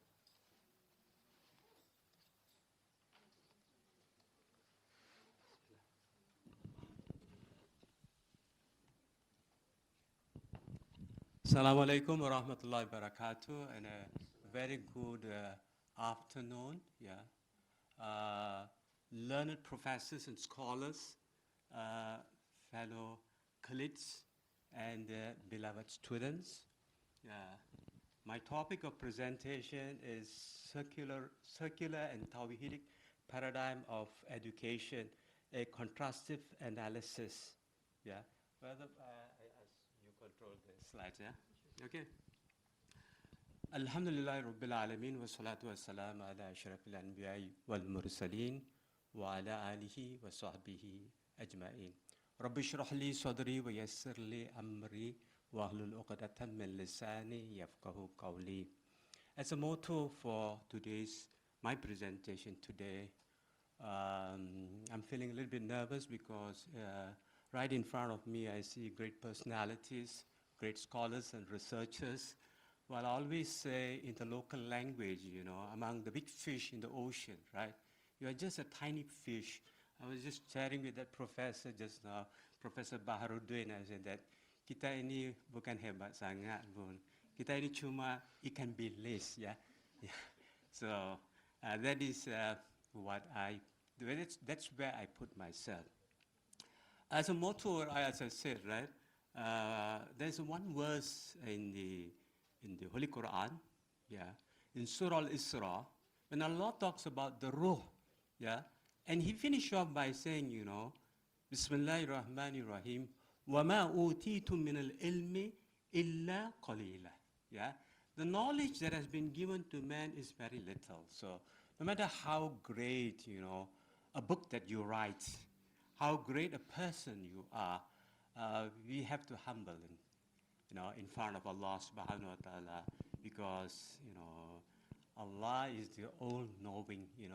Everything that we do, right? Every expert in the area, professors, scientists, doctors, engineers, it's just a fraction of it, a tiny bit of the knowledge, right? So that is the motto for presentation. This topic is a very, very topic that is very dear and close to my heart, because I come from the Kuliah of Education. I did my master's there and also my PhD there. I did my specialization in the educational psychology. So I'm more of psychology. At the same time, I have a little background in the Islamic education. So, but that knowledge, with that little knowledge, right, I always try to write and test my ideas. And today is a great day for me because if I heard it correctly, the earlier presenter did mention my name and he got me by surprise. I was telling Prof. Baharudin, maybe it was not me, some Abbasi guy somewhere, right? I don't know to whom Akram was referring to, but I do write, you know, for your knowledge, I do write on human nature. And one of the topics included there is, of course, on the topic of man being the Khalifa, right? So the groundwork for this research, this paper, you know, this chapter, right, is there in the papers that the articles I write. Now, nowadays, I write small ideas. When ideas come, I normally put it there. Because if you wait for everything to come together, then you tend to forget, and then you are busy with other things. Before you get lost, the ideas get lost from you, right? Write little article, you know, like throwing a stone, a pebble into the ocean, right? Sedikit-sedikit lama-lama jadi bukit, yeah? That's the Malay proverb, right? I don't know whether in your Arabic you have that or not, but don't laugh at my Arabic, you know? Qalilan qalilan fasara jabalan. If I want to translate the Malay, you have something very beautiful than that, I know, right? Later you can enlighten me, right? So the first article I wrote was Commodification of Education in the Era of Globalization. The second one was Shifting Educational Idealism in the Age of Globalization. Education, an Islamic Perspective. A book in hand worth 1,000 on pen drive. This is the latest one I wrote. A book in hand worth 1,000 on a pen drive. We all brag that we have knowledge, you know, I got 100 books, you know, 1,000 books, you know, I got Al-Ghazali, Al-Farabi and all that, but we never read the books, you know, very rare we go and click and read. But you carry a book in your hand, the book changes your personality. The feeling that you carry the book, that challenges you to finish the book. If not, you feel very, you know, you're cheating yourself, right? You feel very shy, you know. I brag myself, you know, carry the book around campus, but never read the book, right? The book is going to curse you. I don't know, I just cheat, yeah? Next slide, bro. So introduction here is, in the past, the aim of education, both in the West and Muslim countries, was to produce good individuals, right? So in the past, it was always good, long before the coming of modernization, secularism, and postmodernism, all this, before all this thing came, you know, it was good, right? Even if you go back to the era of the Greek philosophers, no, I have a few quotes at the very end I will share with you, right? It was good. Now, when was the shift happen, you know? When was the shift happen? It was during the Renaissance, this modernization came, you know. They took man away from religion and God and scriptures, and they became anti-religion, anti-God, right? And then man tend to take things into his own hands. So now man started to function as, you know, he's, you know, God for himself. He decides for himself. If you study about this existentialism, right, you will understand what I'm trying to say. They decide what is good, what is bad for them. You know? In our case, we cannot, right? We follow the Quran, Sunnah, right? God knows everything. We come from God, and to God we shall return, right? So that is the introduction here. So this chapter, what he intends to do, the aim of this chapter, to highlight the differences between the two paradigms. From the Islamic perspective, yeah, after, you know, the shifting that has happened in the West, and from the Islamic tradition, right, how do we look at knowledge, you know, the epistemology of it, right? To emphasize the need for Muslim countries to return back to Tawhidic concept of education. I forgot to mention to you, right, when there was a shift that is taking place in the West, you know, of course there was a shift taking place in the Muslim countries as well, right? Traditionally, we know that, you know, we follow the great ulamas, the Imam al-Mazahib and all that was very good. As modernization came, long before modernization, colonization came, when Muslim countries were all colonized, you know, when we lost power, everything was taken by them. They decide, they change everything, and the division came, categorization came. This is religious knowledge, this is science, and then we were brainwashed to think, if you study science, you have a say in this modern world. If you study religion, you end up somewhere, right, with a lowly paid salary and all that, right? So it's sort of a chaotic situation, a confusion created in the minds of the people. And if you read Abdul Hamid Abu Sulaiman and all other scholars like Kamal Hassan and all that, they all talk about Islamization of knowledge and all that. There you will find the ideas here and there scattered, trying to say what sort of a damage that colonization has done to us, right? So the last thing will be to reiterate the Islamic concept of education calls for the integration of knowledge, right? So now, with this new approach, you are bringing the old idea, our tros, the way of thinking, and trying to say, don't divide our knowledge, we can come together. We integrate the knowledge. Next slide, please. Okay. Now, in the West, what happened, ever since they left God, they said bye-bye to God. Darwin came, right? And then who else? Freud came, Sigmund Freud came. Nietzsche came, reverberating, the slogan, God is dead, right? We have killed God, to the Christians he was talking about, right? So they have left God and then thinking, if your IQ is good, that you have a say, you have, you control, knowledge is power, right? So they think, the IQ is everything. Long before that, it is the PQ, physical intelligence, then you have the IQ. After a little while, the Industrial Revolution, and they saw what is happening to the mental health of the people, right? And then they thought, our education system, something is missing. Yeah, they're smart guys, but why they are depressed, they're having problem? Then they say, now we have to go into EQ, emotional intelligence. They tried an experiment, emotional intelligence for some time, still missing, still not good, right? They are refusing to bring back God into their life. So they say, let us reinvent something new. And then they say SQ, right? As spiritual intelligence. Very interesting, not in the positive manner, but it's a negative one. It says spiritual in the East is about God, scriptures, meditation, zikr, and all that for us. The mantras for the Hindus and all that.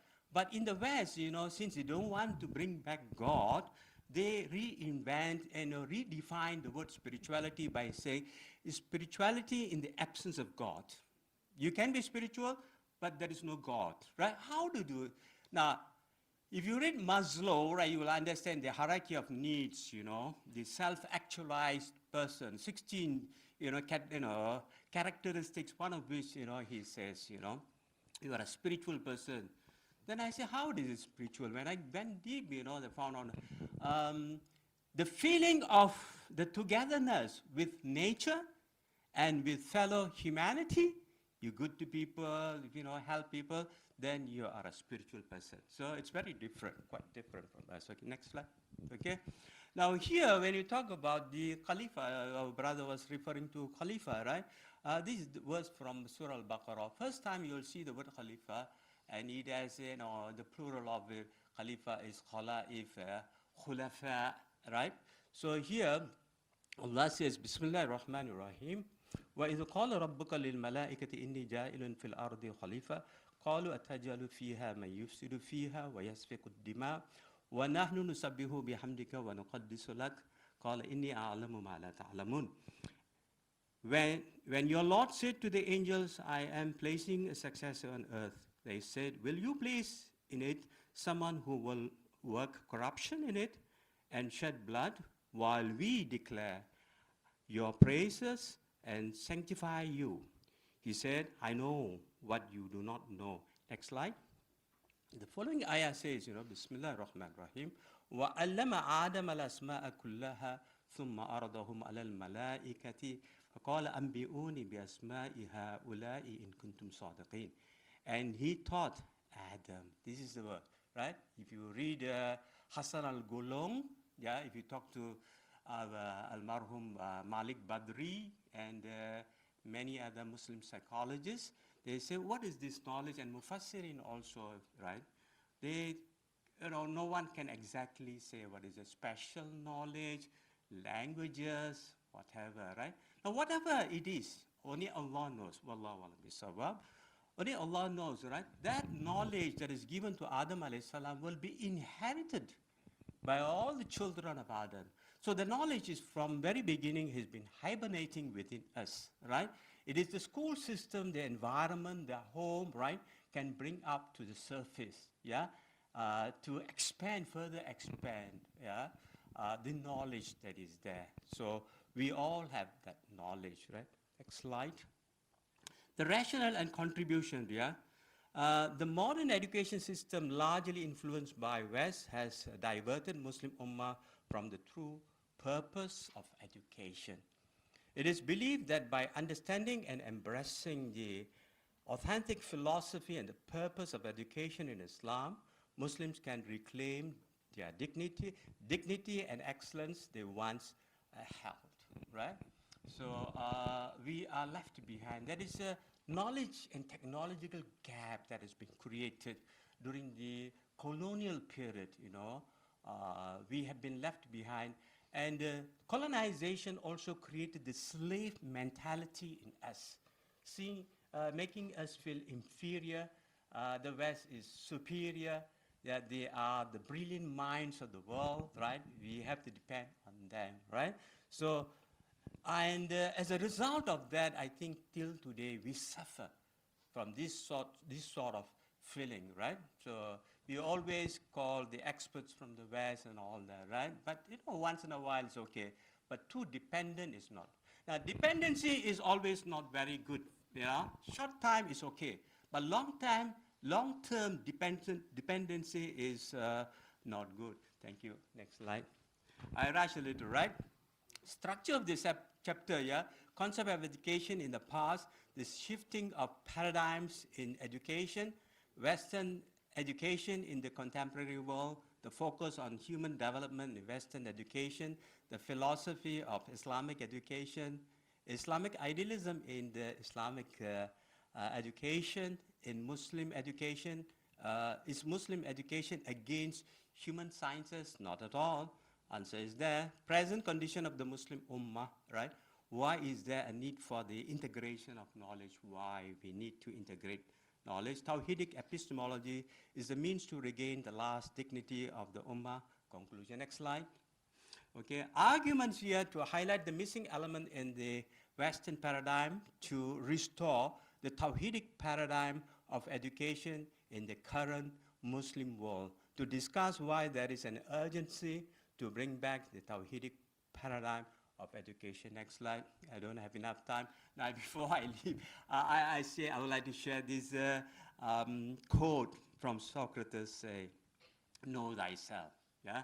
And the Sufi quote, you know, also says, you know, Man arafa nafsahu faqad arafa rabbahu. The one who knows himself, he knows his creator. Yeah, in the beginning, long time ago, I thought it was a hadith.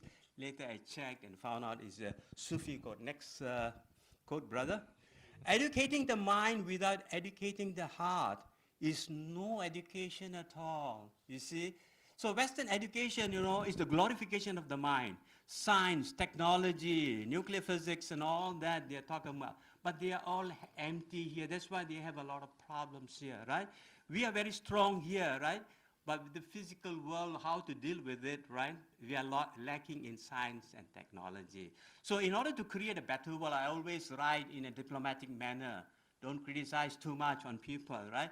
I say, let us share, you know, give and take, right? We give you spirituality. We take you back to God. You are very shy to go back to God. We take you back to God.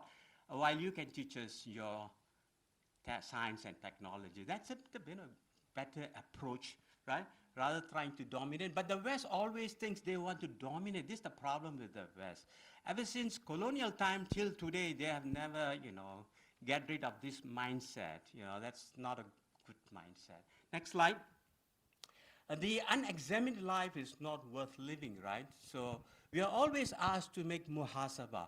So no man can be an island, no man in this island. No man is perfect also, right? So we have to improve ourselves. And this is, I think, close to Islamic also, because what the Greek philosopher says, we cannot reject everything, it's wrong, right? The good part of the Greek philosophy or Western philosophy, we have to integrate, yeah?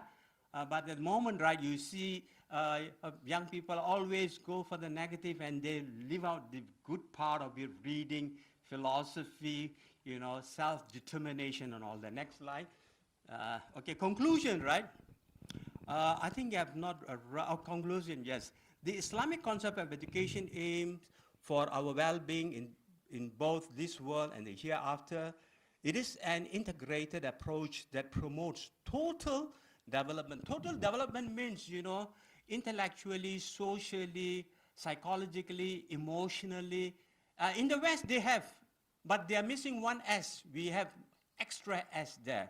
Their concept, you make it an acronym for that, everything, simplify everything. It is PEPC. It will come to, yeah? Physical, emotional, psychological, social, intellectual, they stop there, right? In our case, the formula is finish it off, put one more S, bring the spiritual, then we'll be complete, right? So here it is an integrated approach that promotes total human development. We talk about in Islamic education, insan saleh or insan kamil. We don't go into the debate, but just take it insan saleh, right? It instills values that fosters a strong relationship with the self. Now, well-educated man, from the Islamic perspective, you must have a good relationship with yourself, with God, with the environment, and don't forget fellow human being, Muslims and non-Muslims, right? So it's so beautiful, right? So we have to explain and tell people, and the opportunities are available nowadays. People are, in the West, they are coming very close to Islam, right? So acknowledgement here, alhamdulillah, being a teacher, I was a teacher from at many levels, yeah. I was a teacher at many levels, so I applied different psychology at different levels, Teaching at the university level and a high school level, preschool level, it's all different. So I traveled through, right? So I became very passionate of being a teacher, right? And it's never ending, right? I'm still, learning so many things, yeah? I'm truly passionate about writing this chapter in a more organized and persuasive manner with the aim of capturing the attention of a wider circle of readers. I sincerely appreciate your du'as and the well wishes as I strive to complete this task successfully. Thank you for taking the time to listen. Assalamu alaikum warahmatullahi wabarakatuh. Okay, thank you very much, Dr. Abbas. He's a great teacher, a senior colleague. Sometimes if you listen to him, then you can imagine what his students will be benefiting in class. I want to suggest that maybe if there are questions for the 4 presentations that we've had, I think 3. We've had 3 presentations. Is it 3? 1, 2, 3, 4. We've had 4, so that we can put our thoughts together. Do we have questions, comments? Okay, 1. I want to take a cue so that it's going to be easier for me. 1. Another person? Only 1. We've had 4 presentations. We have one about understanding Ummah, 4 key points, even though the presenter mentioned just 3. Dr. Hassan is not here. Okay, we have also Dr. Akram, inculcating Tawhidic paradigms for comprehensive economic sustainability, where he told us about a lot of things in Malaysia. We also have about the history of Ahlus Sunnah wal Jama'ah, very interesting story. And we also have secular and Tawhidic paradigms of education, a constructive analysis. So one, another person, 2, 3. Okay, 3. And 1.5 minutes for each. Okay? Okay, you can use the.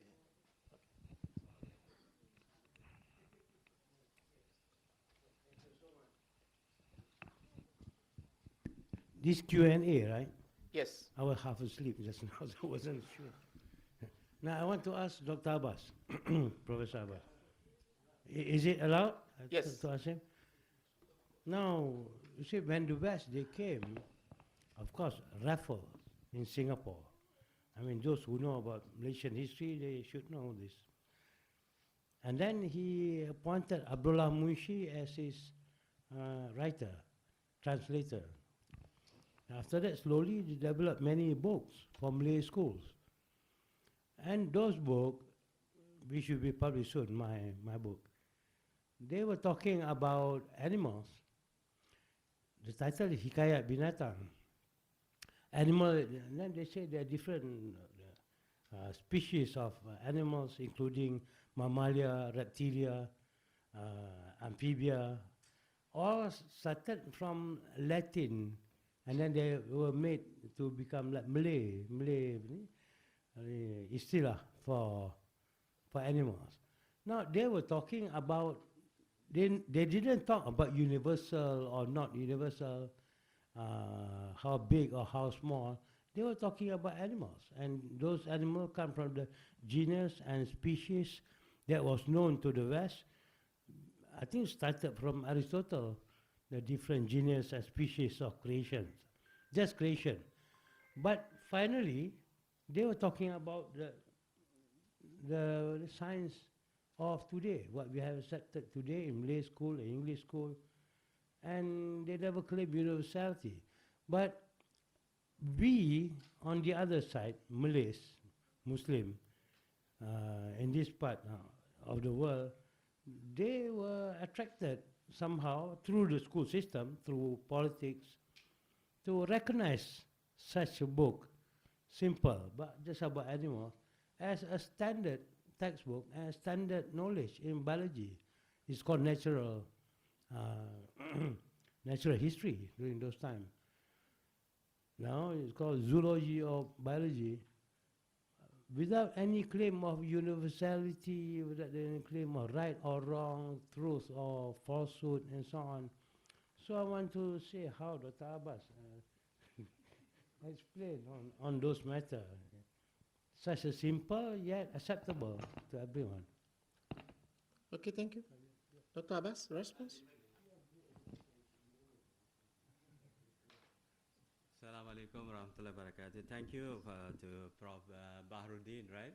I might not have the exact answer. Maybe he has the answer, right? So he's my great teacher. He's testing me, right? So to enlighten our participants and the audience present here, right?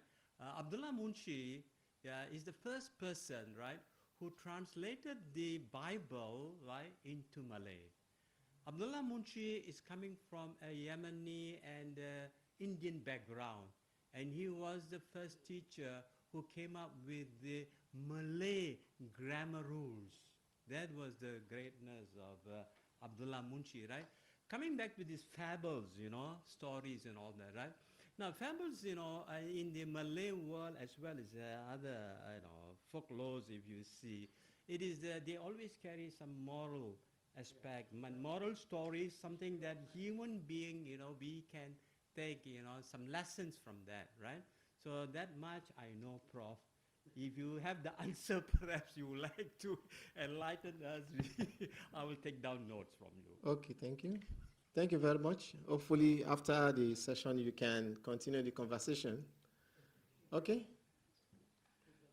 Okay, assalamu alaikum wa rahmatullahi wa barakatuh. Wa alaikum salam. Omar Ami from FITS.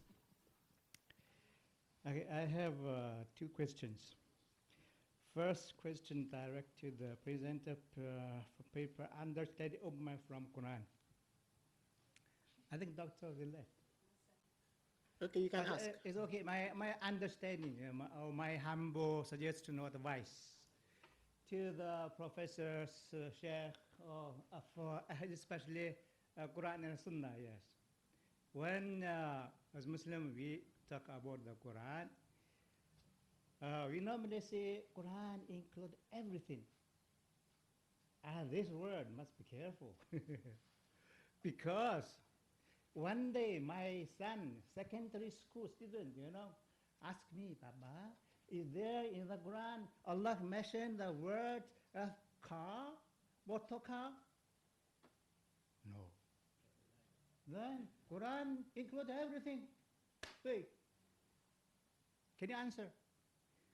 Quran include these procedures or particulars of this making the aeroplane?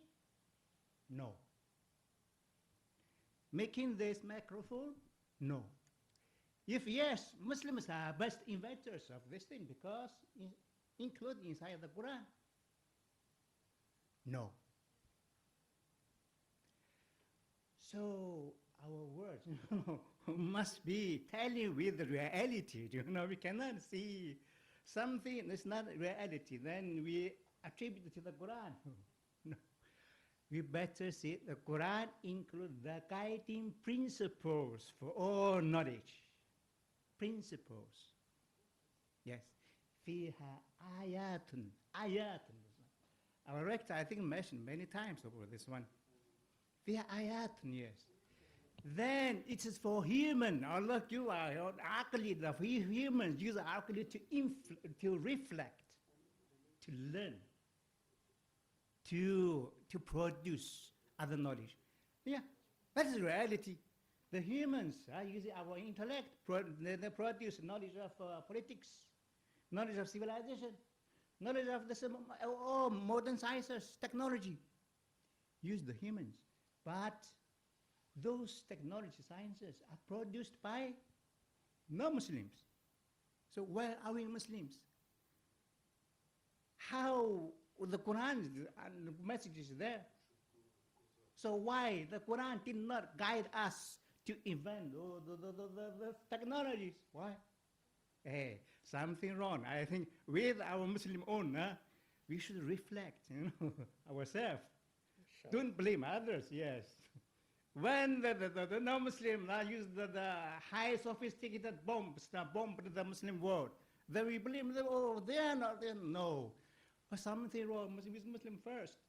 You are powerless to defend yourself. Why not America not bombing the China? China changed the bomb. China accumulated the huge power. U.S. is secure. If you bomb the China bomb U.S., you finish the world, the earth finished. Hey, that is not happening. In the Muslim world, who are supposed to be guided by the Quran.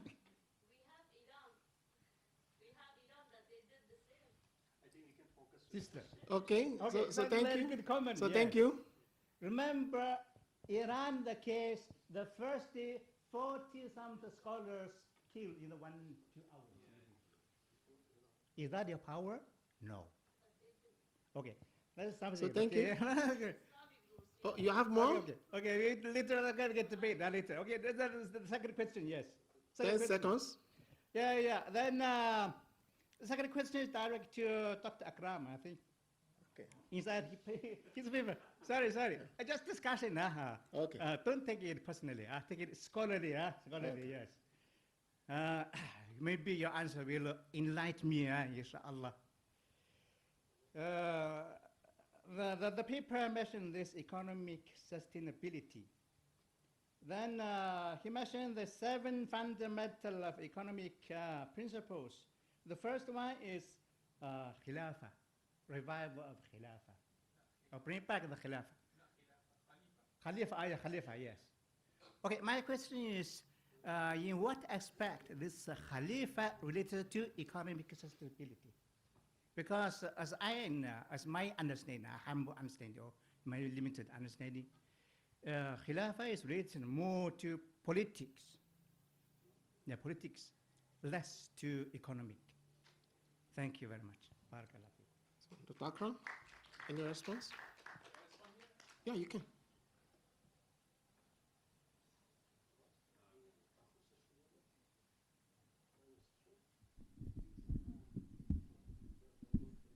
Okay, thank you so much. Okay, sir. You can just face him, so it becomes easier for me. Yeah, peer to peer.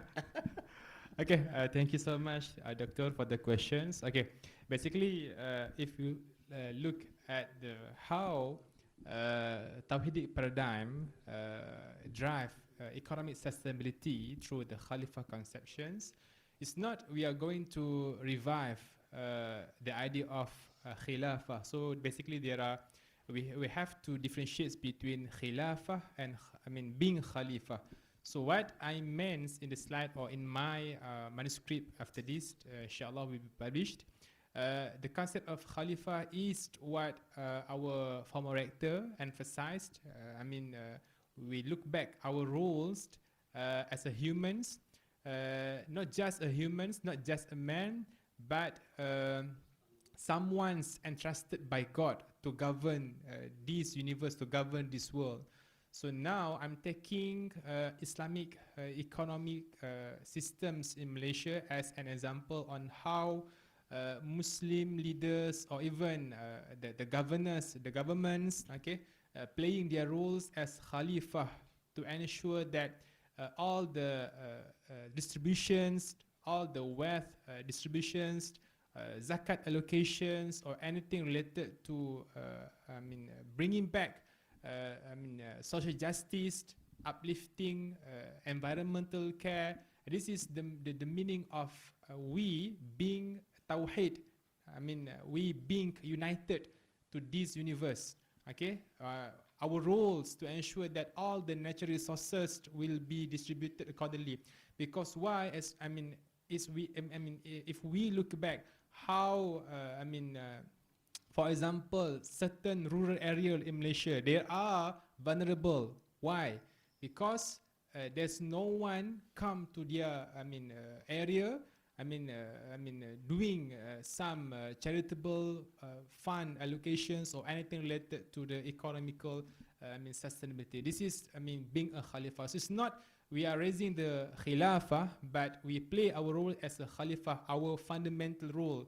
That basically Allah subhanahu wa ta'ala entrusted not just Muslim but a man, as a whole, to govern this world, to utilize all the natural resources, based on the concept of taskhir, the privilege that given by God, given by Allah subhanahu wa ta'ala, so that we can use all the resources not just to maximize the profit, but rather we, moving into shifting by helping others, or shifting the paradigm by helping other peoples.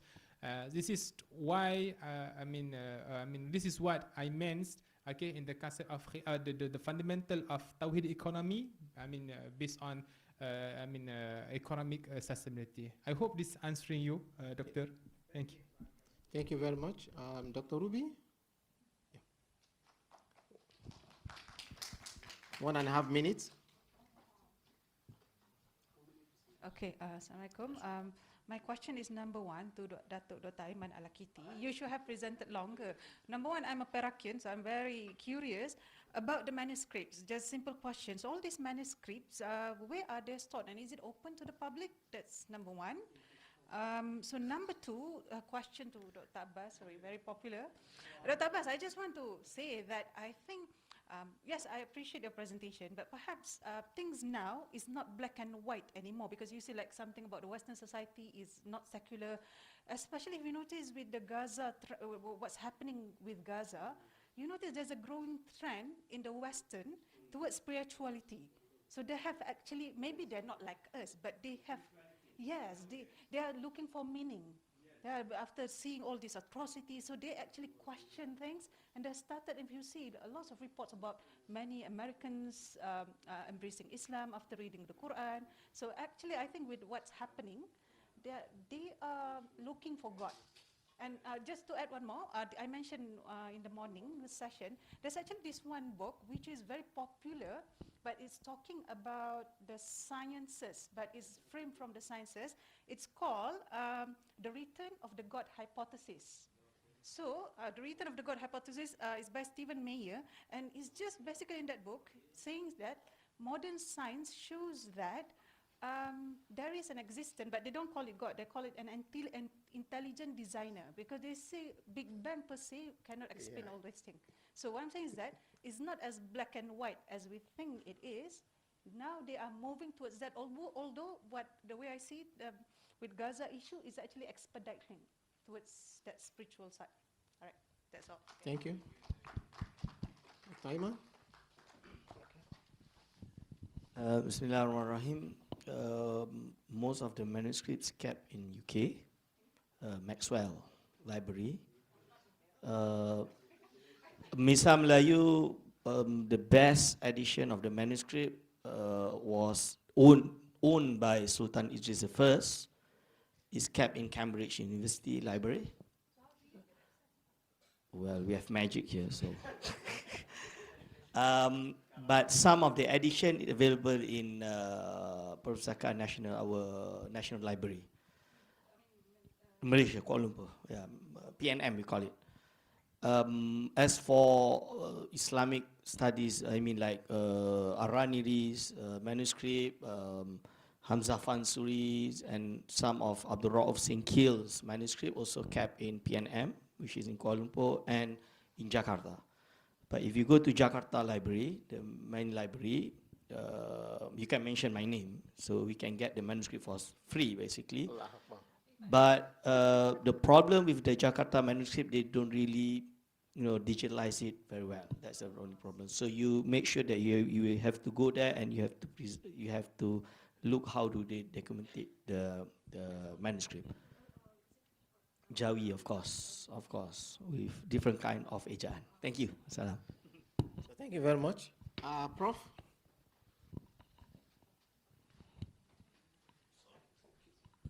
Bismillah ar-Rahman ar-Rahim. Assalamu alaikum wa rahmatullahi ta'ala wa barakatuh. I'm looking for Dr. Hassan. Is he here? Yeah, he's there. Okay. Yeah, I'm just suggesting if you consider looking more exhaustively in the different meanings and significations of the term ummah. You have just mentioned 3, but there are other terms. And one of those terms that comes to my mind is the issue of asl, or origin, or root. And from it we have the word and al-hiya al-asl. So there are actually more than 4 meanings.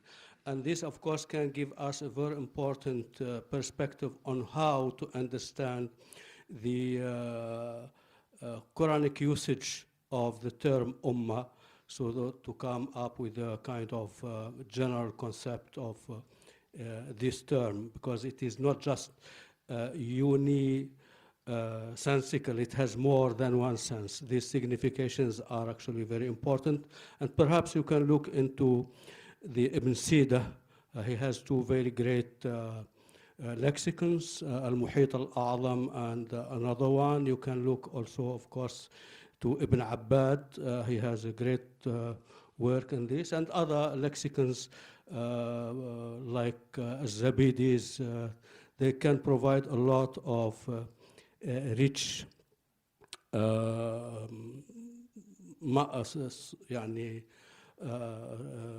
information that can help you in this. That's my suggestion. I would like to ask, to inquire, because the narrative you gave us, Dr. Ayman, regarding the Ash'arite, Sunnite, whatever, Junaidite, whatever thing. How can you relevantize, if I might say, that narrative to the issue of Tawhidic epistemology, because that's very important. So since this is our context, so maybe you take this into consideration. It's not necessary that you answer now, but anyway, this is something that came to my mind. There is something else I was thinking about it, but unfortunately, because I am getting old, I forgot it. The thing regarding, sorry. Yeah, economics. Yeah, if this is also a suggestion to give a more profound approach to the issue of economics, not just finance. If you look to the classification given by Muslim jurists and legal theorists to the 5 universals, usually mal, the hifz al-mal comes at the end. No one gave it a rank higher than that, which means it is relational and functional and submitted or subservient to the other 4. So this can bring the idea of the issue that we have been facing over the last 5 centuries in economic thinking, since Adam Smith perhaps, or even more, that economics and economy has been conceptualized as beyond society, as something beyond society. That's why financial institutions, starting from banks and then whatever other institutions came after, became actually the king and the queen, not just of the economy, but of society. Instead of having mal, tharwa, wealth, money, as a tool to serve society, it is actually the other way around.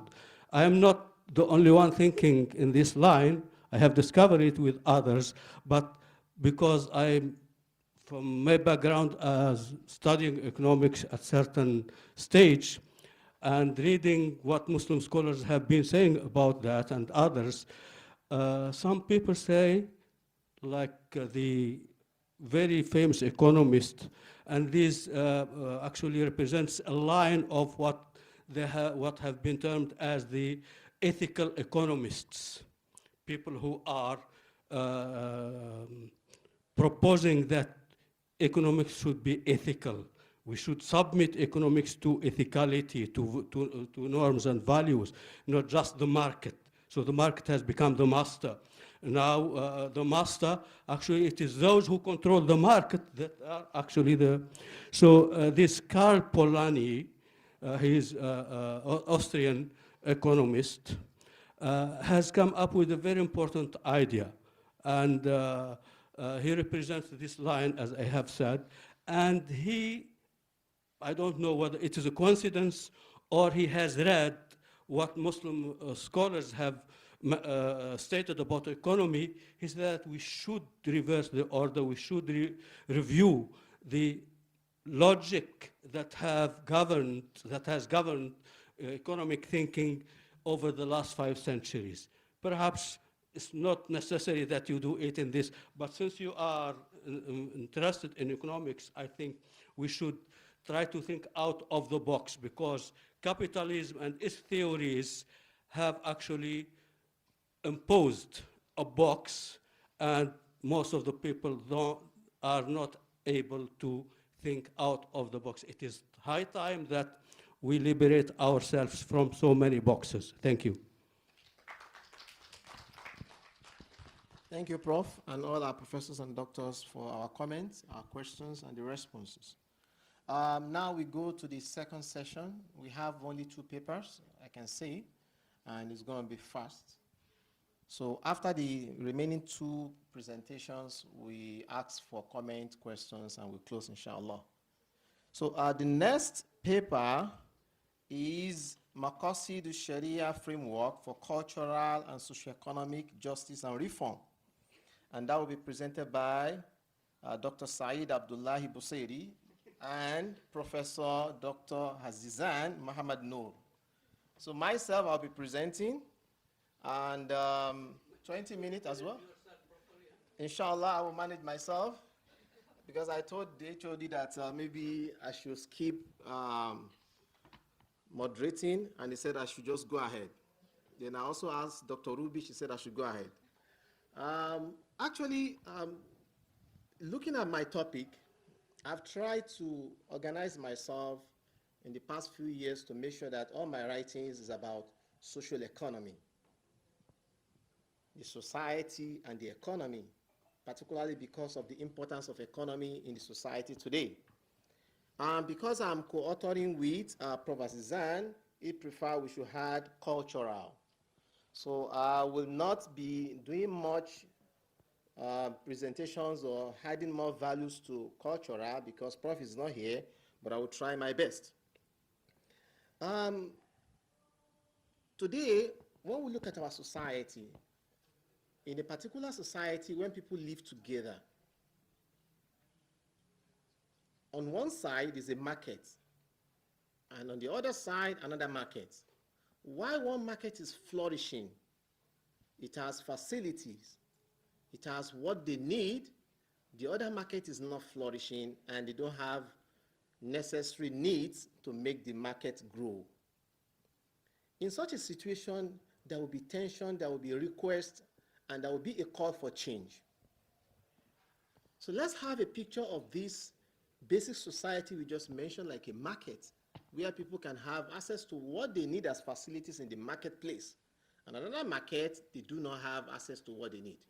So this is a small assumption of our society today, whereby in some places there are still apartheid, there are still marginalization, there are still issues of poverty, the B40, the M40, the M20. But in Islam, we have economic policy that is actually not saying no to everything capitalism is talking about. Capitalism is talking about the richer should become richer and richer. Islam wants the richer to be richer, but he has to pay the due. And in socialism, whereby you say, whatever you do, you have a minimum of what you can hand. So Islam is bringing from the other side and the other side, and is trying to make a balance, whereby a richer can continue to be rich.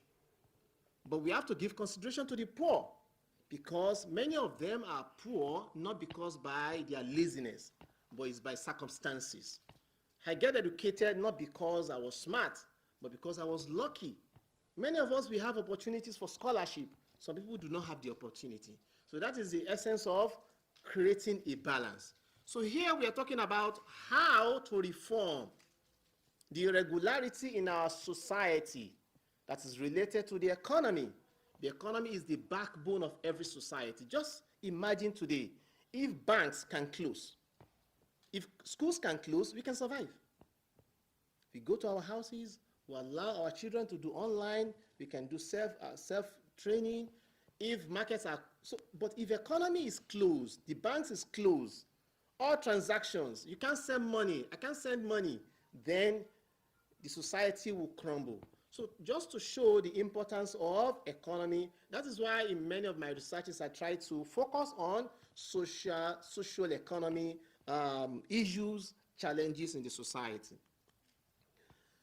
So with this, the purpose is to explore how, why and how. Why do we have these imbalances in the society?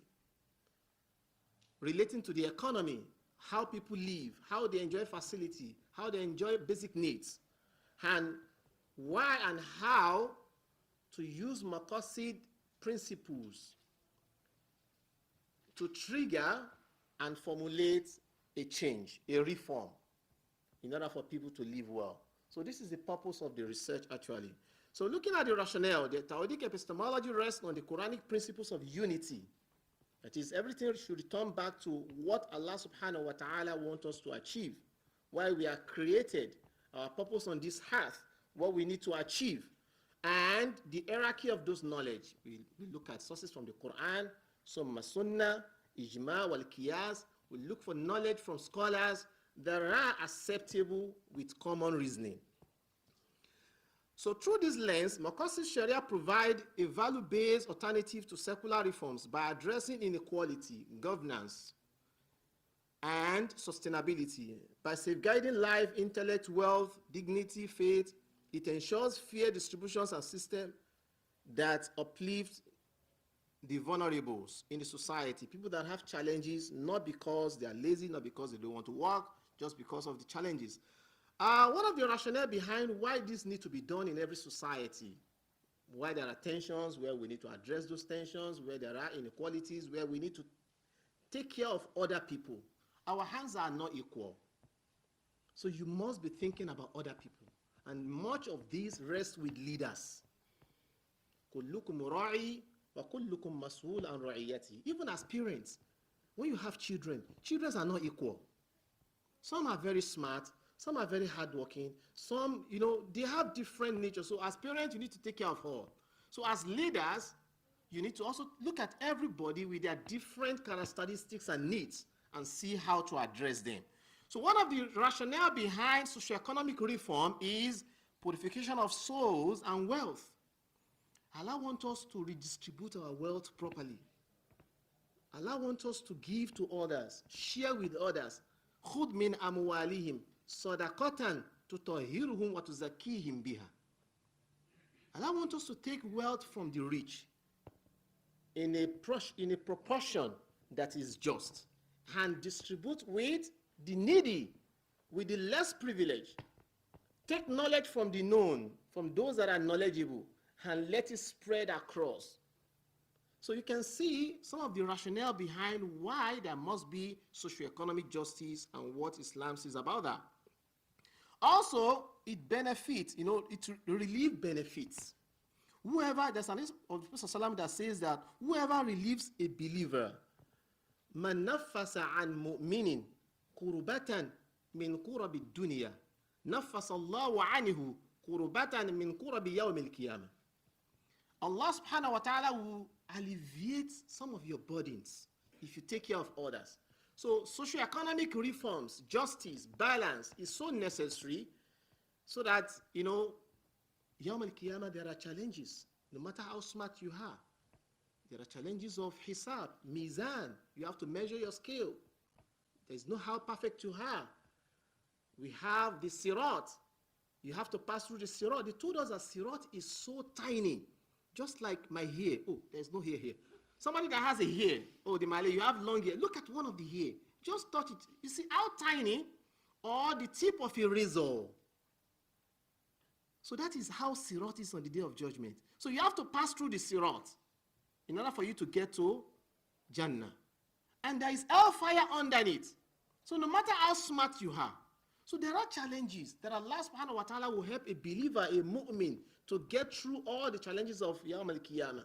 How? Some of the things the hadith told us is that how much you help others, how much you assist others, your colleague, your mate, your family members, your wife, your children, your society, people that are not from your culture, how much you want to help other people, social, economically, you are helping your akhirah. So the structure of our paper, we talk about review of classical and contemporary literature, applications of the 5 essential maqasid values into cultural and economic issues, case study for reforms in governance, in wealth distribution, and inclusion, financial inclusion, alignment with international best practices and global development goals. So finally, we have some key insights. Cultural justice in Islam aligns with the principles of adl, justice. Karamatul insan, that every person that is born has ahliyatul wujud. If a baby is born today, the life is sacred. You don't have the right to take that life. And that is what Islam says.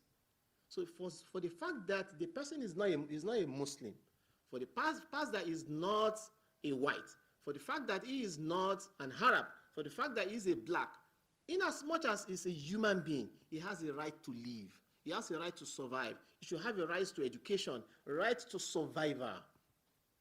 So these, no matter what is his culture or background, he should have basic rights to survival, basic needs of life, education, food, accommodation, clothing, and what have you.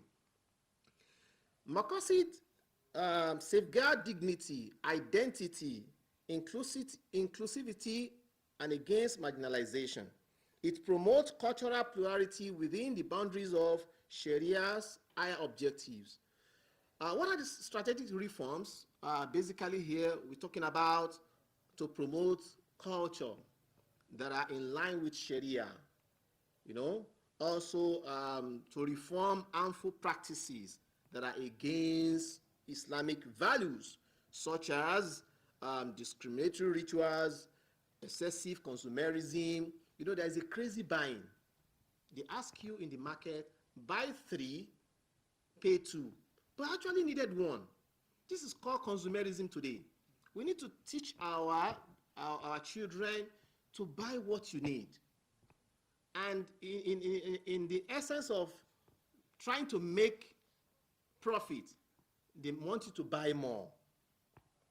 All these are not in line with Sharia, because people are buying more than what they need. So you need to buy exactly what you need.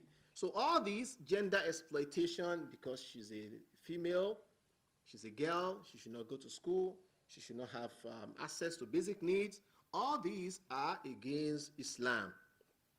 Interfaith dialogues and intercultural dialogue within ourselves. We need to come to a balance in a society. What should be the moral standard of our dress code, the moral standard of how we relate with ourselves, of how we address ourselves? Even though they are non-Muslims, we need to have a moral standard of how we dress in the society. In your standard of culture, does it make sense for you to walk around with miniskirts? They need to be addressed. They need to be discussed. All these are, dialogue we need to have with the non-Muslims. Avoid wastage. And that is what Islam says, that we need to avoid wastage. Yani, indeed, the wasteful are brothers of shaitan. Innal mubadhirina kanu ikhwana shayatin wa kana shaitanu li rabbihi kafura.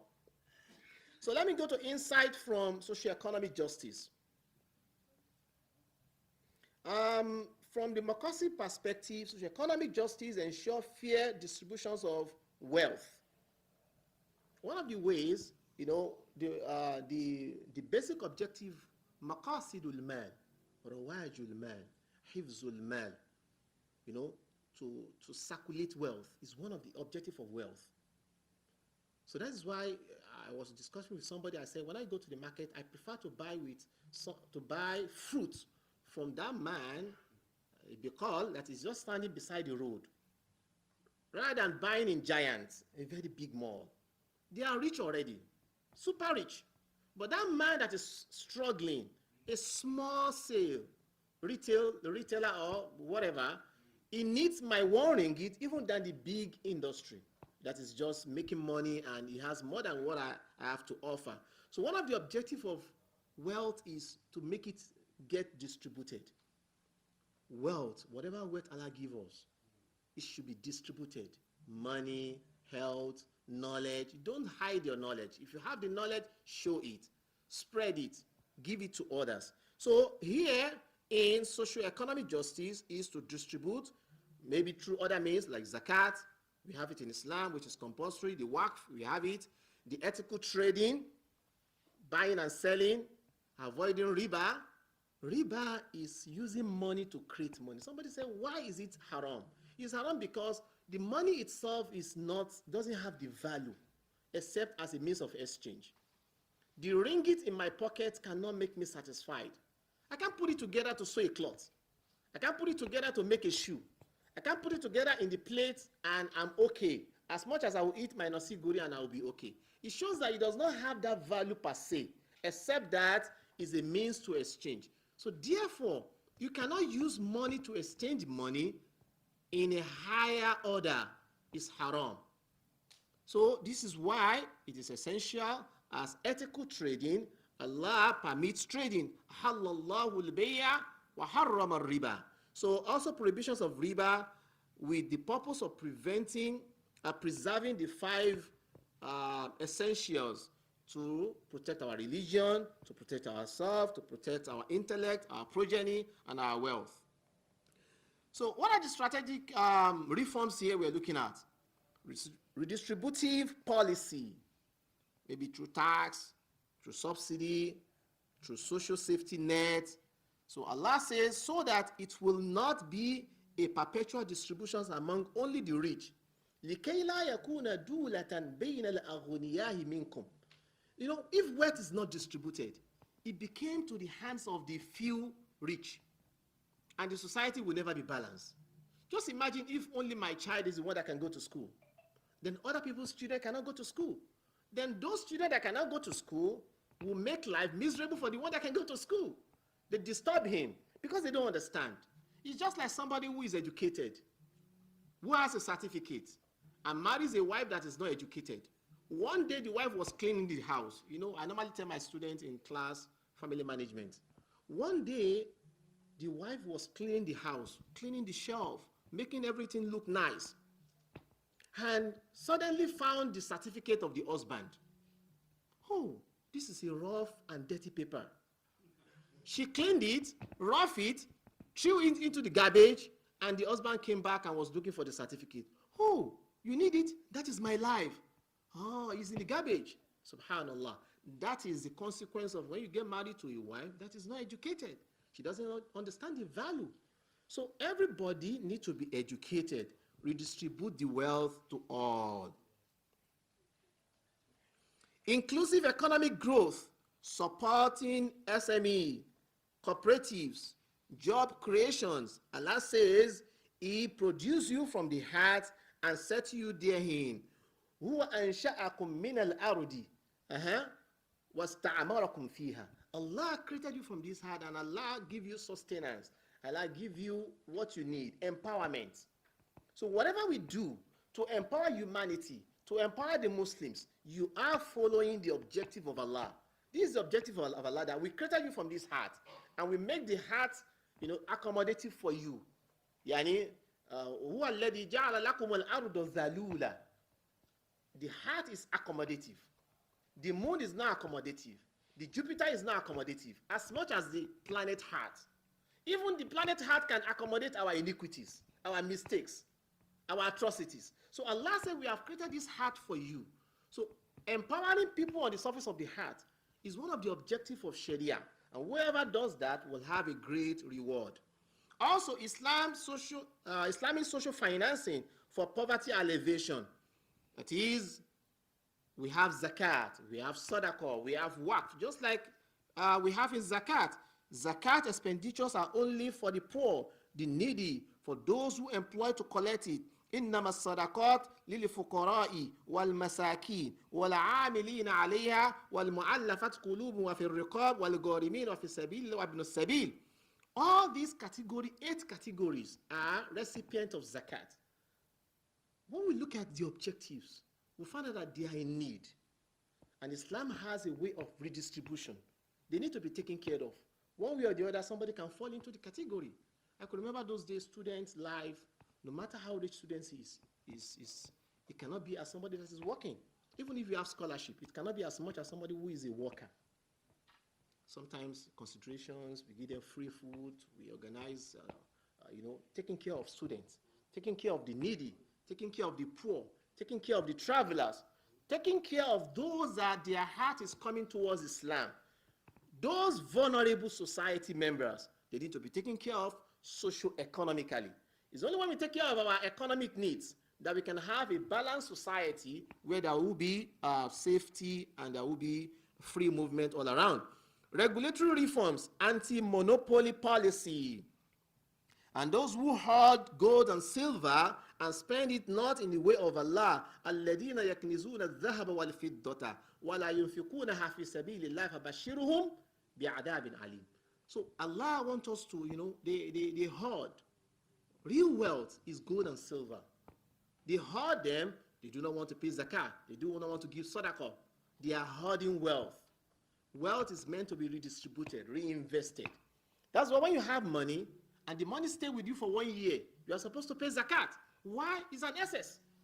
How can you keep your money for 1 year and you are not spending? It shows an excess.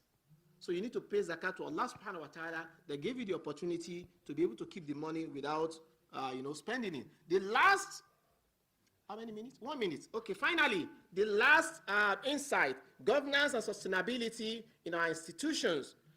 What are the strategic reforms we are looking at here? Accountability and transparency, Sharia compliant audit, Hisbah, oversight, anti-corruptions and measures. So, and Allah says that, and stop them. Indeed, there had to be questions. Wakifuhum. Innahum masulun. The criminals on the day of judgment, there will be questions, they will be queried, they will be asked. That is to show you that there is accountability. Recently, our Prime Minister is, emphasizing why we need internal auditing. Make sure that everything is done properly. This is one of the problems of the Muslims. We should do things properly. One of the advice for Muslims is that we should increase our reading. The last time I was sitting with Prof, he told me this, and alhamdulillah, since that day, I've tried to increase my reading. As Muslims, let's increase our knowledge by reading every day. And let's, be serious with whatever we do. Finally, participatory shura is also very necessary. وَشَاوِرْهُمْ فِي الْأَمْرِ وَإِذَا عَزَمْتَ فَتَوَكَّلَ عَلَى اللَّهِ. That's the final one. Prohibition of corruption, and do not consume another's wealth. وَلَا تَأْكُلُوا أَمْوَالَكُمْ بَيْنَكُمْ بِالْبَاطِلِ وَاطْلُبْ بِهَا إِلَى الْحُكَّامِ لِتَأْكُلُوا أَمْوَالَ النَّاسِ بِالْإِثْمِ وَأَنْتُمْ تَعْلَمُونَ حَرَامٌ عَلَيْكُمْ. Conclusion, Maqasid Sharia is a dynamic framework for justice and reform, rooted in defined guidance, yet globally relevant to our needs today. It bridges traditions with contemporary needs, offering sustainable values-driven solution. Thank you very much. So even though I've used extra time, I'm in charge. Despite I'm in charge, Dr. Ruby can query me, HOD can query me, and Prof can also query me. So that is why I was trying to, manage the time. We go straight to the next presenter, and that is Associate Professor Dr. Abdul Hamid Muhammad Ali Zaru, mashallah, a great scholar. He will be presenting on the unity of Muslim Ummah. Ummah again. Is he around? The unity of Muslim Ummah. So we have two Ummah, mashallah, in light of Tawhidic framework and international relation-based analytical study. موجود ولا لسه؟ قادم؟ كان موجودا. طيب يعني عامل ايه يعني؟ Okay. So because of that, we have come to, can you confirm, is it coming? موجود؟ لا. Oh, okay. Okay. So I think it's good. We have come to the end of all our presentations. I was thinking maybe he's going to present because he's here. That's why I try to divide the whole presentation into two so that we can have other sessions. So I'm willing to listen to comments, questions regarding my presentation, cultural and socio-economic reforms from a Maqasid perspective. Any question, comments? Okay, Dr. Abbas, 1, 2, 3. Okay, we can start. Assalamu alaikum. My question was Dr. Rabia asked just now, right? I think I don't know whether you followed me in full because I was rushing, time constraint. I have a policy in writing, in conversation, right? Muslims must use these two techniques when you are talking to non-Muslims, First of all, diplomacy is very important. The second one is persuasion. So if you get it right in your conversation and your written work, right, it makes appealing, right? So I never meant to say that, of course I agree with you. I was astonished to see, to watch on YouTube, the demonstration in Gaza. There are about 42,000 demonstration has happened worldwide.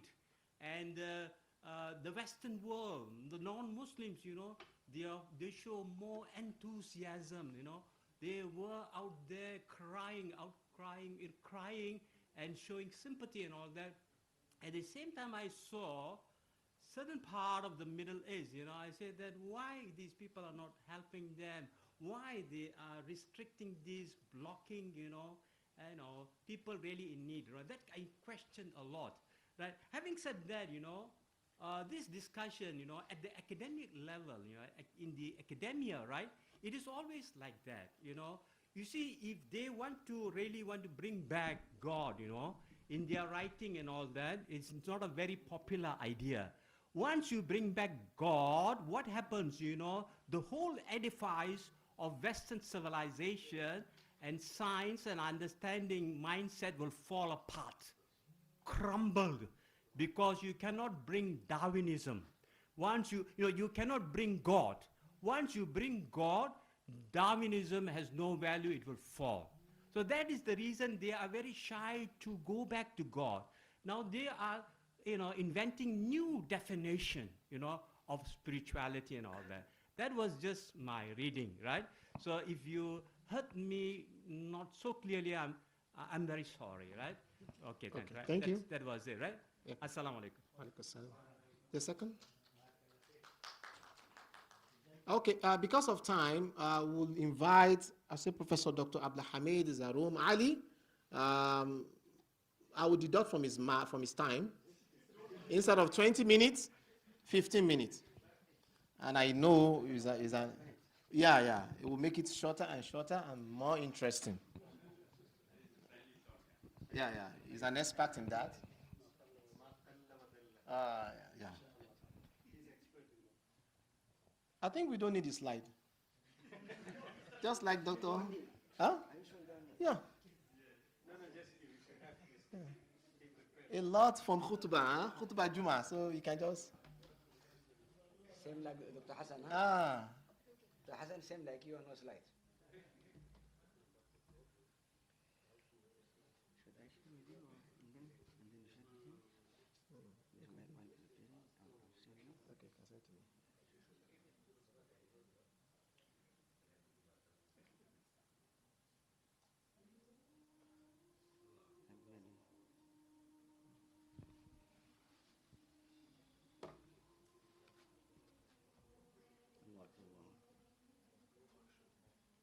So after Adhan, Dr. Ruby, after Adhan, finish.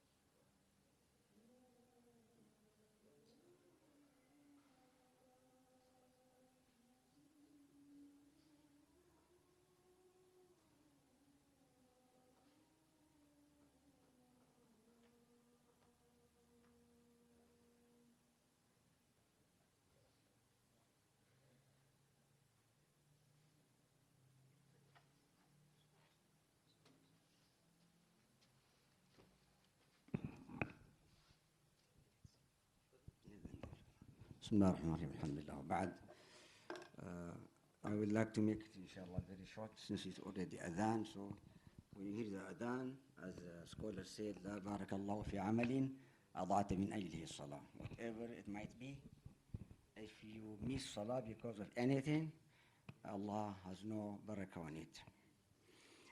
I will make it inshallah very, very short. So I say to everyone, Assalamu alaikum wa rahmatullahi ta'ala wa barakatuhu wa masa'ul khair and good afternoon.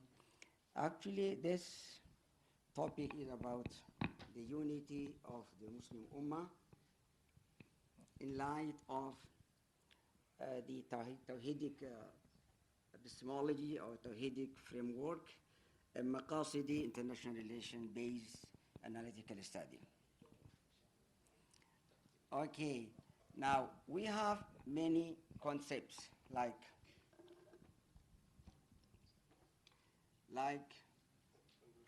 the what you call Tawheed, Ittihad, Wahda, all are from the same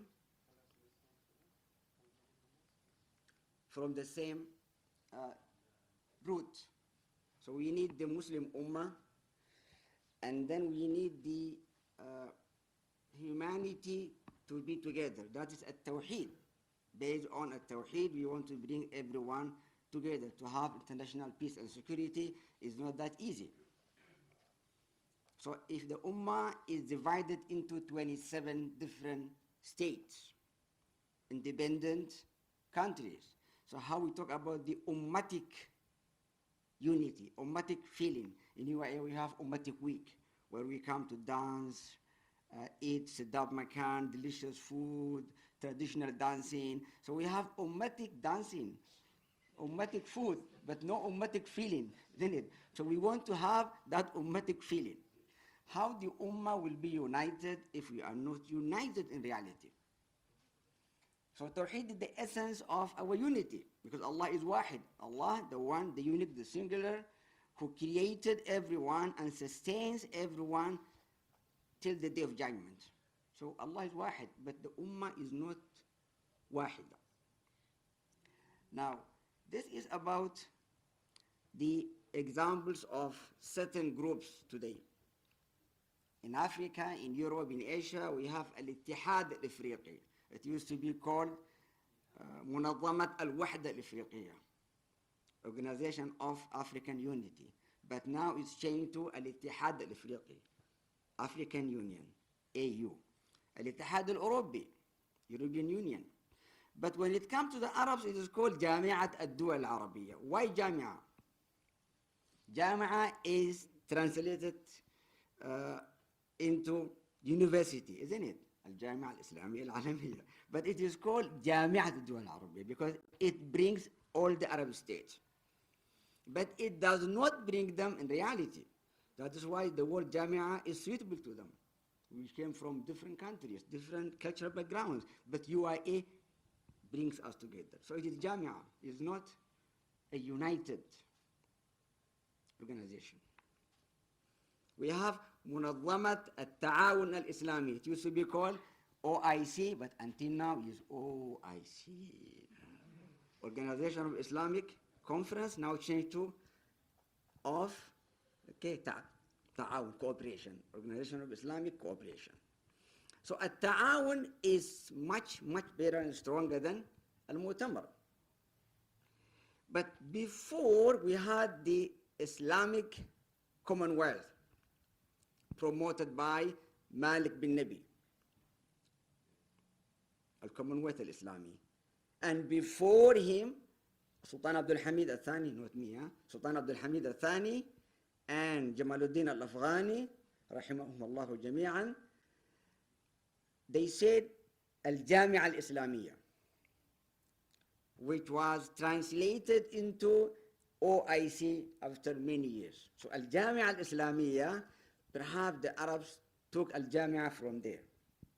So Jami'at Ad-Duwal Al-Arabiyya. Okay, the main arguments of my humble article is not like Dr. Abbas' philosophical article. Knowledge of human science as a component of Tawhidic epistemology, as our rector presented, I think before yesterday. Now, only after the Peace of Westphalia, and Doctor will correct me if I'm mistaken, only after that Peace of Westphalia, 1648, the concept of international community exists. But in Islam, Al-Usra al-Dawliya, international community, long time ago. Since the beginning of Islam, Islam propagates unity among all human beings or all mankind.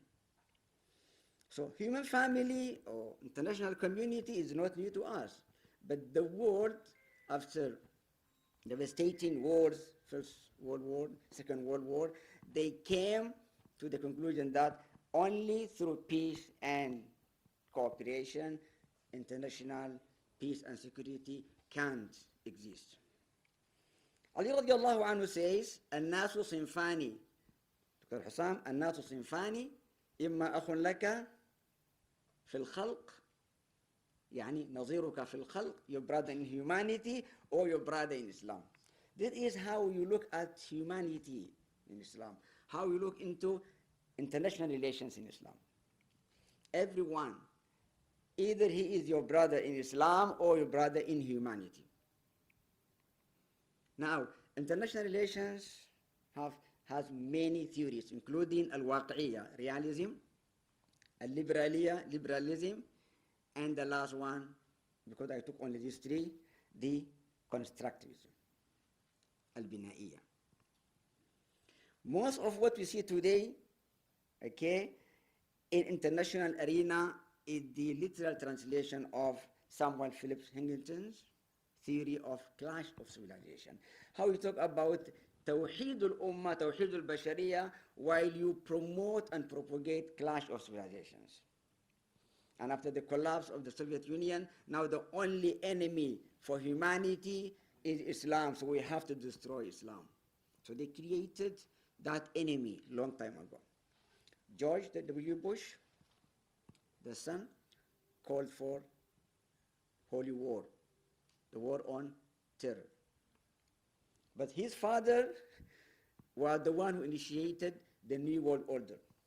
Only after 10 years, the son came and said, it is now a holy war.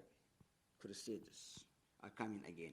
Later on, he denied that he didn't mean it, but he said it. So in Islam, we call for cooperation of civilizations, not clash of civilizations. Imam al-Shafi'i said it long time ago, Ad-dunya darun wahida. This universe, the whole globe, is only one dar.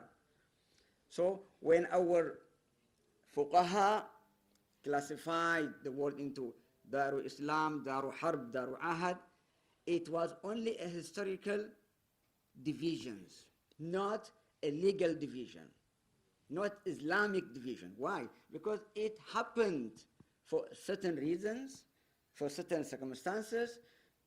We had Daru Islam, Daru Harb, nowadays, no. According to Imam Shafi'i, Ad-dunya darun wahida. And that is why now everyone has been there in the United Nations. We are all part of the system. More than 196 countries under the United Nations. And all the Muslims under OIC, 57 different countries. So these terms are no longer exist. Like in Malaysia, you don't consider the Chinese, the Indians are Ahlul Dhimma. They are citizens of Malaysia. Or in Malaysia, they are not foreigners like me. Okay? They are not. They are local. Why? Because they are Malaysians. So you don't take from them jizya, no more jizya, no that tax that is imposed by the Islamic country on the non-Muslims. And because they used to defend them, they used to pay the tax. So no longer jizya, no longer dhimmi. They are not dhimmis. They are Malaysians.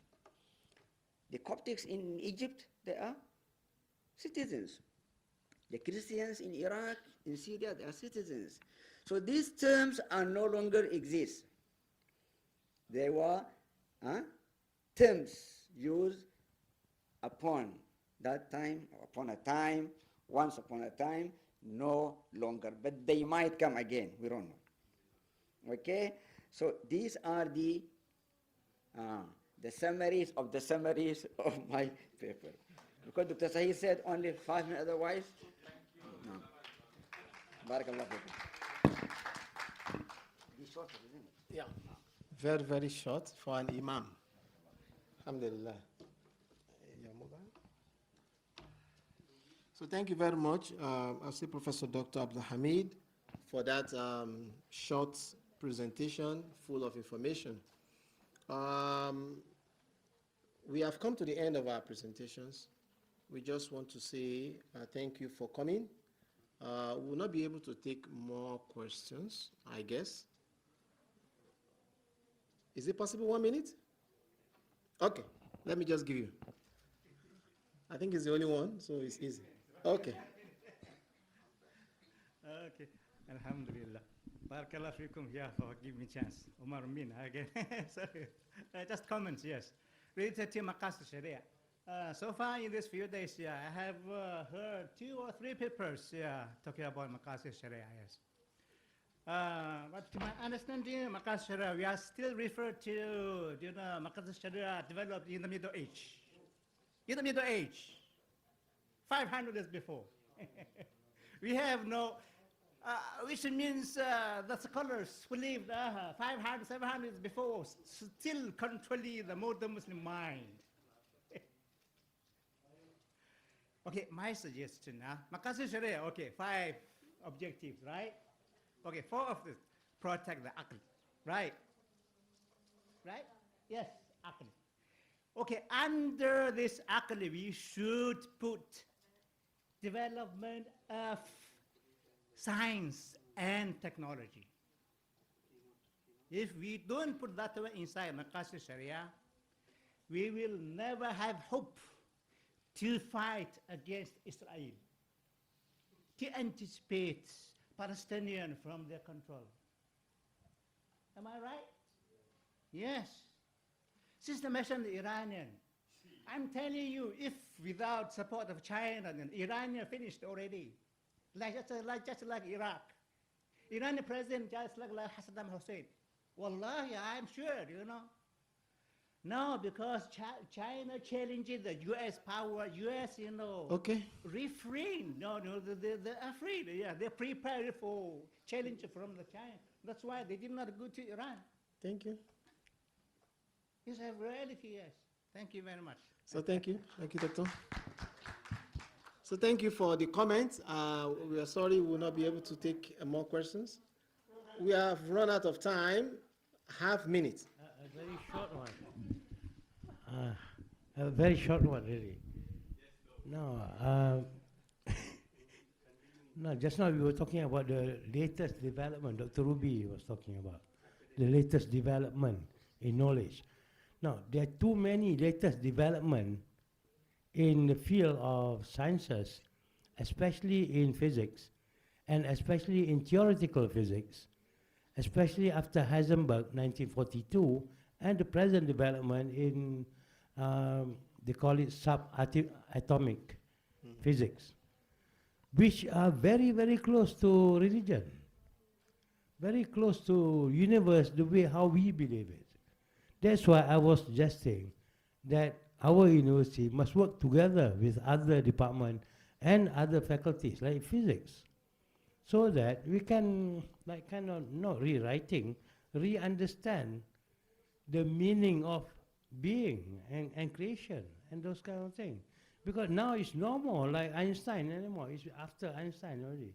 And after Einstein, it's not anti-religious. It's very religious if we put it in such perspective. So I think it is very important. Also about, like, when I talk about eschatology, life after death, there's so many research that's been done, which are very, very close to religion, actually. But we deny because they are Western. That's why we deny. And some other, they really believe in religion. Like Fritjof Capra, a Viennan, from Vienna, scientist.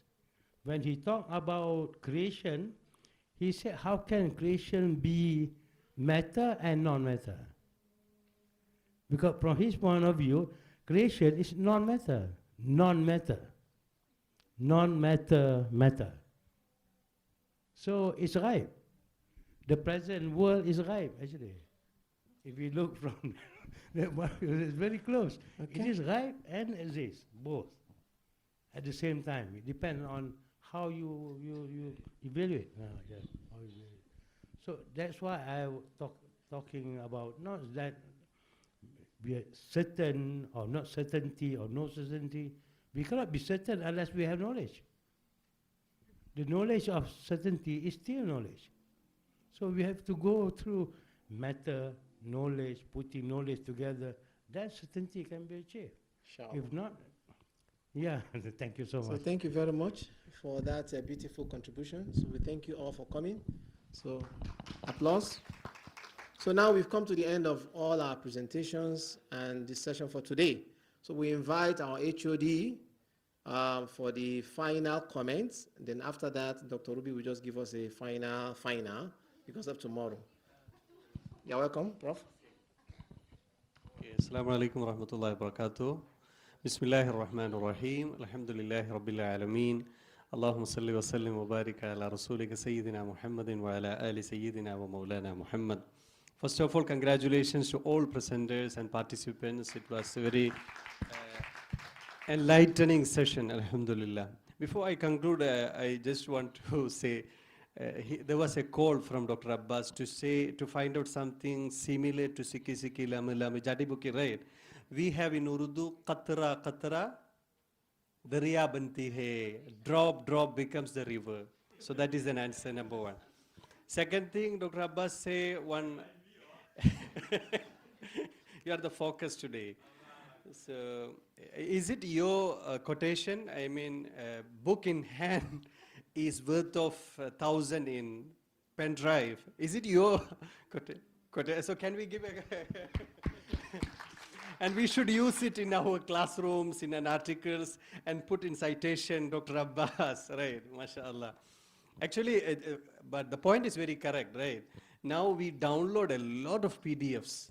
What is PDF, Dr. Ruby? What stands for PDF? Anyone knows PDF? What is the full form of PDF? Permanent document. Picture document, wrong. Permanent document. No. File. There's a quiz, we end with a quiz. PDF, portable document format. But I say to my students, PDF means permanently damaged file. Because 1,000 we download, we read maybe one or two. So thank you very much for all the enlightening presentations. It was education, social justice, to Ummah was there, and what else? Different topics, economic, finance, and we enjoyed a lot, inshallah, and we thank Kulliya, especially the Office of Head of Research and Innovation. I think this is this kind of program is first in kind. This kind of the program, I mean, really in a true sense, you brought together the colleagues from various departments and sharing their knowledge. Still, you see, if you ask any more questions, our respected professors will have. So this is a good platform to come through and to listen to one another and to benefit from all of you. Jazakumullahu khaira. Hopefully next year, in an updated level of congresses, will continue to enlighten us, to bring the real integration, inshallah. And also for me personally, maybe for some of you also, this week was a ta'aruf week. Ta'aruf week of the students we have, but ta'aruf week of staff we don't have. Sometimes we know the face, we don't know the name. We know the name, we don't know the department. We know the department, we don't know the specialization. But alhamdulillah, at least for few we have access to various specializations. So that was really helpful. May Allah subhanahu wa ta'ala qabul from all of us, our tiny acts as a ikhlas-full ibadah, inshallah. With that, and we thank on behalf of Department of Fiqh and Usul Fiqh, all the presenters and participants and those who are watching us online, inshallah. Jazakumullah khaira, may Allah qabul. Assalamu alaikum wa rahmatullah. سبحانك اللهم وبحمدك أشهد أن لا إله إلا أنت أستغفرك وأتوب إليك والعصر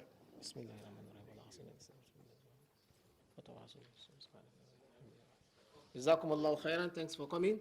Meet us tomorrow 8:30 for the final. Tomorrow morning 8:30 for the final. Okay, 9 o'clock, huh? 9 a.m. for the final.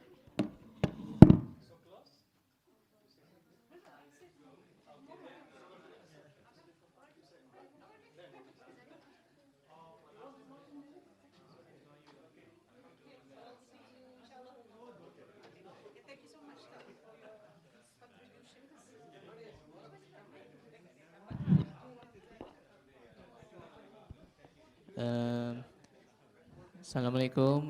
Can we have a photographer session for a while? Tak apa. Tomorrow. Okay. It's okay.